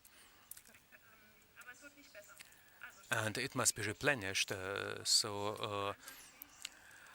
Capable armed forces, industry, we didn't discuss it in detail. We need an industry that can produce enough, and where we can place orders after the Russian aggression. The many orders came to the United States, but of course, if we would like to be more independent and to assume more responsibility, maybe European should be in position not only produce our weapons, but to develop them.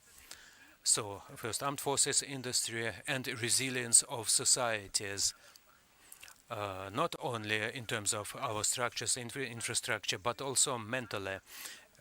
and it means also the question of democracy that is capable of protecting itself, defending itself. If we take a look at these three tasks, we have a lot of work to do. Just in the former panel, the Israeli colleague said that what happened on the 7th of October, I couldn't have imagined that. So, talking about the future, what can we imagine in the future? The deployability, we overestimated the strength and the deployability of the Russian armed forces. But what we underestimated is the readiness of Russia to launch a war. If we take into consideration how much time Russia needed in order to make their armed forces ready for deployment, is just between 10 and 12 years. So we,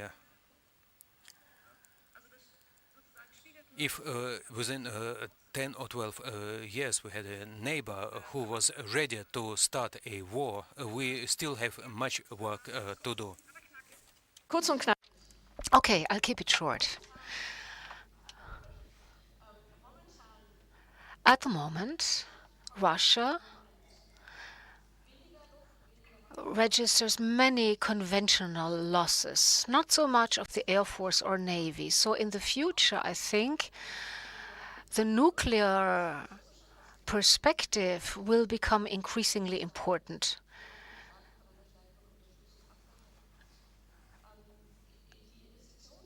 And the investments made into the nuclear forces continue, and the last conventions which had limited any nuclear aspirations are running out. What we see now is that exercises take place, and in order to remain capable, we need to be sure we also update our nuclear forces, because that adds to our capability to defend ourselves.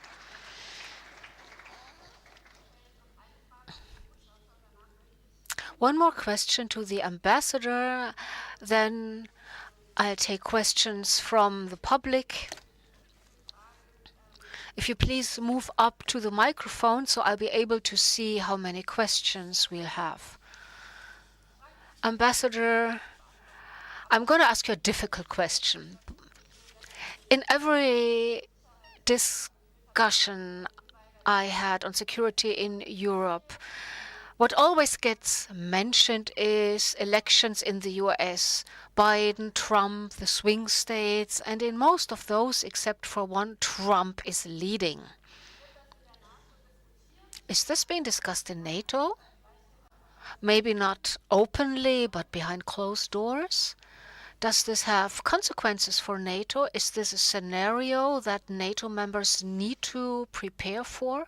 Another term of Trumpism? Well, this is not really a subject on the agenda of the NATO Council. But it would be wrong if I now said no one ever mentions it.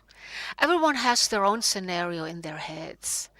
But we have some experience. We can look back at Trump's last term when doing a summit in Brussels. He basically made a strong point and sent a wake-up call to everyone else. Okay, it happened. And based on this experience, I'd recommend that we Europeans try to become stronger and more independent because it's good for us. Let's not always stare and watch what's happening in the US. We need to take on more burden onto our shoulders. We, that's NATO, the European partners, that's also the European Union. Like ammunition, arms industry, cooperation, EU, NATO. So the Europeans should become stronger. They should have started yesterday. At least today. Tomorrow is going to be too late. And independently of how the next US elections go. Because the pivot to Asia is nothing that Trump had invented. That was his predecessor. And so it makes sense from a US point of view. Certain regions in the world might represent a threat scenario, a threat to the US. So we Europeans need to do more and become stronger in any case. But Europeans have not really understood this yet, because overnight we can end up in a completely different situation under a worst-case scenario. If, say, we in Europe need to defend ourselves without support from the US. Now, please, I'm looking forward to your questions.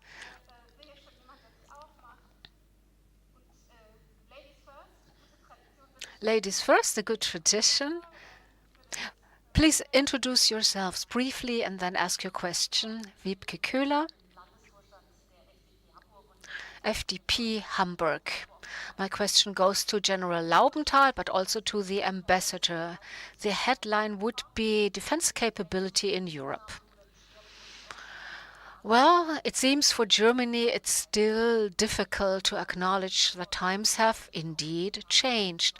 And Dr. Major, you mentioned that this 100 billion fund will see us through to 27. What about other NATO members? Are they spending more, doing more than we are? And in NATO itself, the US plays a dominating role. And if Americans are basically more active or will be more active in the Indo-Pacific, don't we need a EU command and control structure?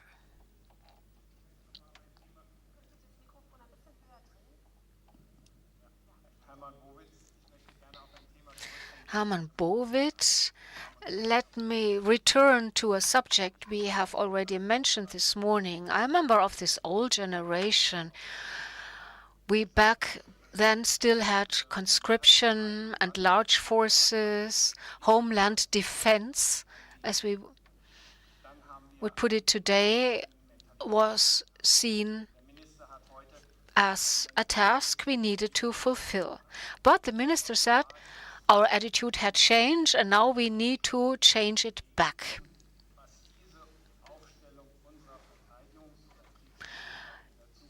So our future capability to defend ourselves tomorrow, what will that entail? What does that mean? Reinhard Wieser, member of the Reserve Association. I read loyal. There are many comradeships of reservists in Germany, and so my question goes to General Laubenthal.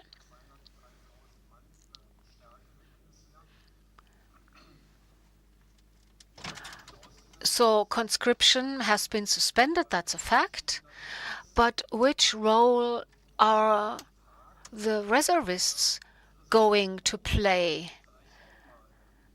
So maybe being a member of the reserve, doing telework, would that be kind of an option? Do we need to change any laws for that? Because someone should be able to take their equipment back home? Then the question on equipment. So the question goes to Dr. Major.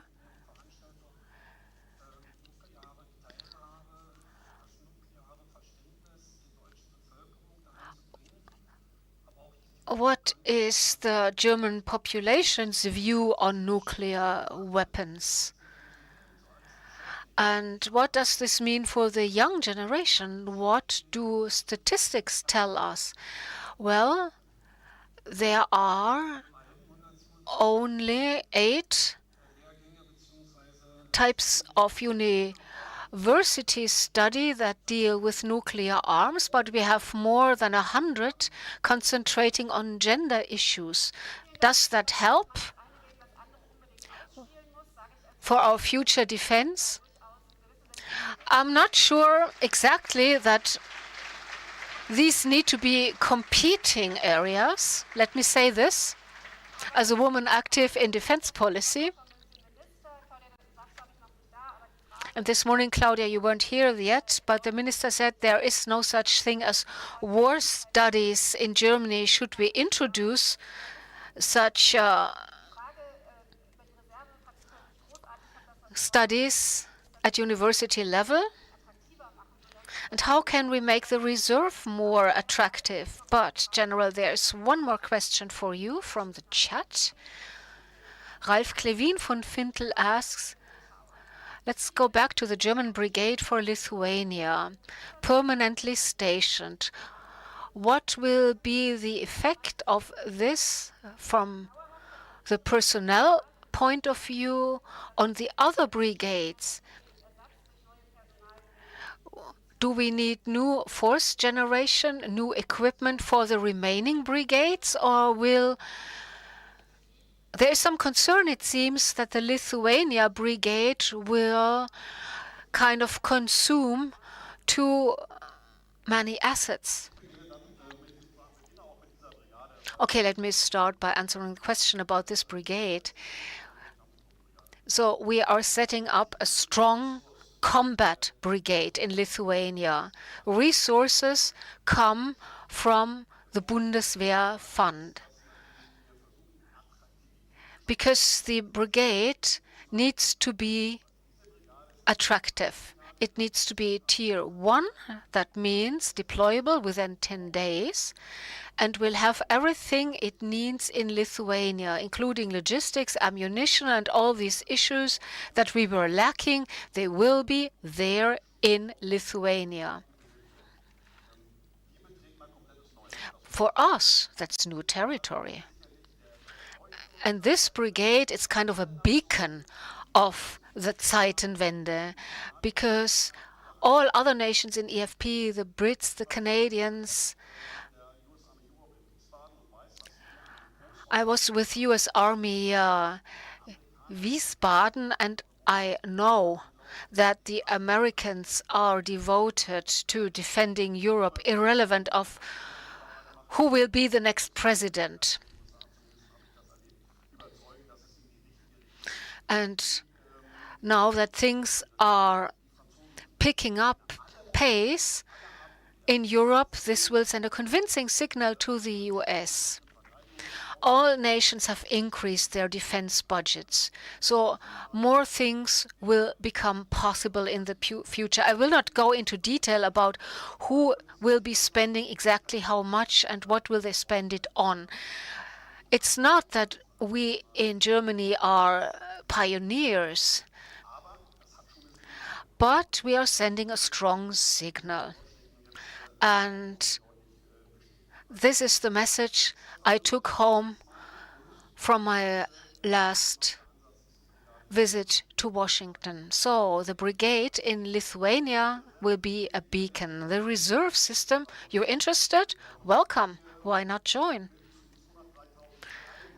Those 203,300 active force members, well, we need more troops. We need more personnel, so we need to make the job more attractive and give young men and women an opportunity to join the armed forces if they're interested. And we need to react more quickly with our so young people who have never even thought of ever serving in the armed forces, but now they're over 25 and they wish to make an active contribution. They would like to join the Bundeswehr. Why not?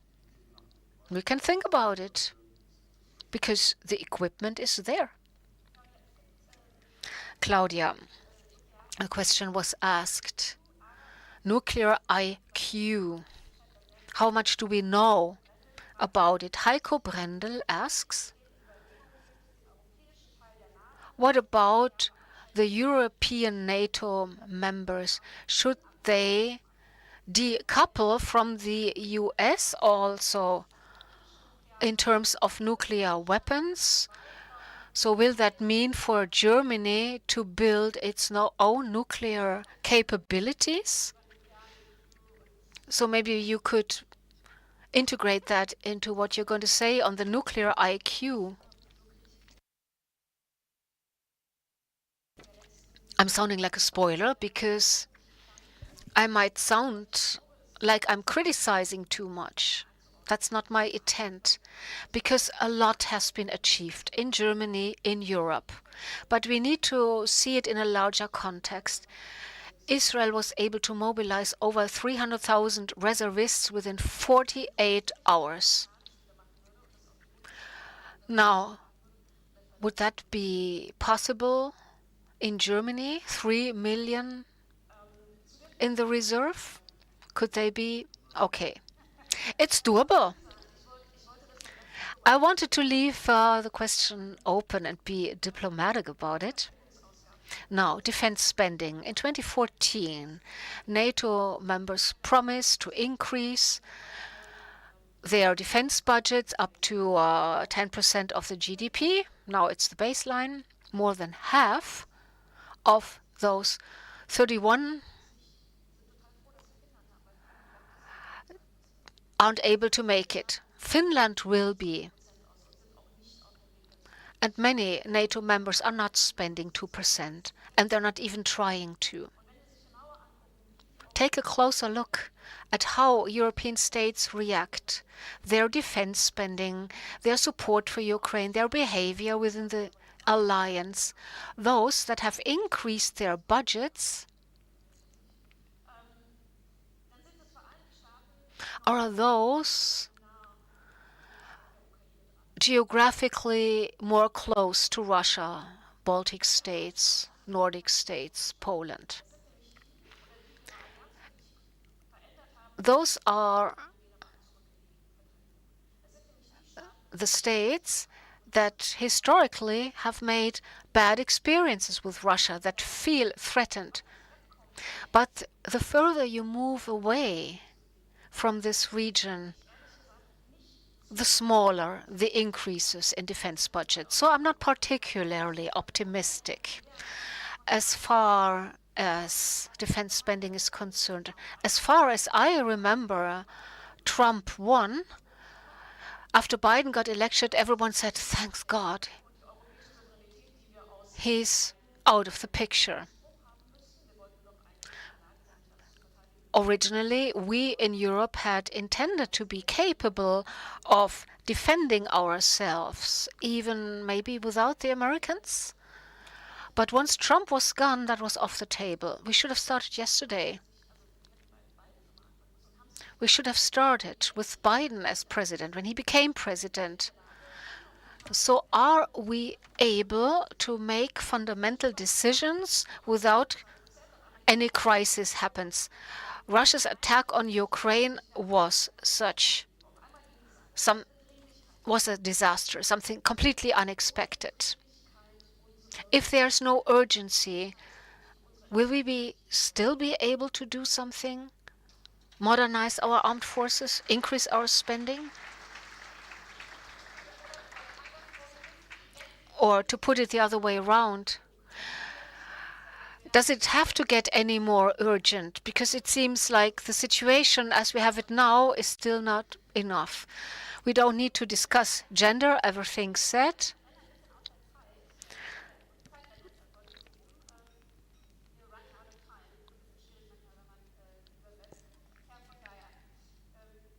So we're running out of time, so let's keep it short.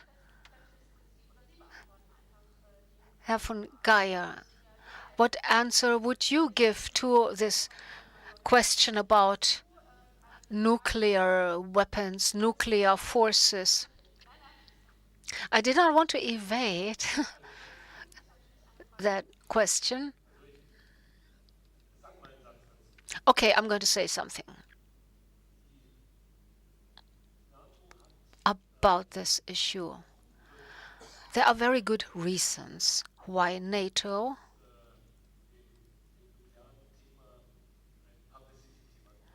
never made any nuclear subject a subject of great public debate. At the beginning of the war against Ukraine, or even the day before, when Putin gave this speech, we realized that there was now a head of state painting a gloomy picture with some nuclear elements in it. And interestingly, it was China which put a stop to it.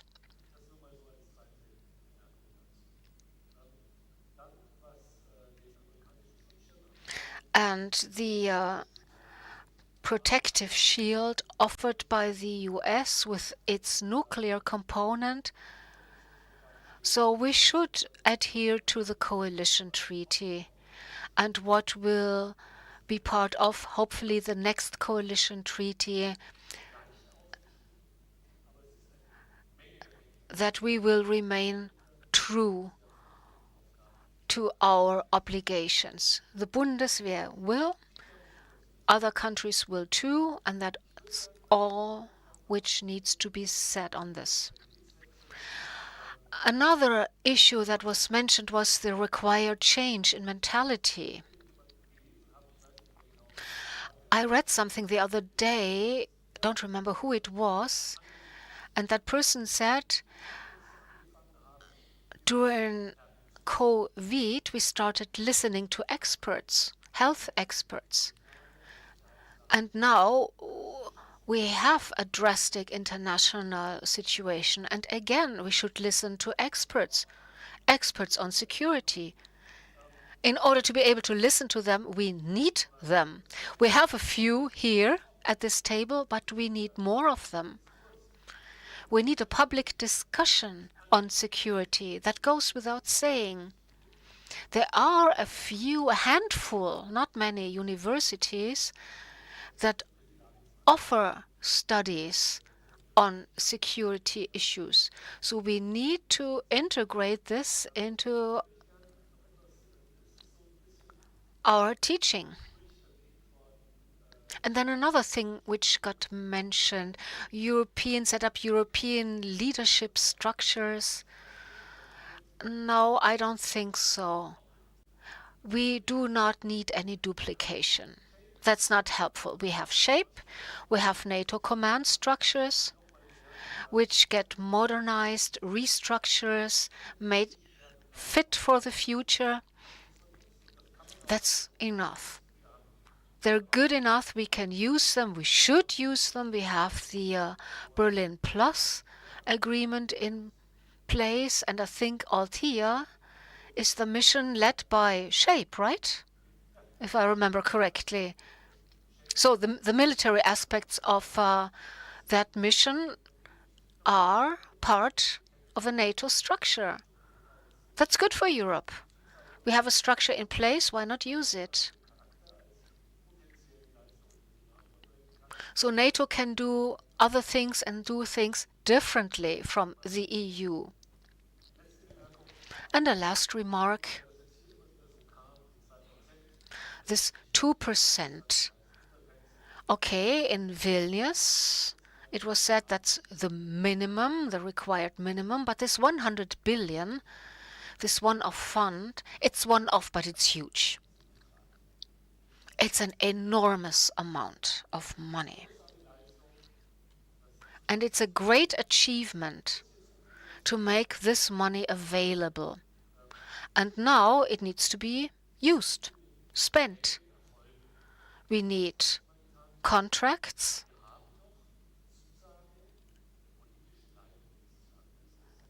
And our political leadership said that the 2% obligation will be upheld.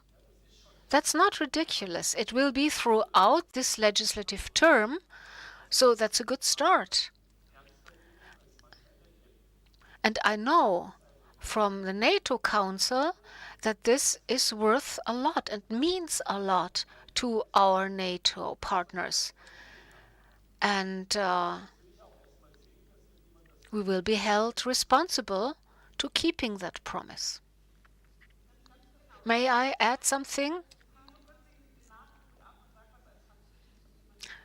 Let me say something from the French point of view. The Germans mention French and British nuclear weapons which might be used, and they don't even ask the Brits or the French about it. Sometimes I read articles and I ask myself, did anyone ever call a colleague in Paris and ask them, maybe use your nuclear weapons just in case? Will we have access to them? Okay, so far so good. 4 final questions in 3 minutes, 42 seconds. So keep it short.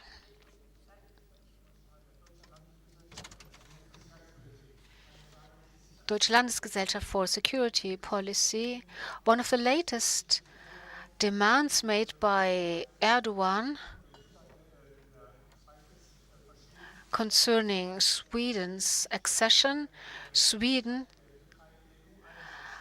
must advocate Turkey's membership in the EU. And the Swedish foreign minister complied, and the Turkish ambassador was present, so Sweden is taking that very seriously. But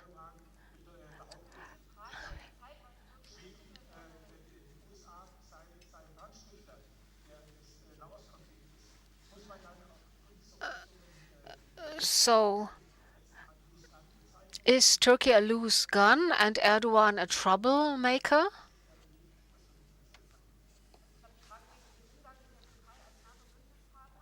So you asked about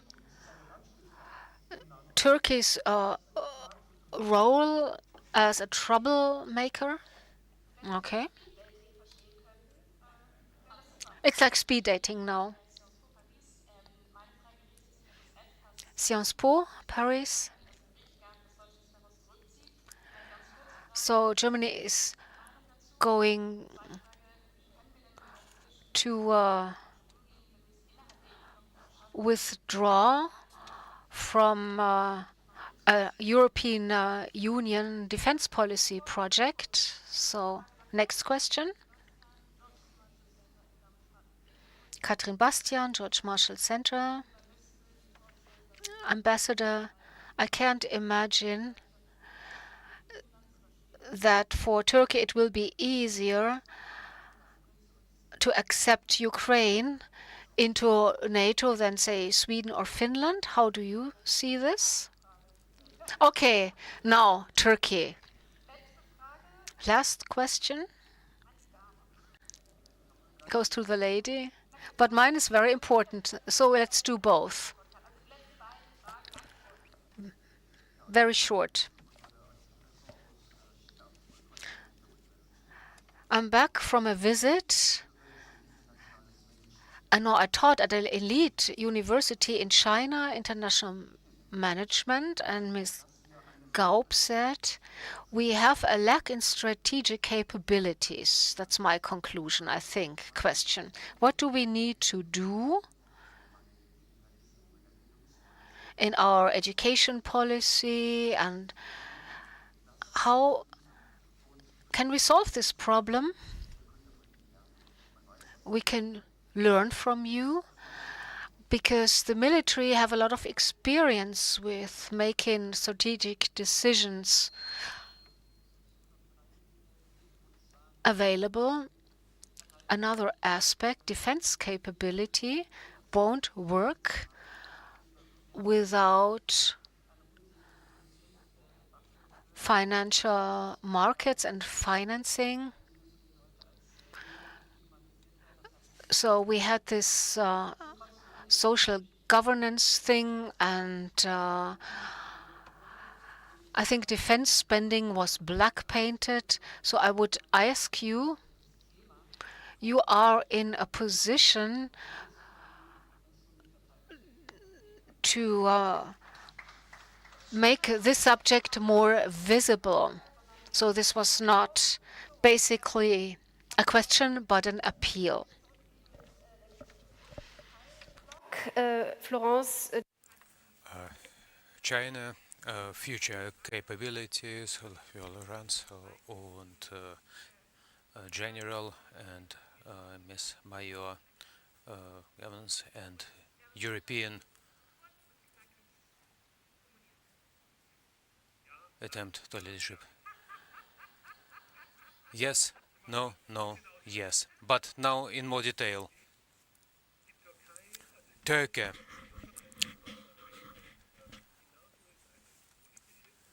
NATO is both a political and military alliance. Turkey is an important NATO member. This must be stressed. This is a military alliance, and that's why the question of the EU membership, what was discussed between the Turkish president and Sweden, the membership, the question of the membership should be resolved in the European Union, but in NATO. And because a political and military alliance should have a military feature, both in decision-making and in its structure. Then the question of the Ukrainian membership, whether it would be more difficult or easier for Turkey, it will be decided upon based on military criteria. But once again, Turkey is a very important member of NATO, and Turkey is a very difficult neighborhood from the geopolitical point of view right now, and we should take this into consideration.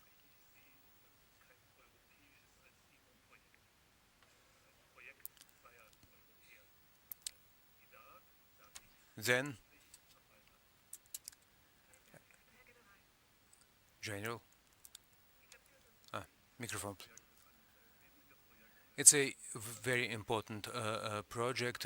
Industry in Europe and both nations are interested to complete this, to be successful, but national interests of both countries must be maintained and considered. The project is difficult and it affects also other projects, but in order to be successful, these criteria must be preserved. FK, besides main ground combat system, a ground system, if they fail, it's not only a military problem, it's a political problem, because future combat air system is not. When Macron and Merkel started it, the purpose was European autonomy in the field of military industry. Then no one has interest to change the current nuclear system, both NATO and other country, because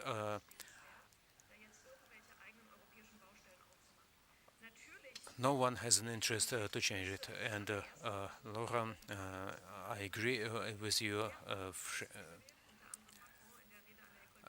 The French stress it again and again. Of course, we should that we would have less stability and less unity if this tema is raised again and again during the summer lull. European leadership is a question. Okay, no European leadership. So the future, maybe, and final remarks. There is no European claim for leadership. Maybe in the future, but no one raises this claim. Specific ideas. We are in the very beginning that the Federal Chancellery strategic thinking. Of course, we should start at the highest level. I wished that we should have such a committee in our parliament, not a strategy, maybe a structure that would think about such aspects. Now we should talk more about our future in schools. We talk more in schools about history and Latin. In order to be able to cope with future problems. And annual report in the United States, there is a 4-year report of CIA concerning the future, and our service B&D would provide such a report as well in order to set new accents.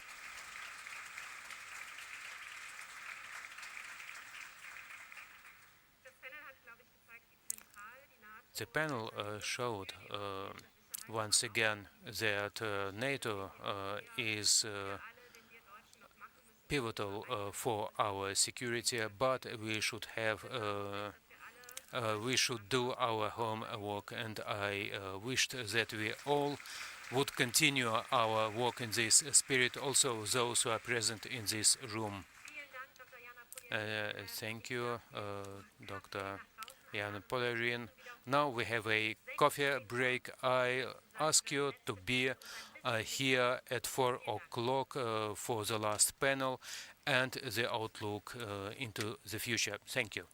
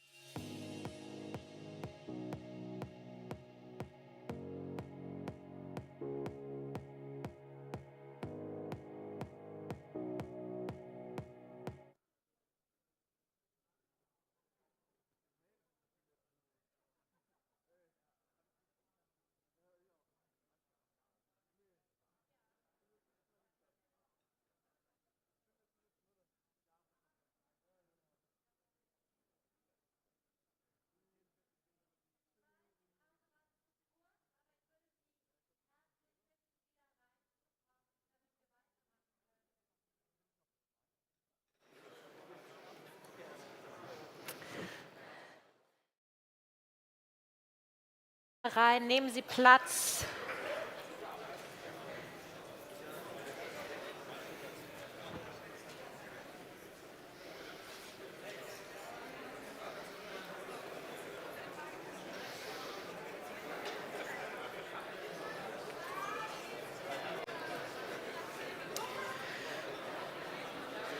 Falls Sie mich da draußen im Forum noch hören, kommen Sie gerne rein.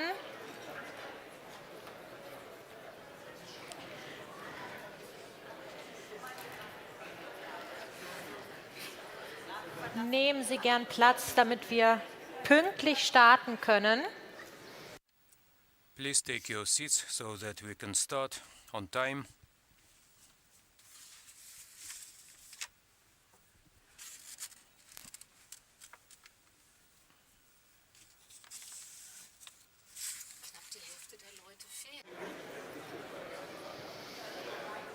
So, nehmen Sie gerne Platz, dann starten wir. Let us begin the third part of our conference, NATO Talk 2023, panel 4, Global Rivalries, and as Frau Gott said, let us take into the future.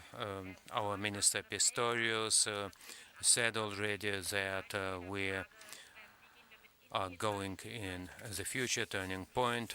What should we do with India, strategic partnerships, new situation concerning China, Russia, of course, Iran, who put out their feelers. So, what is the strategic competition for Europe, and what can we do in Europe and the United States in order to defend our values? And these are the questions which we will deal with in our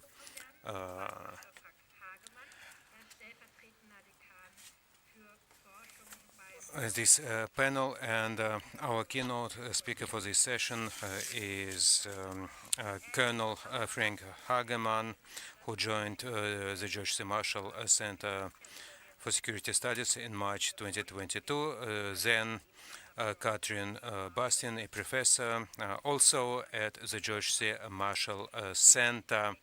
Thank you very much. I would like to invite you on the podium, and we are ready to listen to your presentations and discuss them afterwards. Thank you.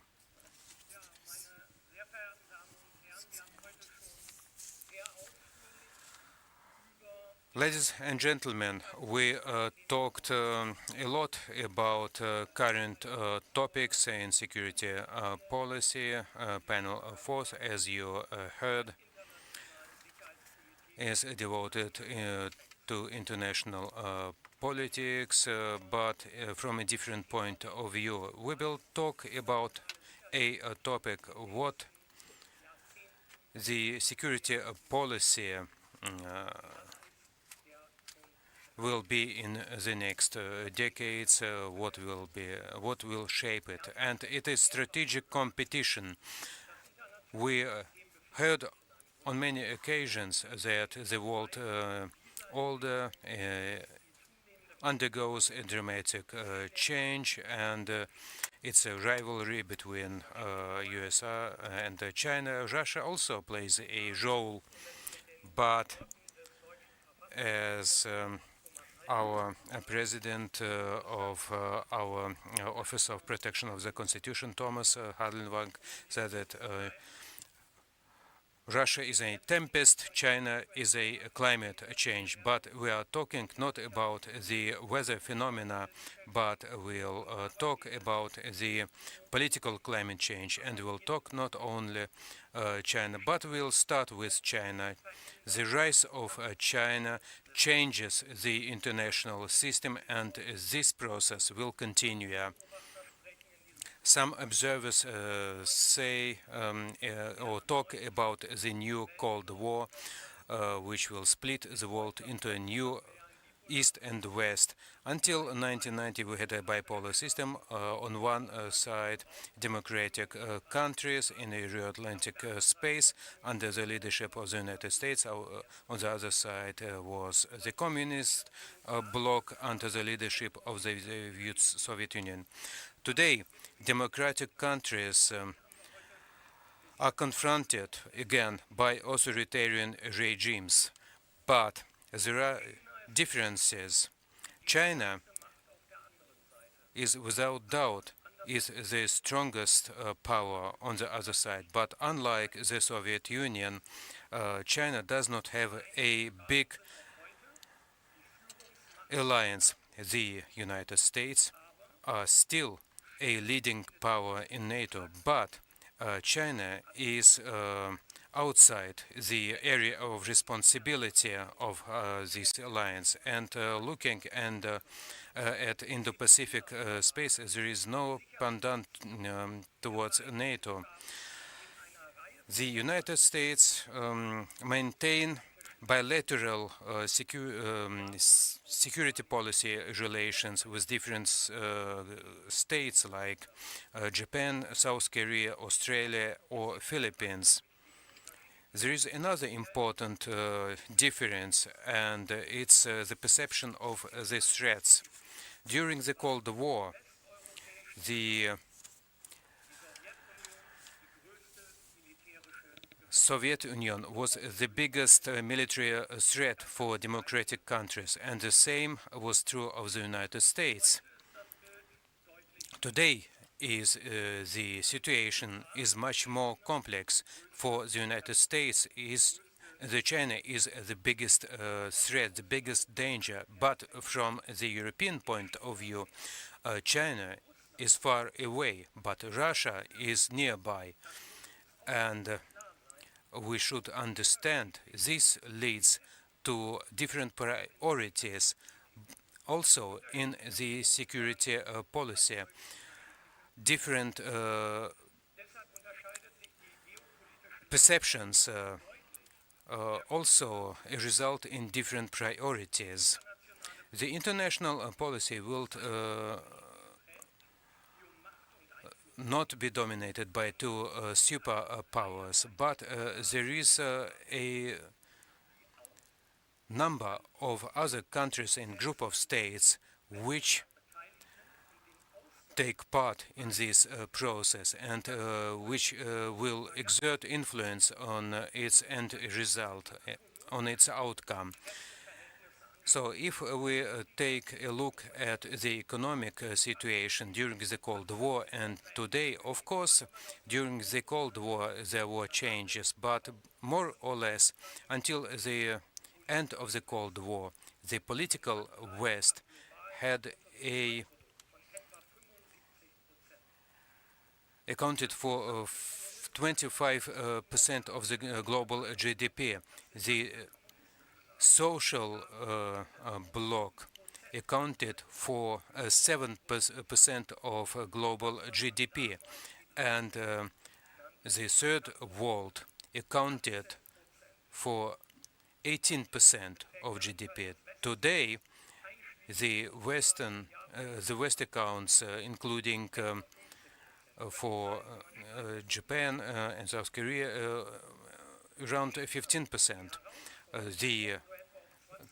Our counterparts account for 20%, and today what we call the global South accounts for 30%. So today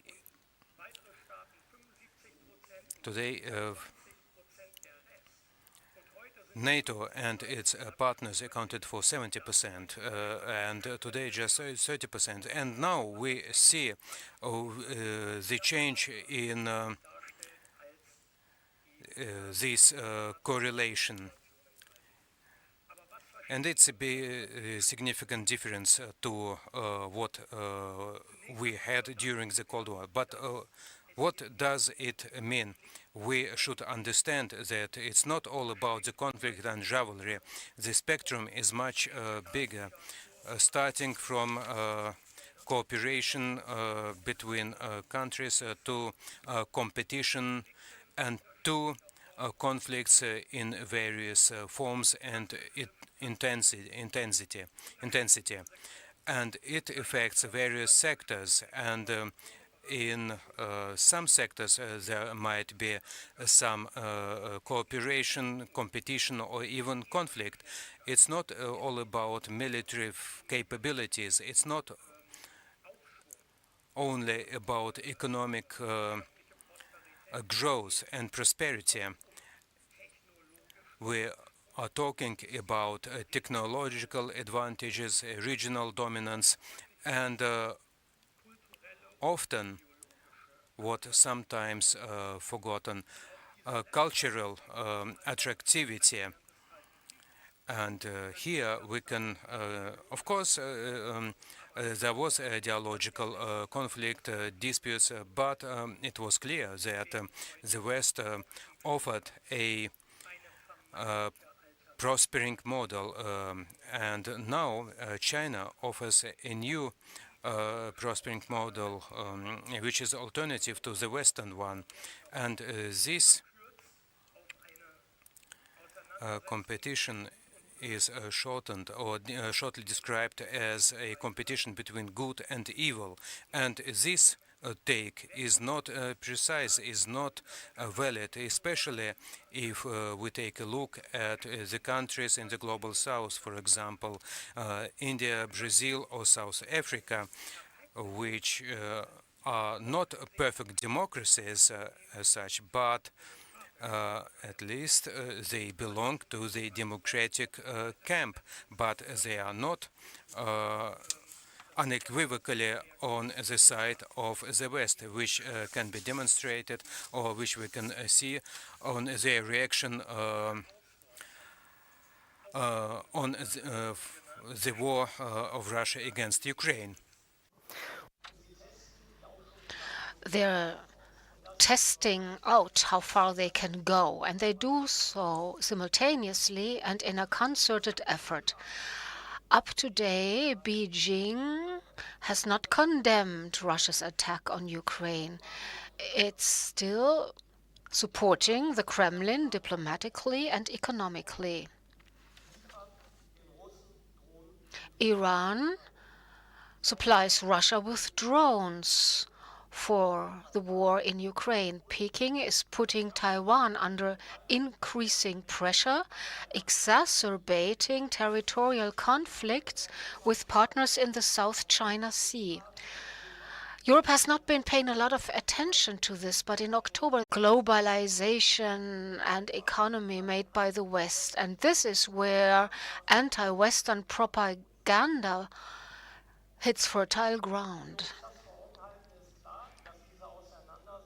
Taking this into account, it becomes clear that the confrontation with China, Iran, and Russia is a confrontation, or rather a competition, for the support of the global South. Both sides seek support. If we want this type of support, we will need to take these countries seriously. But let me repeat, there is no alliance between China, Iran, and Russia. This is not a bloc. Threat perceptions vary not only in the West, but also among those three. They have some overlapping goals, but their ideas about the desired end state differ vastly. China wants to be the number one, the global leader. Russia opts for a multipolar world. Multipolar interpreted in the Russian way. And this interpretation might differ from those of smaller states. What the Kremlin wants is a world in which a handful of major powers dominate in their sphere of influence, dominant over other countries. So the United States need to be pushed back into their Western hemisphere. Following this logic, Europe falls under the Russian sphere of influence. What does this mean for NATO? What does this mean for Europe? The conflicts in Europe, in the Near and Middle East, seem far apart, but at a strategic level, they are connected. And now I hope we will have the opportunity to become aware of this. Whether it's Ukraine, Israel, or Taiwan, in all three conflicts, an authoritarian regime tries to force a smaller regime down to its knees in order to become stronger as compared to the West. So the West is under pressure from various sides. So the war on Ukraine, the pressure on Taiwan, the war in Israel, that's a challenge for the whole West, for the Western world. But the consequences are different for us in Europe than in the United States. The United States is involved militarily in Europe and in the Near East and being challenged by China in the Far East. Now, what if the conflicts in the South China Sea escalate? Of course, let me repeat this, we Europeans have to take up more responsibility, so we don't really have to repeat this in this panel, but that's not good enough. We need to find our role as Europeans side by side with our US and Indo-Pacific partners. And now we have the opportunity to discuss this question in more detail. Thank you for your attention.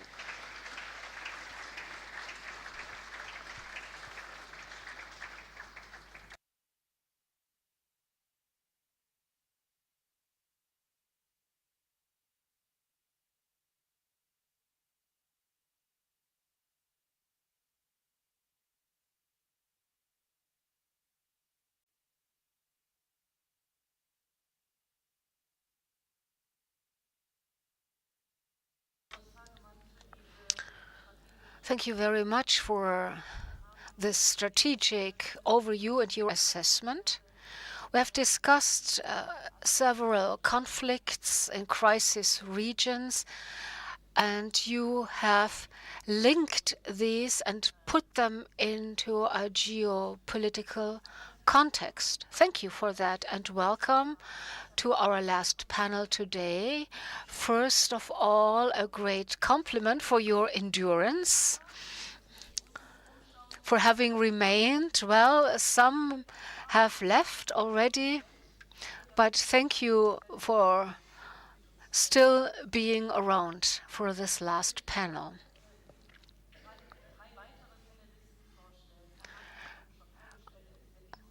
Colonel Hagemann has already been introduced as the senior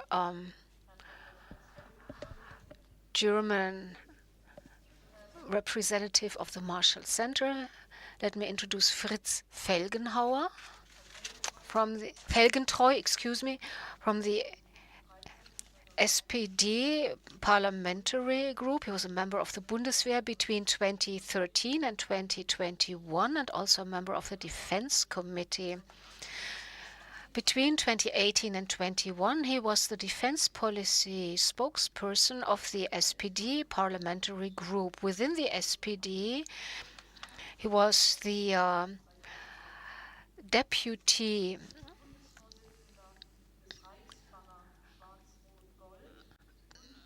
state chair in Berlin.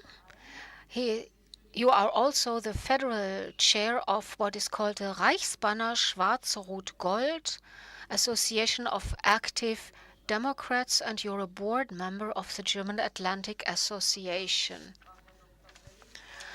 Dr. Felgentreu was a high school teacher, a philologist, teaching Latin and ancient Greek, and what I find quite impressive, and after fulfilling his mandate in parliament, he returned to teaching. Let me also introduce Helena Legarda. She is going to speak English in this panel. She understands German, yeah, but just in case, so we offer interpretation.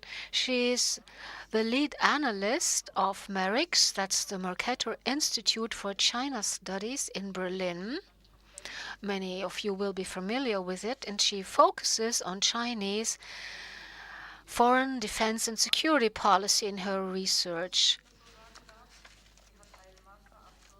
She has a master's degree in public policy of the Harvard Kennedy School of Government with a focus on global and international affairs, and a BA in China Studies from Oxford University. Now, that's impressive. Her career has included working for a Chinese research and consulting firm in Beijing, and she was a member of the European Union delegation to China. Thank you for joining us.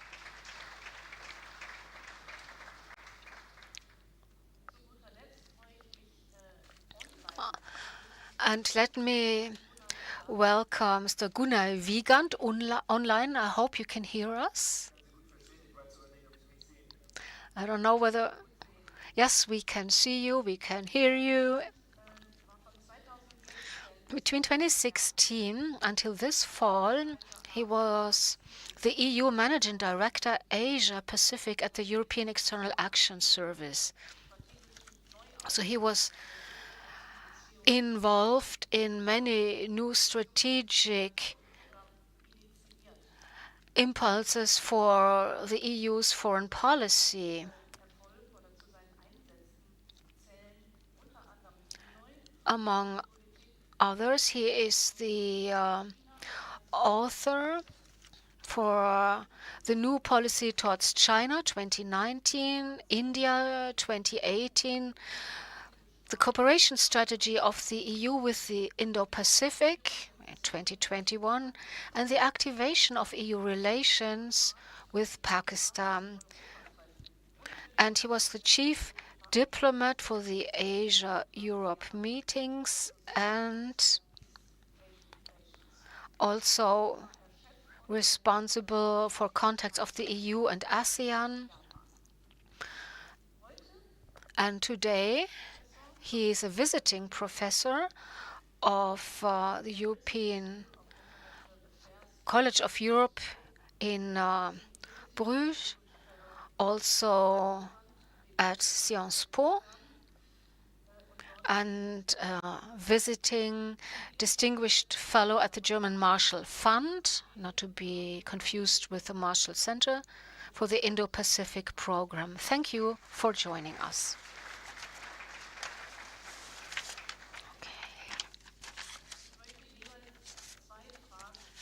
I have two questions each to every panelist.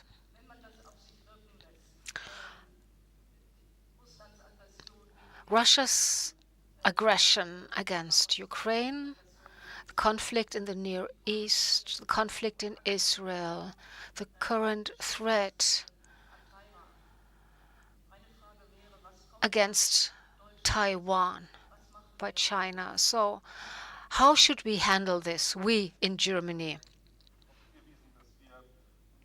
As Karl Hagemann already said, we are now in the process of understanding how political power is divided in the world. So we will have to play a role as Germany, one of the most important and largest nations in Europe. So we have to have a clear concept of how to shape these processes. The Chancellor talked of the turning point, the Zeitenwende, which keeps coming up in public discussion, sometimes misinterpreted, such as the Chancellor has called out a Zeitenwende, so let's see what is going to change as far as, say, the new orientation of the Bundeswehr is concerned. But what is meant is, geopolitically, we live in a new era. The 30 years of peace are more or less over. Conflicts, the number of conflicts are increasing. This is what the Zeitenwende is all about. But it needs to introduce a change in mentality. We need a new awareness of what is happening around us. Only then can we actually provide our own security and find a way of how to sustainably support the alliance. Because since 1956, membership in the alliance has been a huge plus for us. But also our status in the EU entails new responsibilities. So migration is a huge subject here. This is another area where Germany has to prove itself, so to say. So what do you think the US is expecting from us, the Europeans? Maybe a united front, which is actually able to provide for its own security and that of its periphery? Or maybe even more, that we become committed to conflicts outside of Europe? Okay, we cannot really talk about the US. Today's leadership differs from the last. Biden's government, well, in that case, what you pointed at is correct. Biden needs wants a reliable, strong partner, a partner which eases the burden put on the United States. So the US will be able to become more active in containing China. But on the other side of the political world in the US, I'm talking about the more radical Republicans, what do they expect? I don't know. But I found it was very interesting when the different candidates for presidency were talking before in front of the Congress, and all of them put a question mark behind NATO. Well, we found it shocking 8-9 years ago when Trump said NATO has become obsolete. Well, all Republicans seem to share that view. Maybe not, it doesn't apply to each and everyone who's been around in Congress for a long time, but this is, I think, somewhat worrisome. So if one of these candidates makes it to the White House, then we might have to reconsider our option, because these people are not interested in a strong European Union. They couldn't care less. They're interested in bilateral relations to cherry-picked partners. So this is more bilateral relations, US-Poland. Who's the chef? who's the waiter. That's been clear from the very beginning, and this is very much to the Republican Party's liking. But both camps no longer understand why one of the largest countries in Europe is not able to become at least number 2, considering the size of its armed forces. So we in Germany have to pull our weight.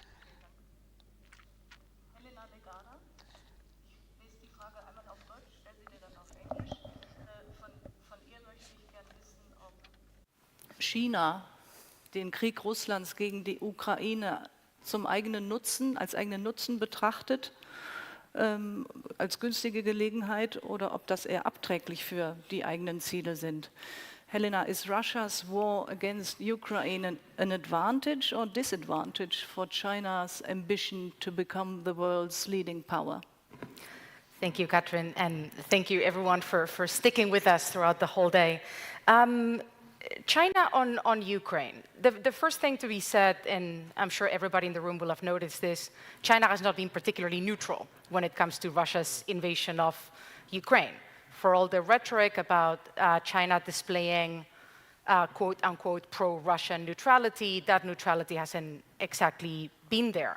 We've seen China echoing and helping spread Russia's rhetoric, blaming NATO and the United States for instigating the conflict and for effectively making it worse as it went along. We've seen Chinese language around how all sides needing to stop hostilities.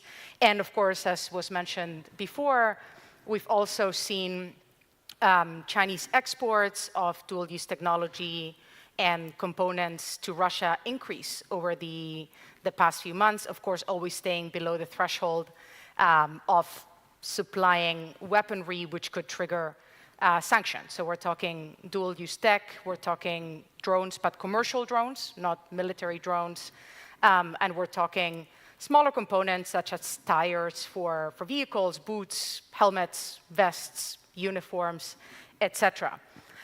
China's response to Russia's invasion of Ukraine is very geopolitical in nature. It is not just about the future of Ukraine.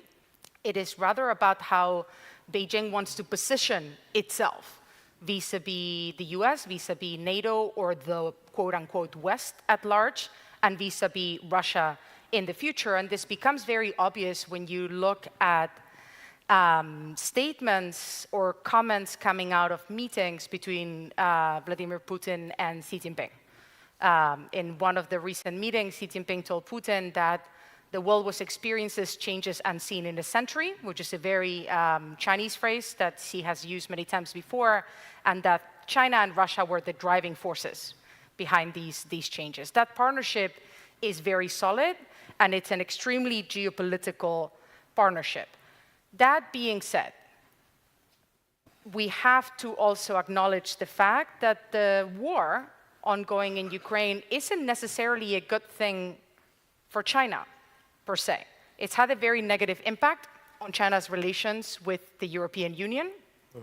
It's added further tension to US-China ties, and all of this against the background of a Chinese economy that is slowing down and struggling with quite a number of domestic crises. There is, I guess, some small silver lining for Beijing here, which is the fact that it is leveraging the ongoing war in Ukraine to try and improve its image and its influence across the global south.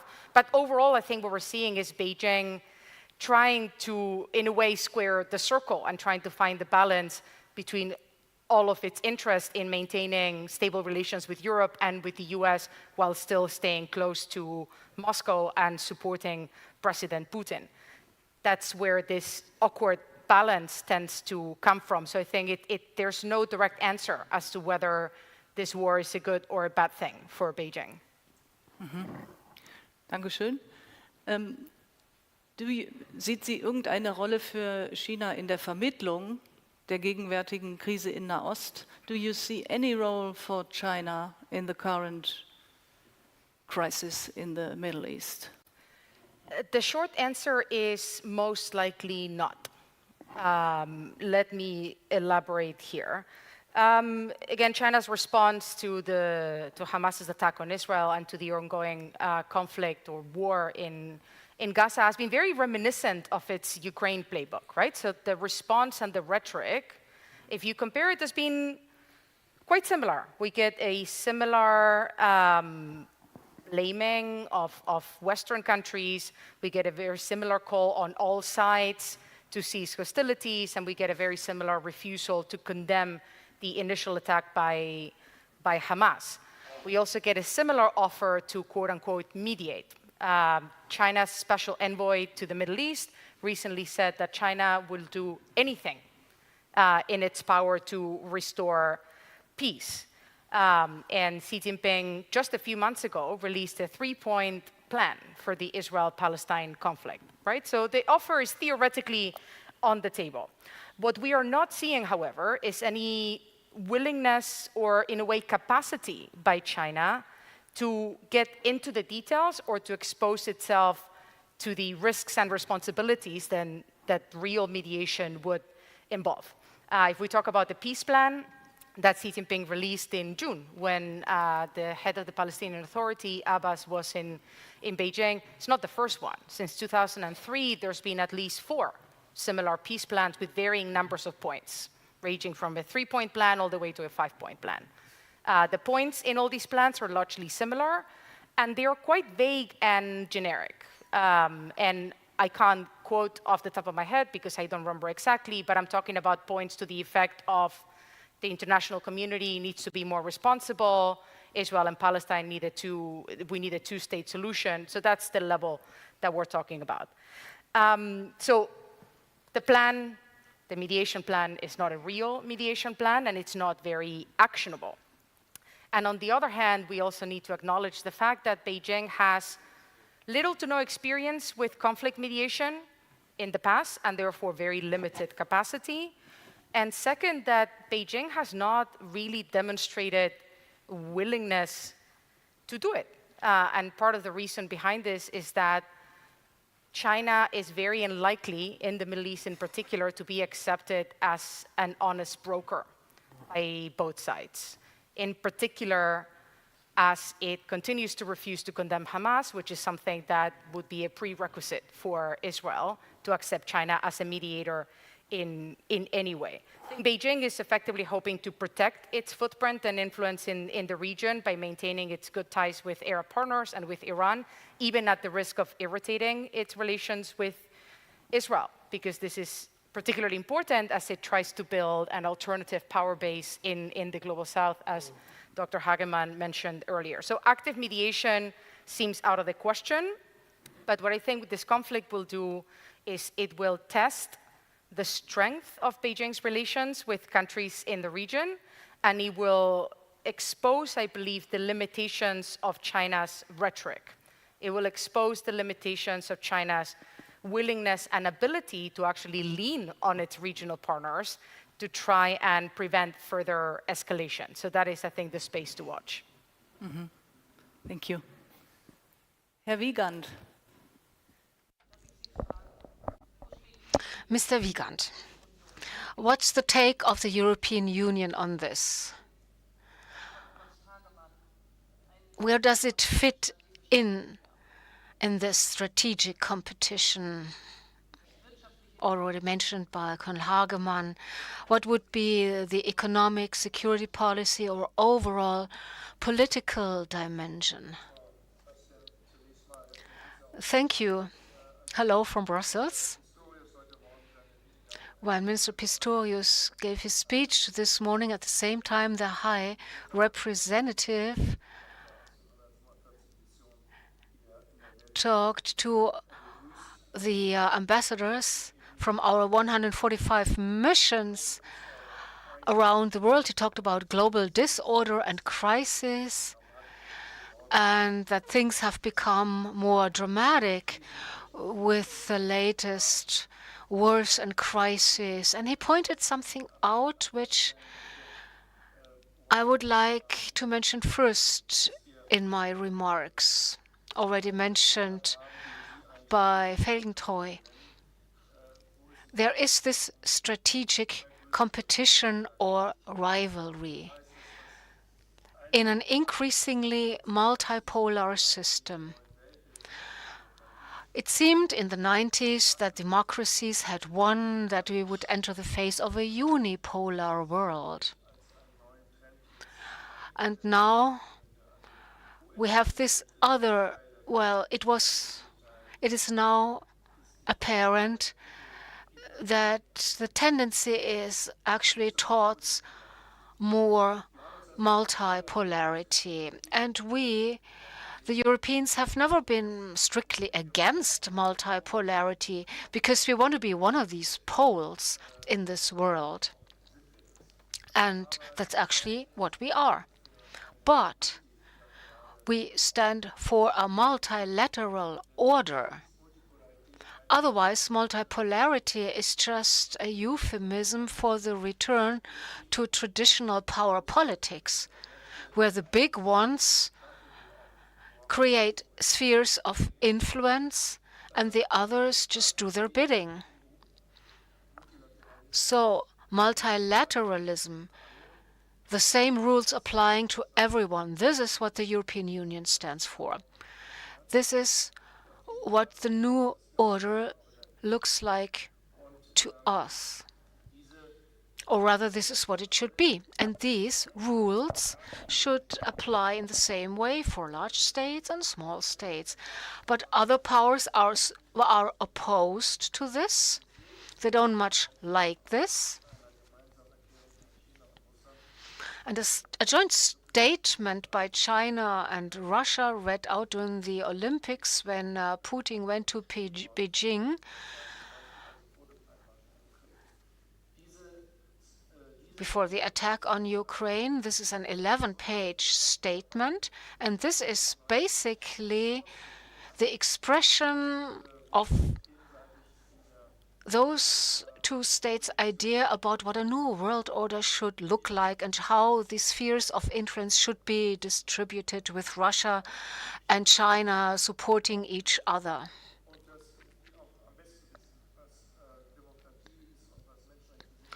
And they claim they know better what democracy is all about and human rights, since they are the more ancient civilizations. Well, maybe not everyone in the world would agree. Not everyone would be happy with this system to be exported to everyone else. So the EU is not talking about a strategic competition with China, but a systemic competition. This is the EU's take on this. There are several countries, say Mexico, Argentina, Brazil, South Africa, Nigeria, Pakistan, Indonesia, Malaysia. There are many countries in this world, they don't want to belong to one side's sphere of influence. And they do not need a new interpretation of what democracy and human rights actually mean. But these are the countries that we need to take seriously.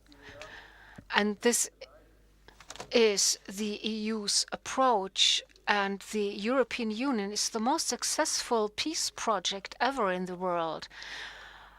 A lot of prosperity, many members, a lot to be proud of. And what the EU has done, it's not only offering massive support in the form of ammunition or arms deliveries, it's also a welcome to millions of refugees, financial support, and all of this, training the military, Germany taking an important role in this, and all of this makes the EU a geopolitical actor which makes a stronger appearance today than it used to do. Concerning longer term and geopolitical orientation, China, as far as China goes, we cannot only pay attention to economic or political or military aspects, and the China poses a bigger, more complex challenge, and we need a comprehensive approach here, where all aspects are considered all together, and it's something which is very difficult to understand here in Germany. So especially one more question concerning the corona pandemics and the war of Russia against Ukraine spawned significant doubts and concerns concerning the supply chains, and now we talk a lot about de-risking or even decoupling, reduction of dependencies. So, for example, in the European Union, there was a talk about the decoupling from China in order to minimize risks. So, my question is, what are the specific plans or considerations of the European Union in order to reduce such dependencies, especially in regard to China?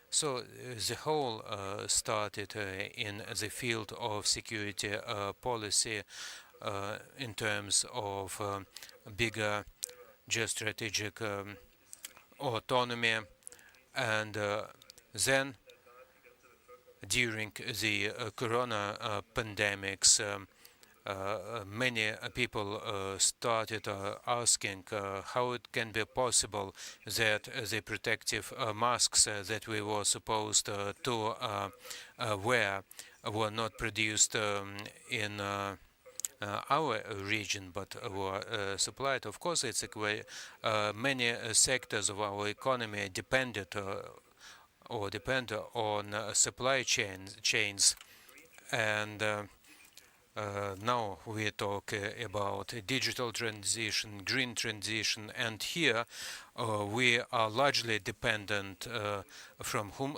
China in terms of supplies of raw materials, if we talk, be it batteries and other parts. Everyone understood that, and of course here the industries must react also, and a number of measures can be envisaged here. And of course, the industry, our economy must diversify their sources of supplies, and here our ministries try to contact and develop relations with other countries in Asia, in Africa, in order to diversify, to multiply the sources so that we would not stay or develop new dependencies. We mentioned lithium here, and it's one of the examples here. Of course, diversification is a very important topic here in this regard, de-risking, decoupling. If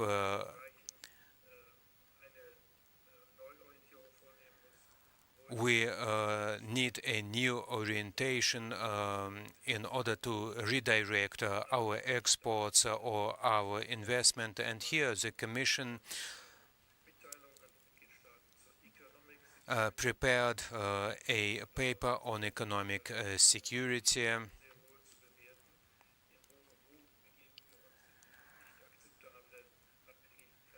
where there might be unacceptable dependencies or where we can export our technologies. Such discussions are also taking place in the United States, and our members of the European Union should consider these issues as well, and such issues as screening of incoming investment, but what can we do about our investments that go out of the European Union? And the last point which I would like to mention, the industries which we would like to develop in Europe, for example, in the production of semiconductors. Of course, my appeal goes to you, to the audience, to think about your questions. I would like to pose two questions to Colonel Hagemann. So, what are the chances, what possibilities do the countries from the global south have in order to position themselves in this geostrategic competition? They differ from country to country, but let us take India as example. India considers itself a democratic country, but for a long time it has a very ambivalent attitude towards the West, based due to its colonial past. At the same time, India has long established relations to Russia. Someone said that 60% of arms come into India from Russia, and this is the reason for criticism from Europe, from the West, and India disagrees with it. India says that it's hypocrisy because the Western countries also have partnerships or relations with countries which are not democratic in cases where it suits the West well. And at the same time,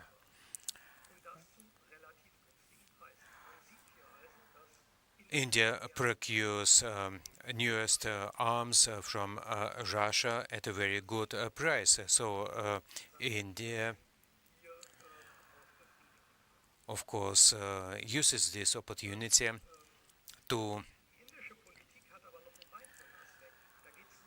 maintain its own interests, and of course we are talking about not only material interests, and here we come to talk about China. India believes that the Western attempts to isolate Russia are wrong. Russia is thus pushed into the arms of China. What is China doing here? For a long time, China has been a problem for the Indian security.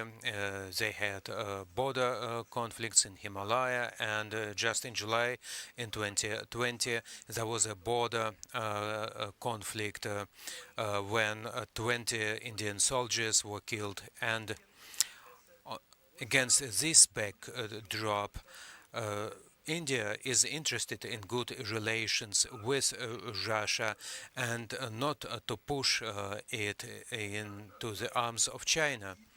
At the same time, on the other side, from the other side, India sees good chances in this strategic competition rivalry. after the situation escalated, India had consultations with the United States, and it's a clear message towards Beijing.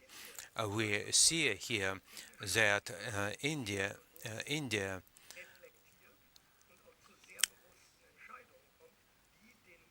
has very deliberately reflected on its role as a geostrategic player and the cooperation with the West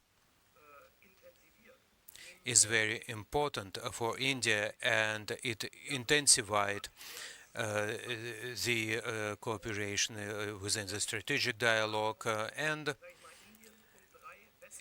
India and three other countries in the Asia-Pacific space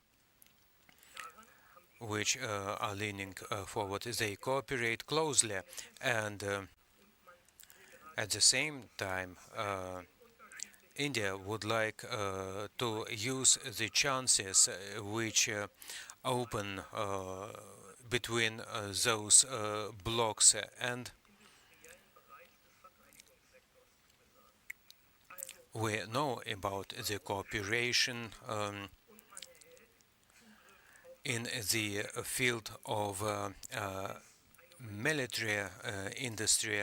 So India tries to cooperate in this field both with Russia and the United States in order to have advantages in both forms of cooperation. And so we must try to consider this, to take this into consideration. It's very interesting that we have this illustration, this example of such country. Let us start with the Q&A session. Brian, then you, and the third. I always prefer to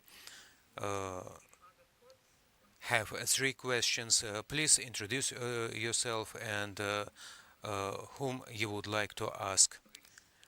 To BRICS. My question concerns BRICS, what's going on within BRICS, and if we analyze what's going on there, there is a counter project initiated by the G20 with the African Union. So, what is the associating countries of the BRICS? Maybe there might be some other new alliances. I think it's quite possible, and we heard it here. Colonel Hageman also said it, that we should have a more balanced approach, to maybe in the Marshall Center or in other institutions. Maybe this situation has been analyzed concerning this development. Thank you. I'm from Würzburg. My question is for Mr. Gunnar, and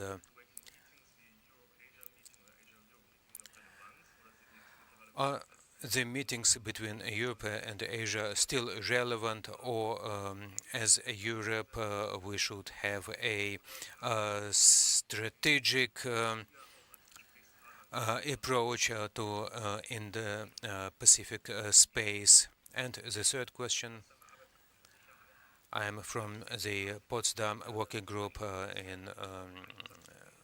for security. You mentioned India and China, but another question is Taiwan. But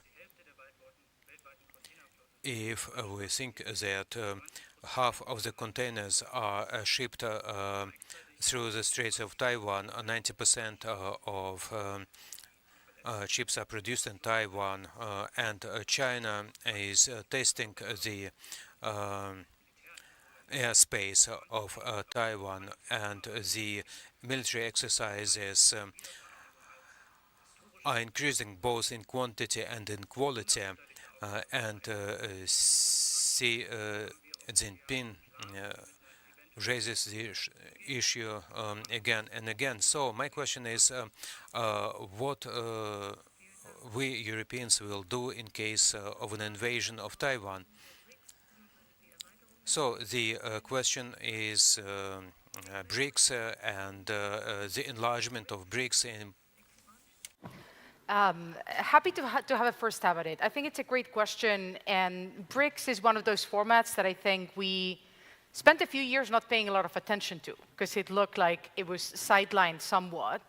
We're seeing clearly a renewed push, not just to expand it, but also to sort of reformalize it, institutionalize it further, and to make it sort of more relevant internationally. The concern with BRICS for me, and something that I think we need to keep in mind, is linked to this issue of the different perspectives that Global South countries have, right? So China very clearly looks at BRICS as a geopolitical body that it would like to have compete with the G7. And this is where a lot of these initiatives come from. Not all of the other members of BRICS look at BRICS in this same way. Therefore, I think that China is going to run into quite a number of obstacles if it tries to turn BRICS into sort of a geopolitical body, or it tries to bring BRICS into its own sphere of influence. And this also means that the further that BRICS expands, I think the likelier it will be that they will run into trouble coming to decisions or actually managing to implement any of these initiatives or plans. Because there doesn't seem to be a very clear identity or strategic objective for the group. And that, to me, is a key issue here. There's no shared set of values or principles, I think, underpinning BRICS at this point. It's mostly a sort of an economic consideration that Beijing is trying to turn geopolitical. So I think it's something that we need to take seriously, and we need to take it seriously also because of what it signals. Precisely because it signals China's ambition to build an alternative power base in the Global South and compete with the West. But I think we need to not overdo it in terms of considering BRICS immediately already a direct competitor to the G7, for example. Thank you, Helena. Die zweite Frage ging an Herrn. The second question was for Mr. Wigan, so the importance of European and Asian meetings today. Hans-Dieter Genscher started this initiative every 2 years. We had such summits since then. The EU members and, by the way, other European countries like Norway, Switzerland, the United Kingdom, and Asian partners. And then this venue was expanded, this forum was expanded by Russia, and after the invasion of Ukraine, we tried to suspend the Russian membership, and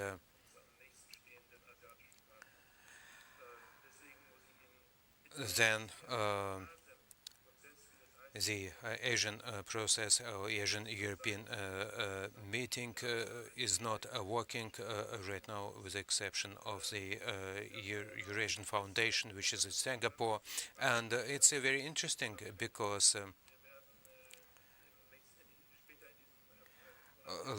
later in this month we'll have an APEC summit in California, where Latin American countries and United States and Canada meet with South Asian partners, and China and Russia will be also represented there. and for us it's unacceptable. And then we developed a strategy for cooperation with our partners in the Pacific space. 2 days before the Russian aggression of Ukraine, we had information that the war was about to begin. We had a meeting because it was very important for European and for Asian countries. Since then, we had a meeting on the level of ministers in Stockholm, and here we have a new space for cooperation from the almost the majority of partners will take part in it, who are willing to cooperate in 7 important spheres. It does not include China, what was implied by your question, because China declines every kind of Indo-Pacific politics, because for them it's a kind of a container politics. But still, we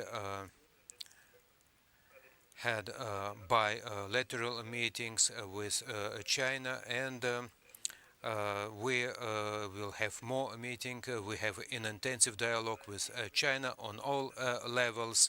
It started again. It does not mean that we'll have more in common, but at least we talk. Last question for Colonel Hageman. Then we have a question from online. Colonel Hageman, so what does an escalation of the situation in South Chinese Sea, or how can we react in case of an invasion of Taiwan? It's an interesting question. First of all, we must say that from the Chinese that Taiwan is considered from the Chinese point of view against the backdrop of what going on in Ukraine. Putin assumed that Ukraine would be an easier task to fulfill, but it was not the case. He was surprised by the Ukrainian resolve and by the determined reaction from the West. And of course, China keeps this in mind. From the Chinese point of view, China watches closely how West is supporting a small country, and the outcome of the conflict in Europe will have an influence on how China will act. It will depend on whether the West would be able to deter China from such acts, and Ukraine is not a NATO member. That's why NATO has not failed in Ukraine, but our efforts to deter Russia from the aggression was not successful, and here we must undertake credible efforts so that China would be convinced that the invasion of Taiwan would result in a united and determined response from the West. Of course, we understand there is an understanding in Europe and the United States that we should take a strategic approach to such problems. And of course, the West, how we will react, it's an open question. The flexible response of NATO was designed to demonstrate our resolve, but at the same time to have all possible means at our disposal so that our opponent wouldn't be uncertain. So climate change is how can we avoid the emergence of political blocs, because the climate change, the problem of the climate change can be resolved only by our united efforts. I agree with what Colonel Hagemann said. A lot depends on what is going to happen further in Ukraine. So, if Russia can be pushed back in its attempt to conquer another territory, violating international law, if this aggressive policy is not successful, if Moscow's model of a new political order by swallowing smaller states, if this fails, well, then Russia will not necessarily change its political course overnight. No, maybe not ever, but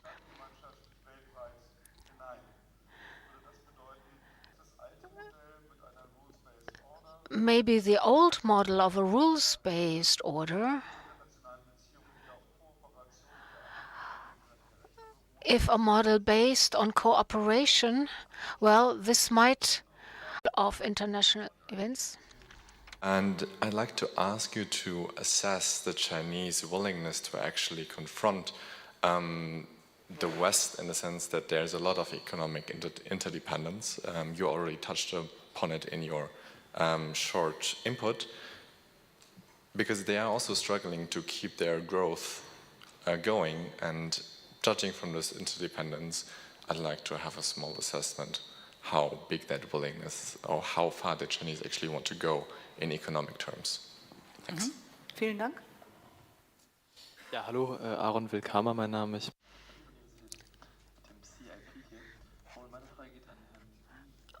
I have a question for Mr. Wiegand. You talked about the states caught between the zones of influence of China and the West and don't want to join any sphere of influence. What is their outlook for the future? So the petrodollar and the BRIC states, that was for Colonel Hagemann. I'm not an economist, not an expert on economics, but one thing is striking, because strategic competition takes place in the economy, and there is an interest in weakening the West by the states we talked about. So they no longer want to have the dollar as the lead currency in worldwide economics. So there have been changes already,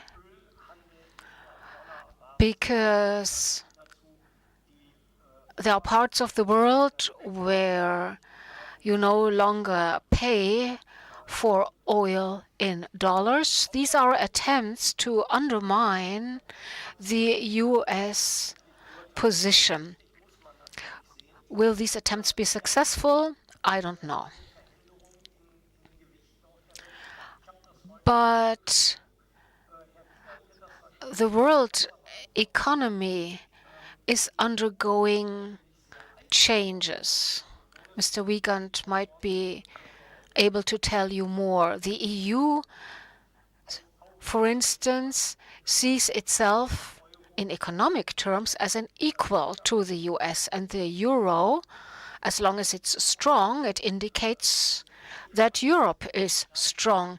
I'm, however, somewhat pessimistic. No, let me put it like this. In einer intensiven Auseinandersetzung sind mit China oder Russland und vielleicht noch ein, zwei andere Länder, sondern dass wir uns ganz intensiv bemühen müssen um diesen sogenannten globalen Süden und genau zuhören müssen und eingehen müssen auf die individuellen Wünsche und Notwendigkeiten mit einem guten Kooperationsangebot. Ich glaube, dass da keine Resignation einsetzen sollte, sondern dass das heutzutage einfach sehr viel weniger ein Lagerdenken ist als ein Emanzipationsdenken. Vielen Dank. So, ich möchte zum Abschluss sehr, sehr sportlich werden. Ich nehme alle 4 Fragen, wenn sie kurz, knapp und präzise sind. Very brief, a 15-second answer, otherwise we'll have a time overrun. Okay, Colonel Hagemann, you said the Global South is becoming increasingly important. I'm from Mexico.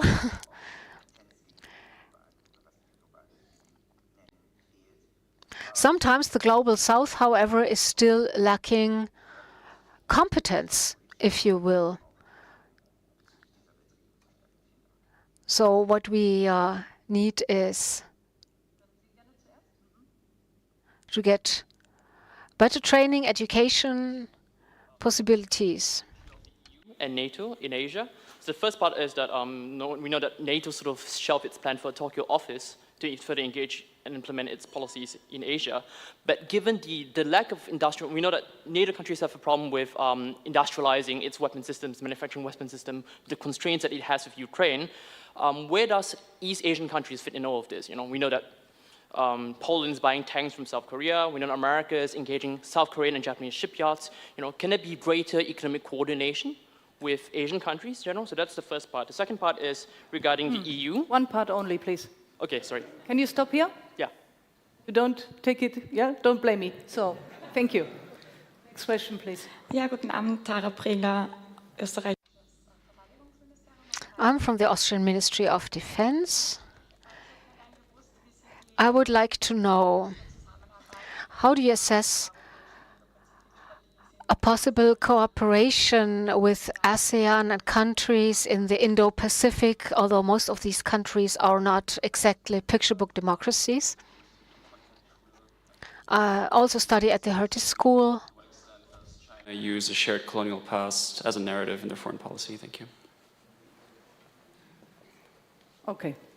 Das wird schwierig. Die erste Frage beantworte ich. Okay, this is going to be difficult. I'm going to answer the first question, and I think competence, knowledge about history, the status quo, we need to learn more and understand the situation of these countries, yes. The second question, the future of EU-NATO partnerships involving Asia or South Asia. They're interested. And travel diplomacy bears witness to that. So when the Chancellor went to India, this was sending a strong signal. Let's see what's going to happen next. Helena? Future of the EU and ASEAN partnerships? I mean, very briefly, that cooperation obviously is there. It will continue, but it's incredibly diverse because speaking of ASEAN as a single entity, especially on various policy areas, I think is a little bit of a stretch. So we're talking about Indo-Pacific strategies, for example, there will be more and more cooperation with certain ASEAN member states, perhaps not with ASEAN overall as an institution, I would say. Vielen Dank. Thank you to all panelists. Mr. Wiegand, a round of applause.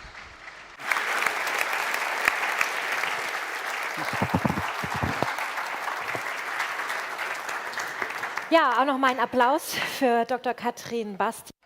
And applause for this great moderation by Dr. Bastian.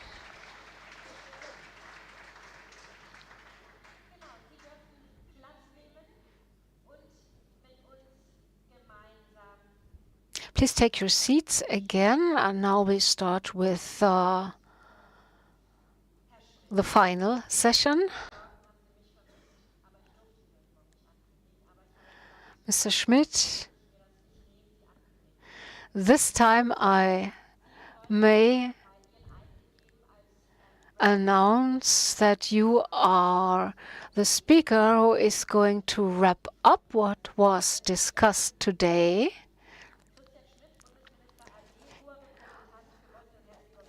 Former High Representative of Bosnia-Herzegovina, Director of the German Atlantic Association. We are looking forward to your summary.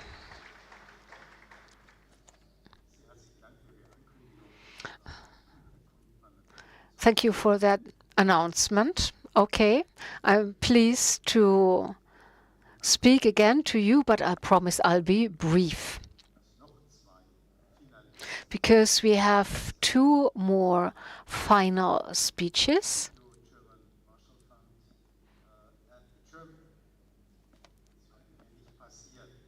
Oh, I got mixed up. Thank you to the George C. Marshall Center, but the Marshall Fund has been good to us in the past as well. And thank you, Heinrich Brauß, for preparing this conference. The feedback so far has been positive, but of course it has not been easy. It has not been a light discussion, but that reflects today's situation.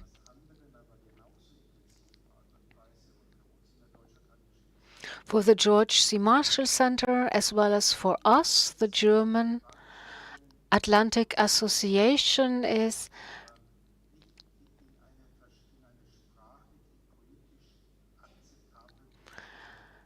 whatever we discuss needs to be phrased and expressed perfectly, but this is sometimes difficult because the questions are so difficult to answer. But today we had experts talking, people who know what they're talking about without being arrogant and feeling like members of a very special community. What we discussed today was necessary. And Minister Pistorius said this morning that this is actually the first time that an international conflict, and this is different from NATO's dual track decision, that this conflict is perceived differently by different parts of our society. Hamas terrorist attack on Israel, on the kibbutzim,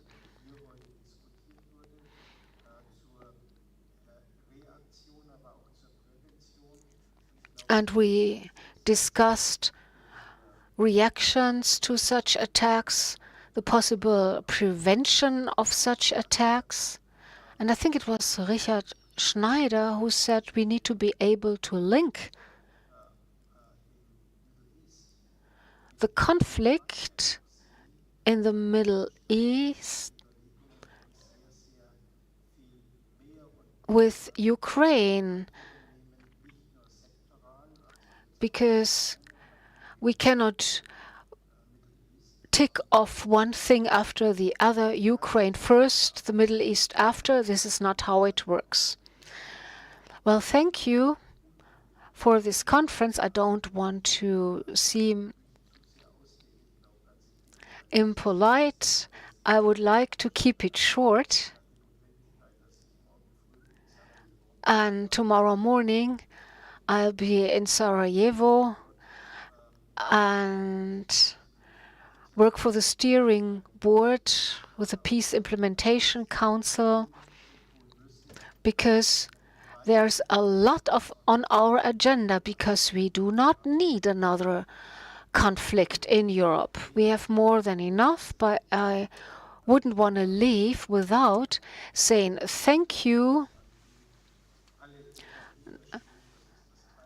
to the organizers and the small team of the German Atlantic Association, the George C. Marshall Center, the moderators, which have led the panel discussion to good results. So it was a great joint endeavor, and we are going to continue with this NATO Talk conference on a maybe somewhat smaller scale, but I hope we'll be able to cooperate again with the George C. Marshall Center. It's been great to have you on board. I'm looking forward meeting and seeing you next year as well and in between. Denn wir haben uns vorgenommen mit unserer aktiven Gruppe.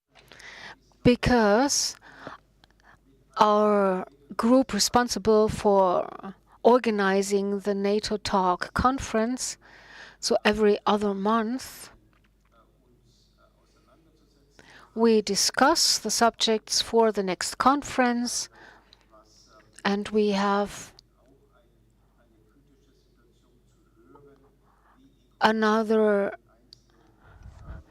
conference in December, a kind of an overview with the latest developments in certain countries like Ukraine, but other countries as well. And a word of thank you to all the volunteers supporting us. And the other day we had a great discussion on how to basically do the follow-up, not too much at a time, but maybe spread it out over several evenings. So thank you very much for participating. Werner Sonne said today that we are not here simply to talk, but to widen the horizon, to put NATO more into focus in our societies. And thank you for participating. Of course, we didn't find answers to all the questions, so let me say already thank you to those working out the answers. I wish you a good week. Things will not be easy politically, but thank you for this great start into the week here in Berlin.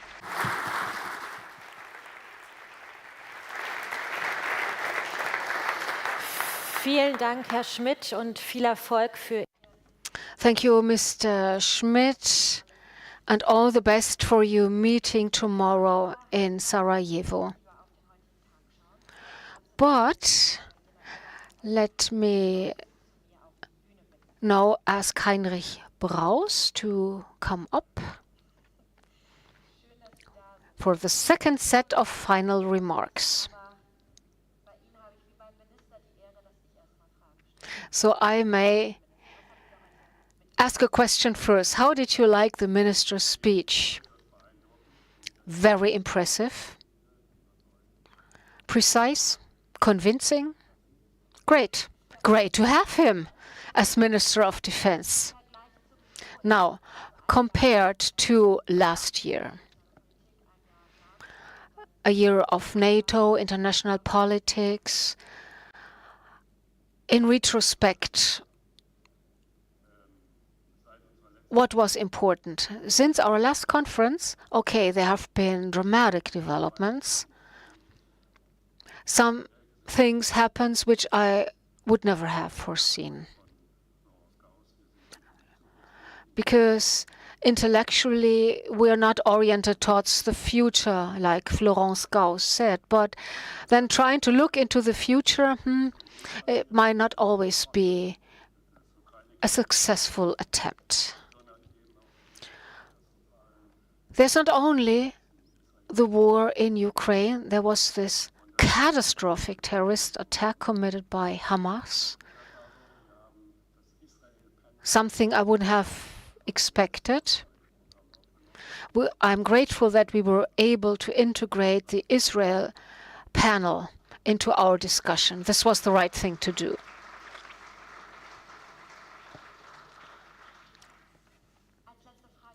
One final question.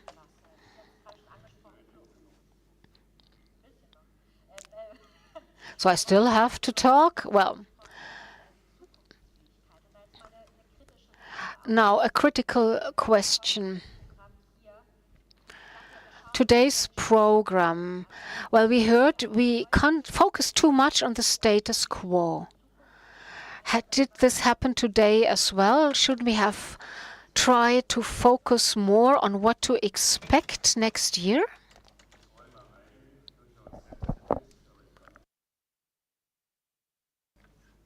Let me admit, well, I'm a NATO person. And what NATO does is it concentrates on what is going on right now and what might be happening next year. Whatever, we always need to find a consensus. Fit for the future, yes, you might leave that to the scientists. But in terms of security policy, we need to focus on the here and now.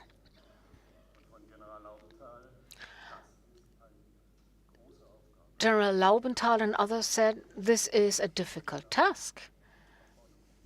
It will be a while until we take a look at what might be happening 10 years from now. Believe me, currently we are very busy with the near future. If we manage, then we're good. Thank you.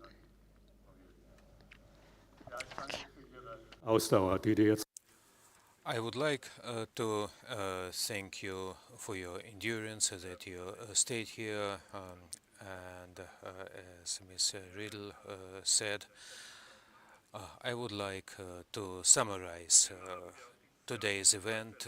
We had a lot of information on security policy and strategy, very interesting, but at the same time very worrying.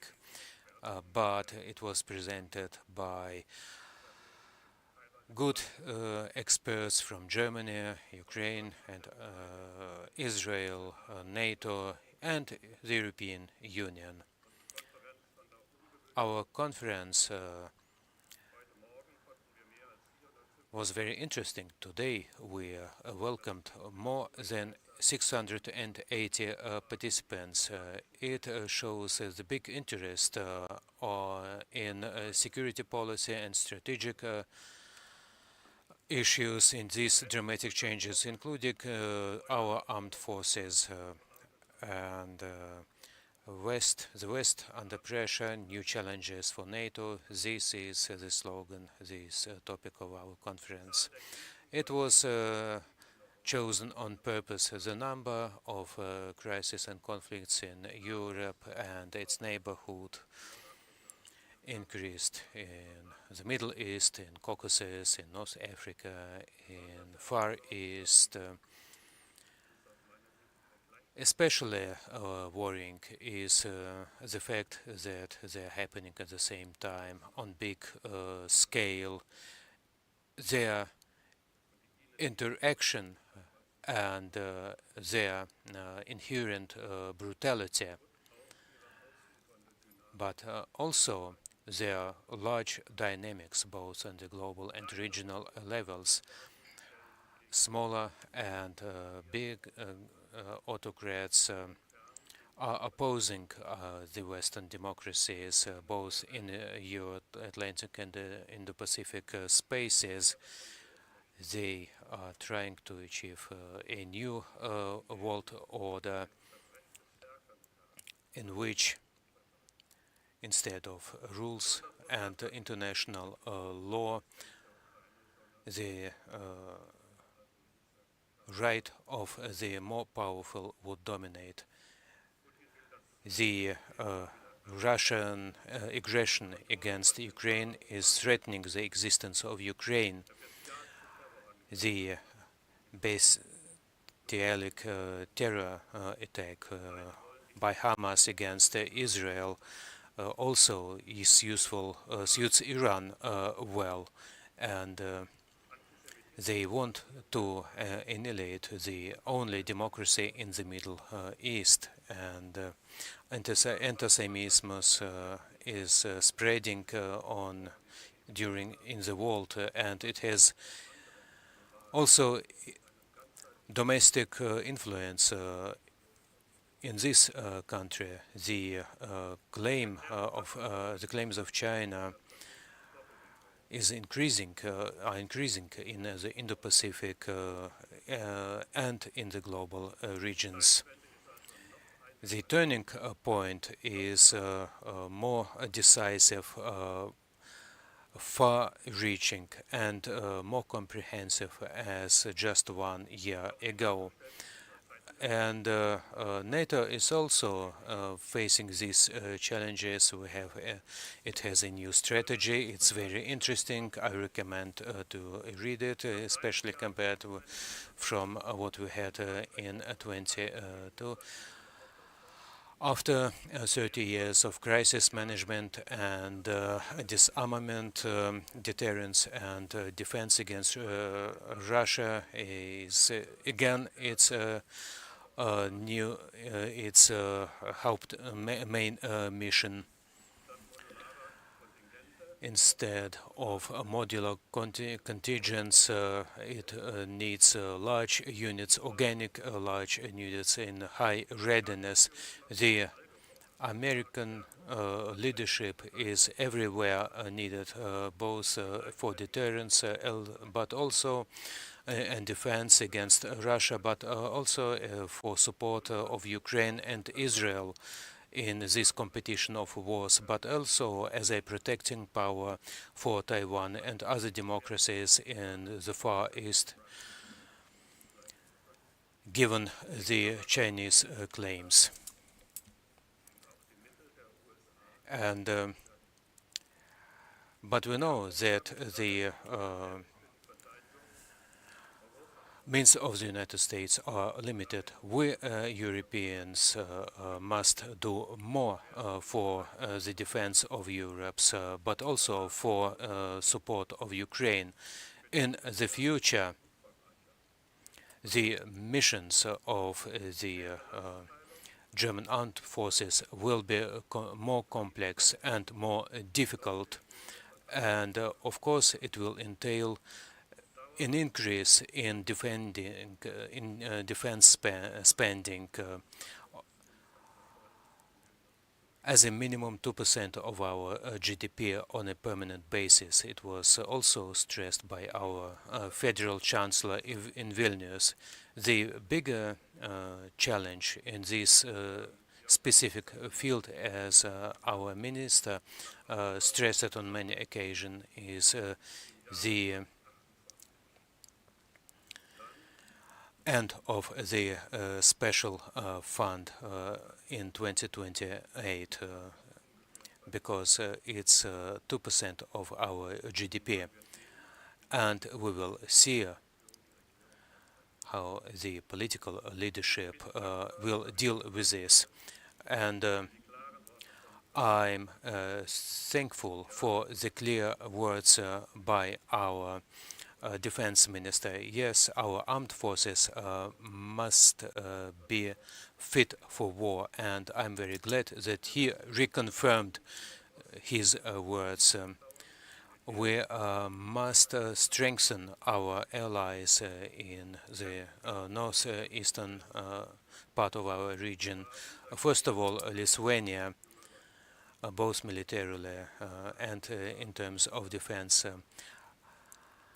As a young lieutenant, we learned how to fight in order not to be forced to fight, and the credible defense capability is a good deterrence, and it requires from our population and from our politicians a mental turning point, because the threat by Russia, posed by Russia, will continue for many decades, believe the experts. Especially concerning is the speed of the reforms in our armed forces. But of course, we should acknowledge the successes where we have them. For example, the establishment, the formation of a battle brigade in Lithuania. It's a good example which Germany has made for NATO. It's a good example for forward defense of NATO, and it's also it's acknowledged by our allies. It must be stressed as a German Atlantic Association, we are supporting and welcoming the transatlantic relations and German-American friendship, both in Germany and in Berlin and in other regions in Germany. We are very glad that in George C. Marshall Center is our new partner. This year, George C. Marshall Center celebrated its 30th anniversary, and in the spirit of the Marshall Plan, which was very important for the reconstruction after the Second World War, the Marshall Center, continues this tradition of democratic and partnership of our project. For your partnership and excellent support in organizing this NATO Talk 2023. The cooperation with your team. Kleinen Moment, jetzt habe ich die Seite verloren, ich muss aber haben. Was truly exemplary and a great pleasure. Katrin Bastian, the cooperation with Katrin Bastian and Colonel Hagemann was wonderful, and we have taken profit from their expertise, advice, and collegiate support all the time. So this cooperation was in itself a success. Thank you for that.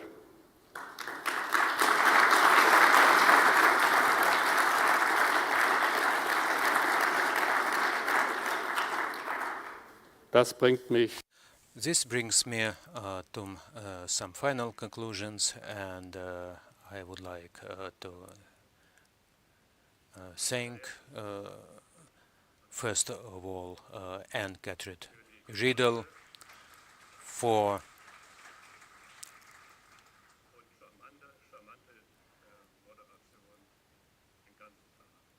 her moderation of this conference. And also I would like to thank other moderators, Teresa Winter, Jana Pulierin, Katrin Bastian, and Werner Sonne.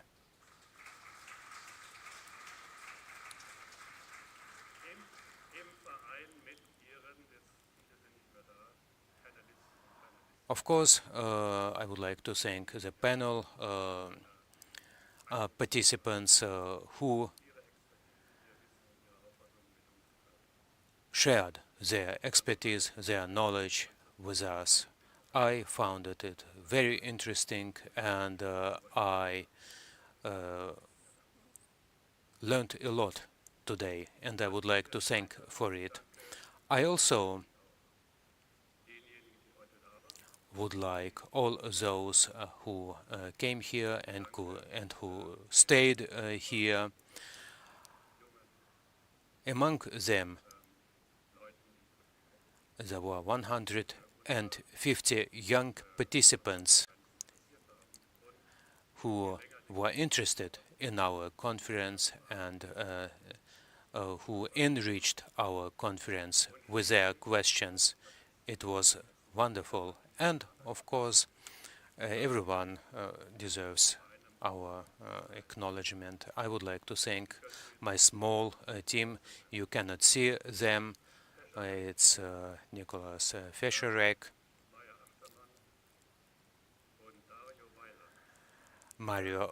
Dario Violant, who was very active in supporting and was responsible for technical support and preparation, who was responsible for the connection with Brussels and Israel.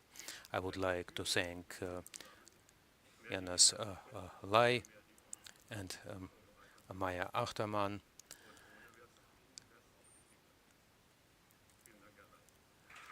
I would like to thank you, Mr. Lyon.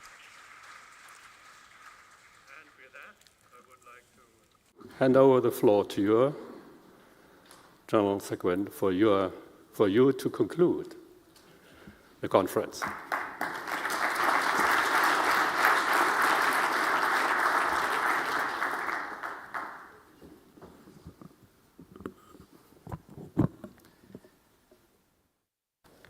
Heute war ein wunderbaren Tag, ja?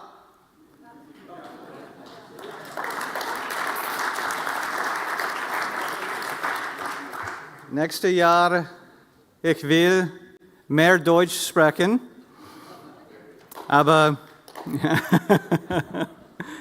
jetzt, ich will in English sprechen, Entschuldigung, so, in English. I think Katrin mentioned that there's fewer in their seats than there were this morning for the minister's talk, but I'm not going to take that as a predetermined indictment of my closing remarks. I'm also keenly aware that I'm the last speaker between all of our opportunity to get a beer here in the beautiful city of Berlin. So I will try to keep my remarks short. What a captivating tour de force of the many and great security challenges that we collectively face. I commend the moderators, I commend the panelists, a true group of experts. Thank you so very much for your many contributions, and I agree with Heinrich, I learned so much just listening to today's presentations. To Lieutenant General Retired Brauß, sir, thank you for being the mastermind, as I was informed, behind putting together today's events, topics, and agenda. Truly enriching for all of us, and a credit to you and to your team, as you've already commended.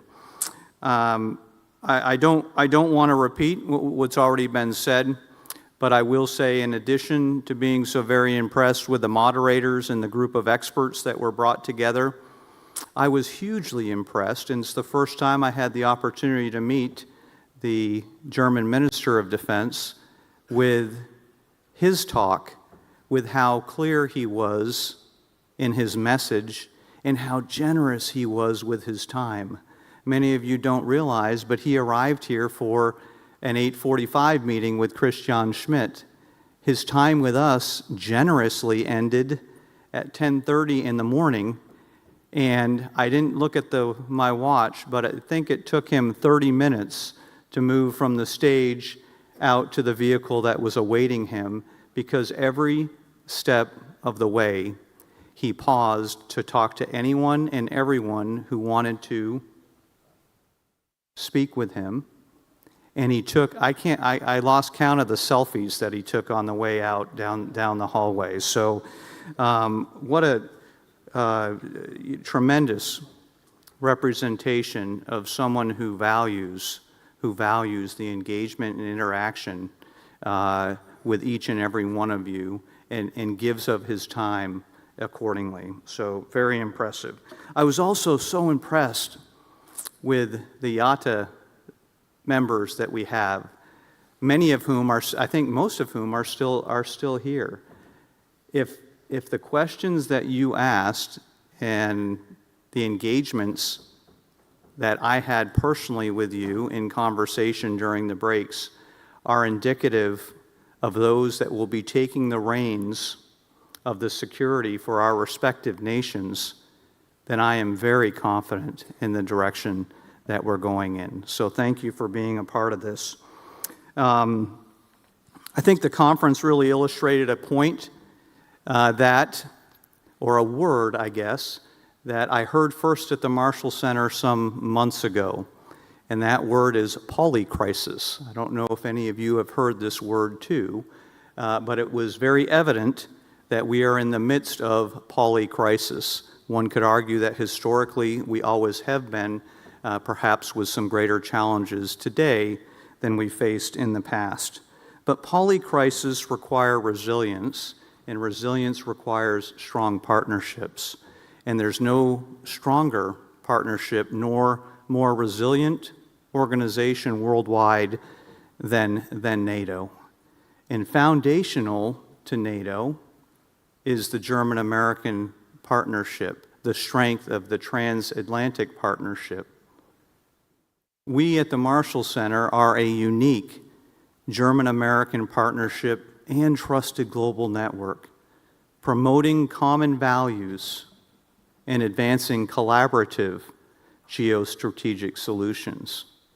Today's talks, I think, have done exactly what we strive to do at the Marshall Center, to educate, to engage, and to empower security partners to collectively affect regional, transnational, and global security challenges. So I thank the participants for moving us ever closer personally to being educated, engaged, and in power. I want to thank our team at the Marshall Center. This is a first for us, as you've heard. We were very proud and pleased to step up and to step into this partnership. And so, as led by Colonel Hageman, Dr. Katrin Bastian, we have many team members with us. A very special thank you to the team that brought this together. I think it's the start. We can't call it tradition until we do it twice, so it's not a tradition yet, but I think it's a tremendous start, and I thank Christian Schmidt and Johannes Lai for your confidence in partnering with us, for giving us this opportunity. I rank this in my nearly 2.5 years at the Marshall Center as director in the top 3 of these type engagements that I've been able to be a part of. So, and there's been a lot. And so I hope and commit to continuing this partnership, and thank Christian Schmidt and Johannes yourself and Heinrich for your willingness to do that with us. So, I wish you safe travels. Some of you have come from outside of Berlin, as our team has. It has been a tremendous day of educating, engaging, and empowering. Schönen Abend, auf Wiedersehen, and alles Gutes. Vielen Dank.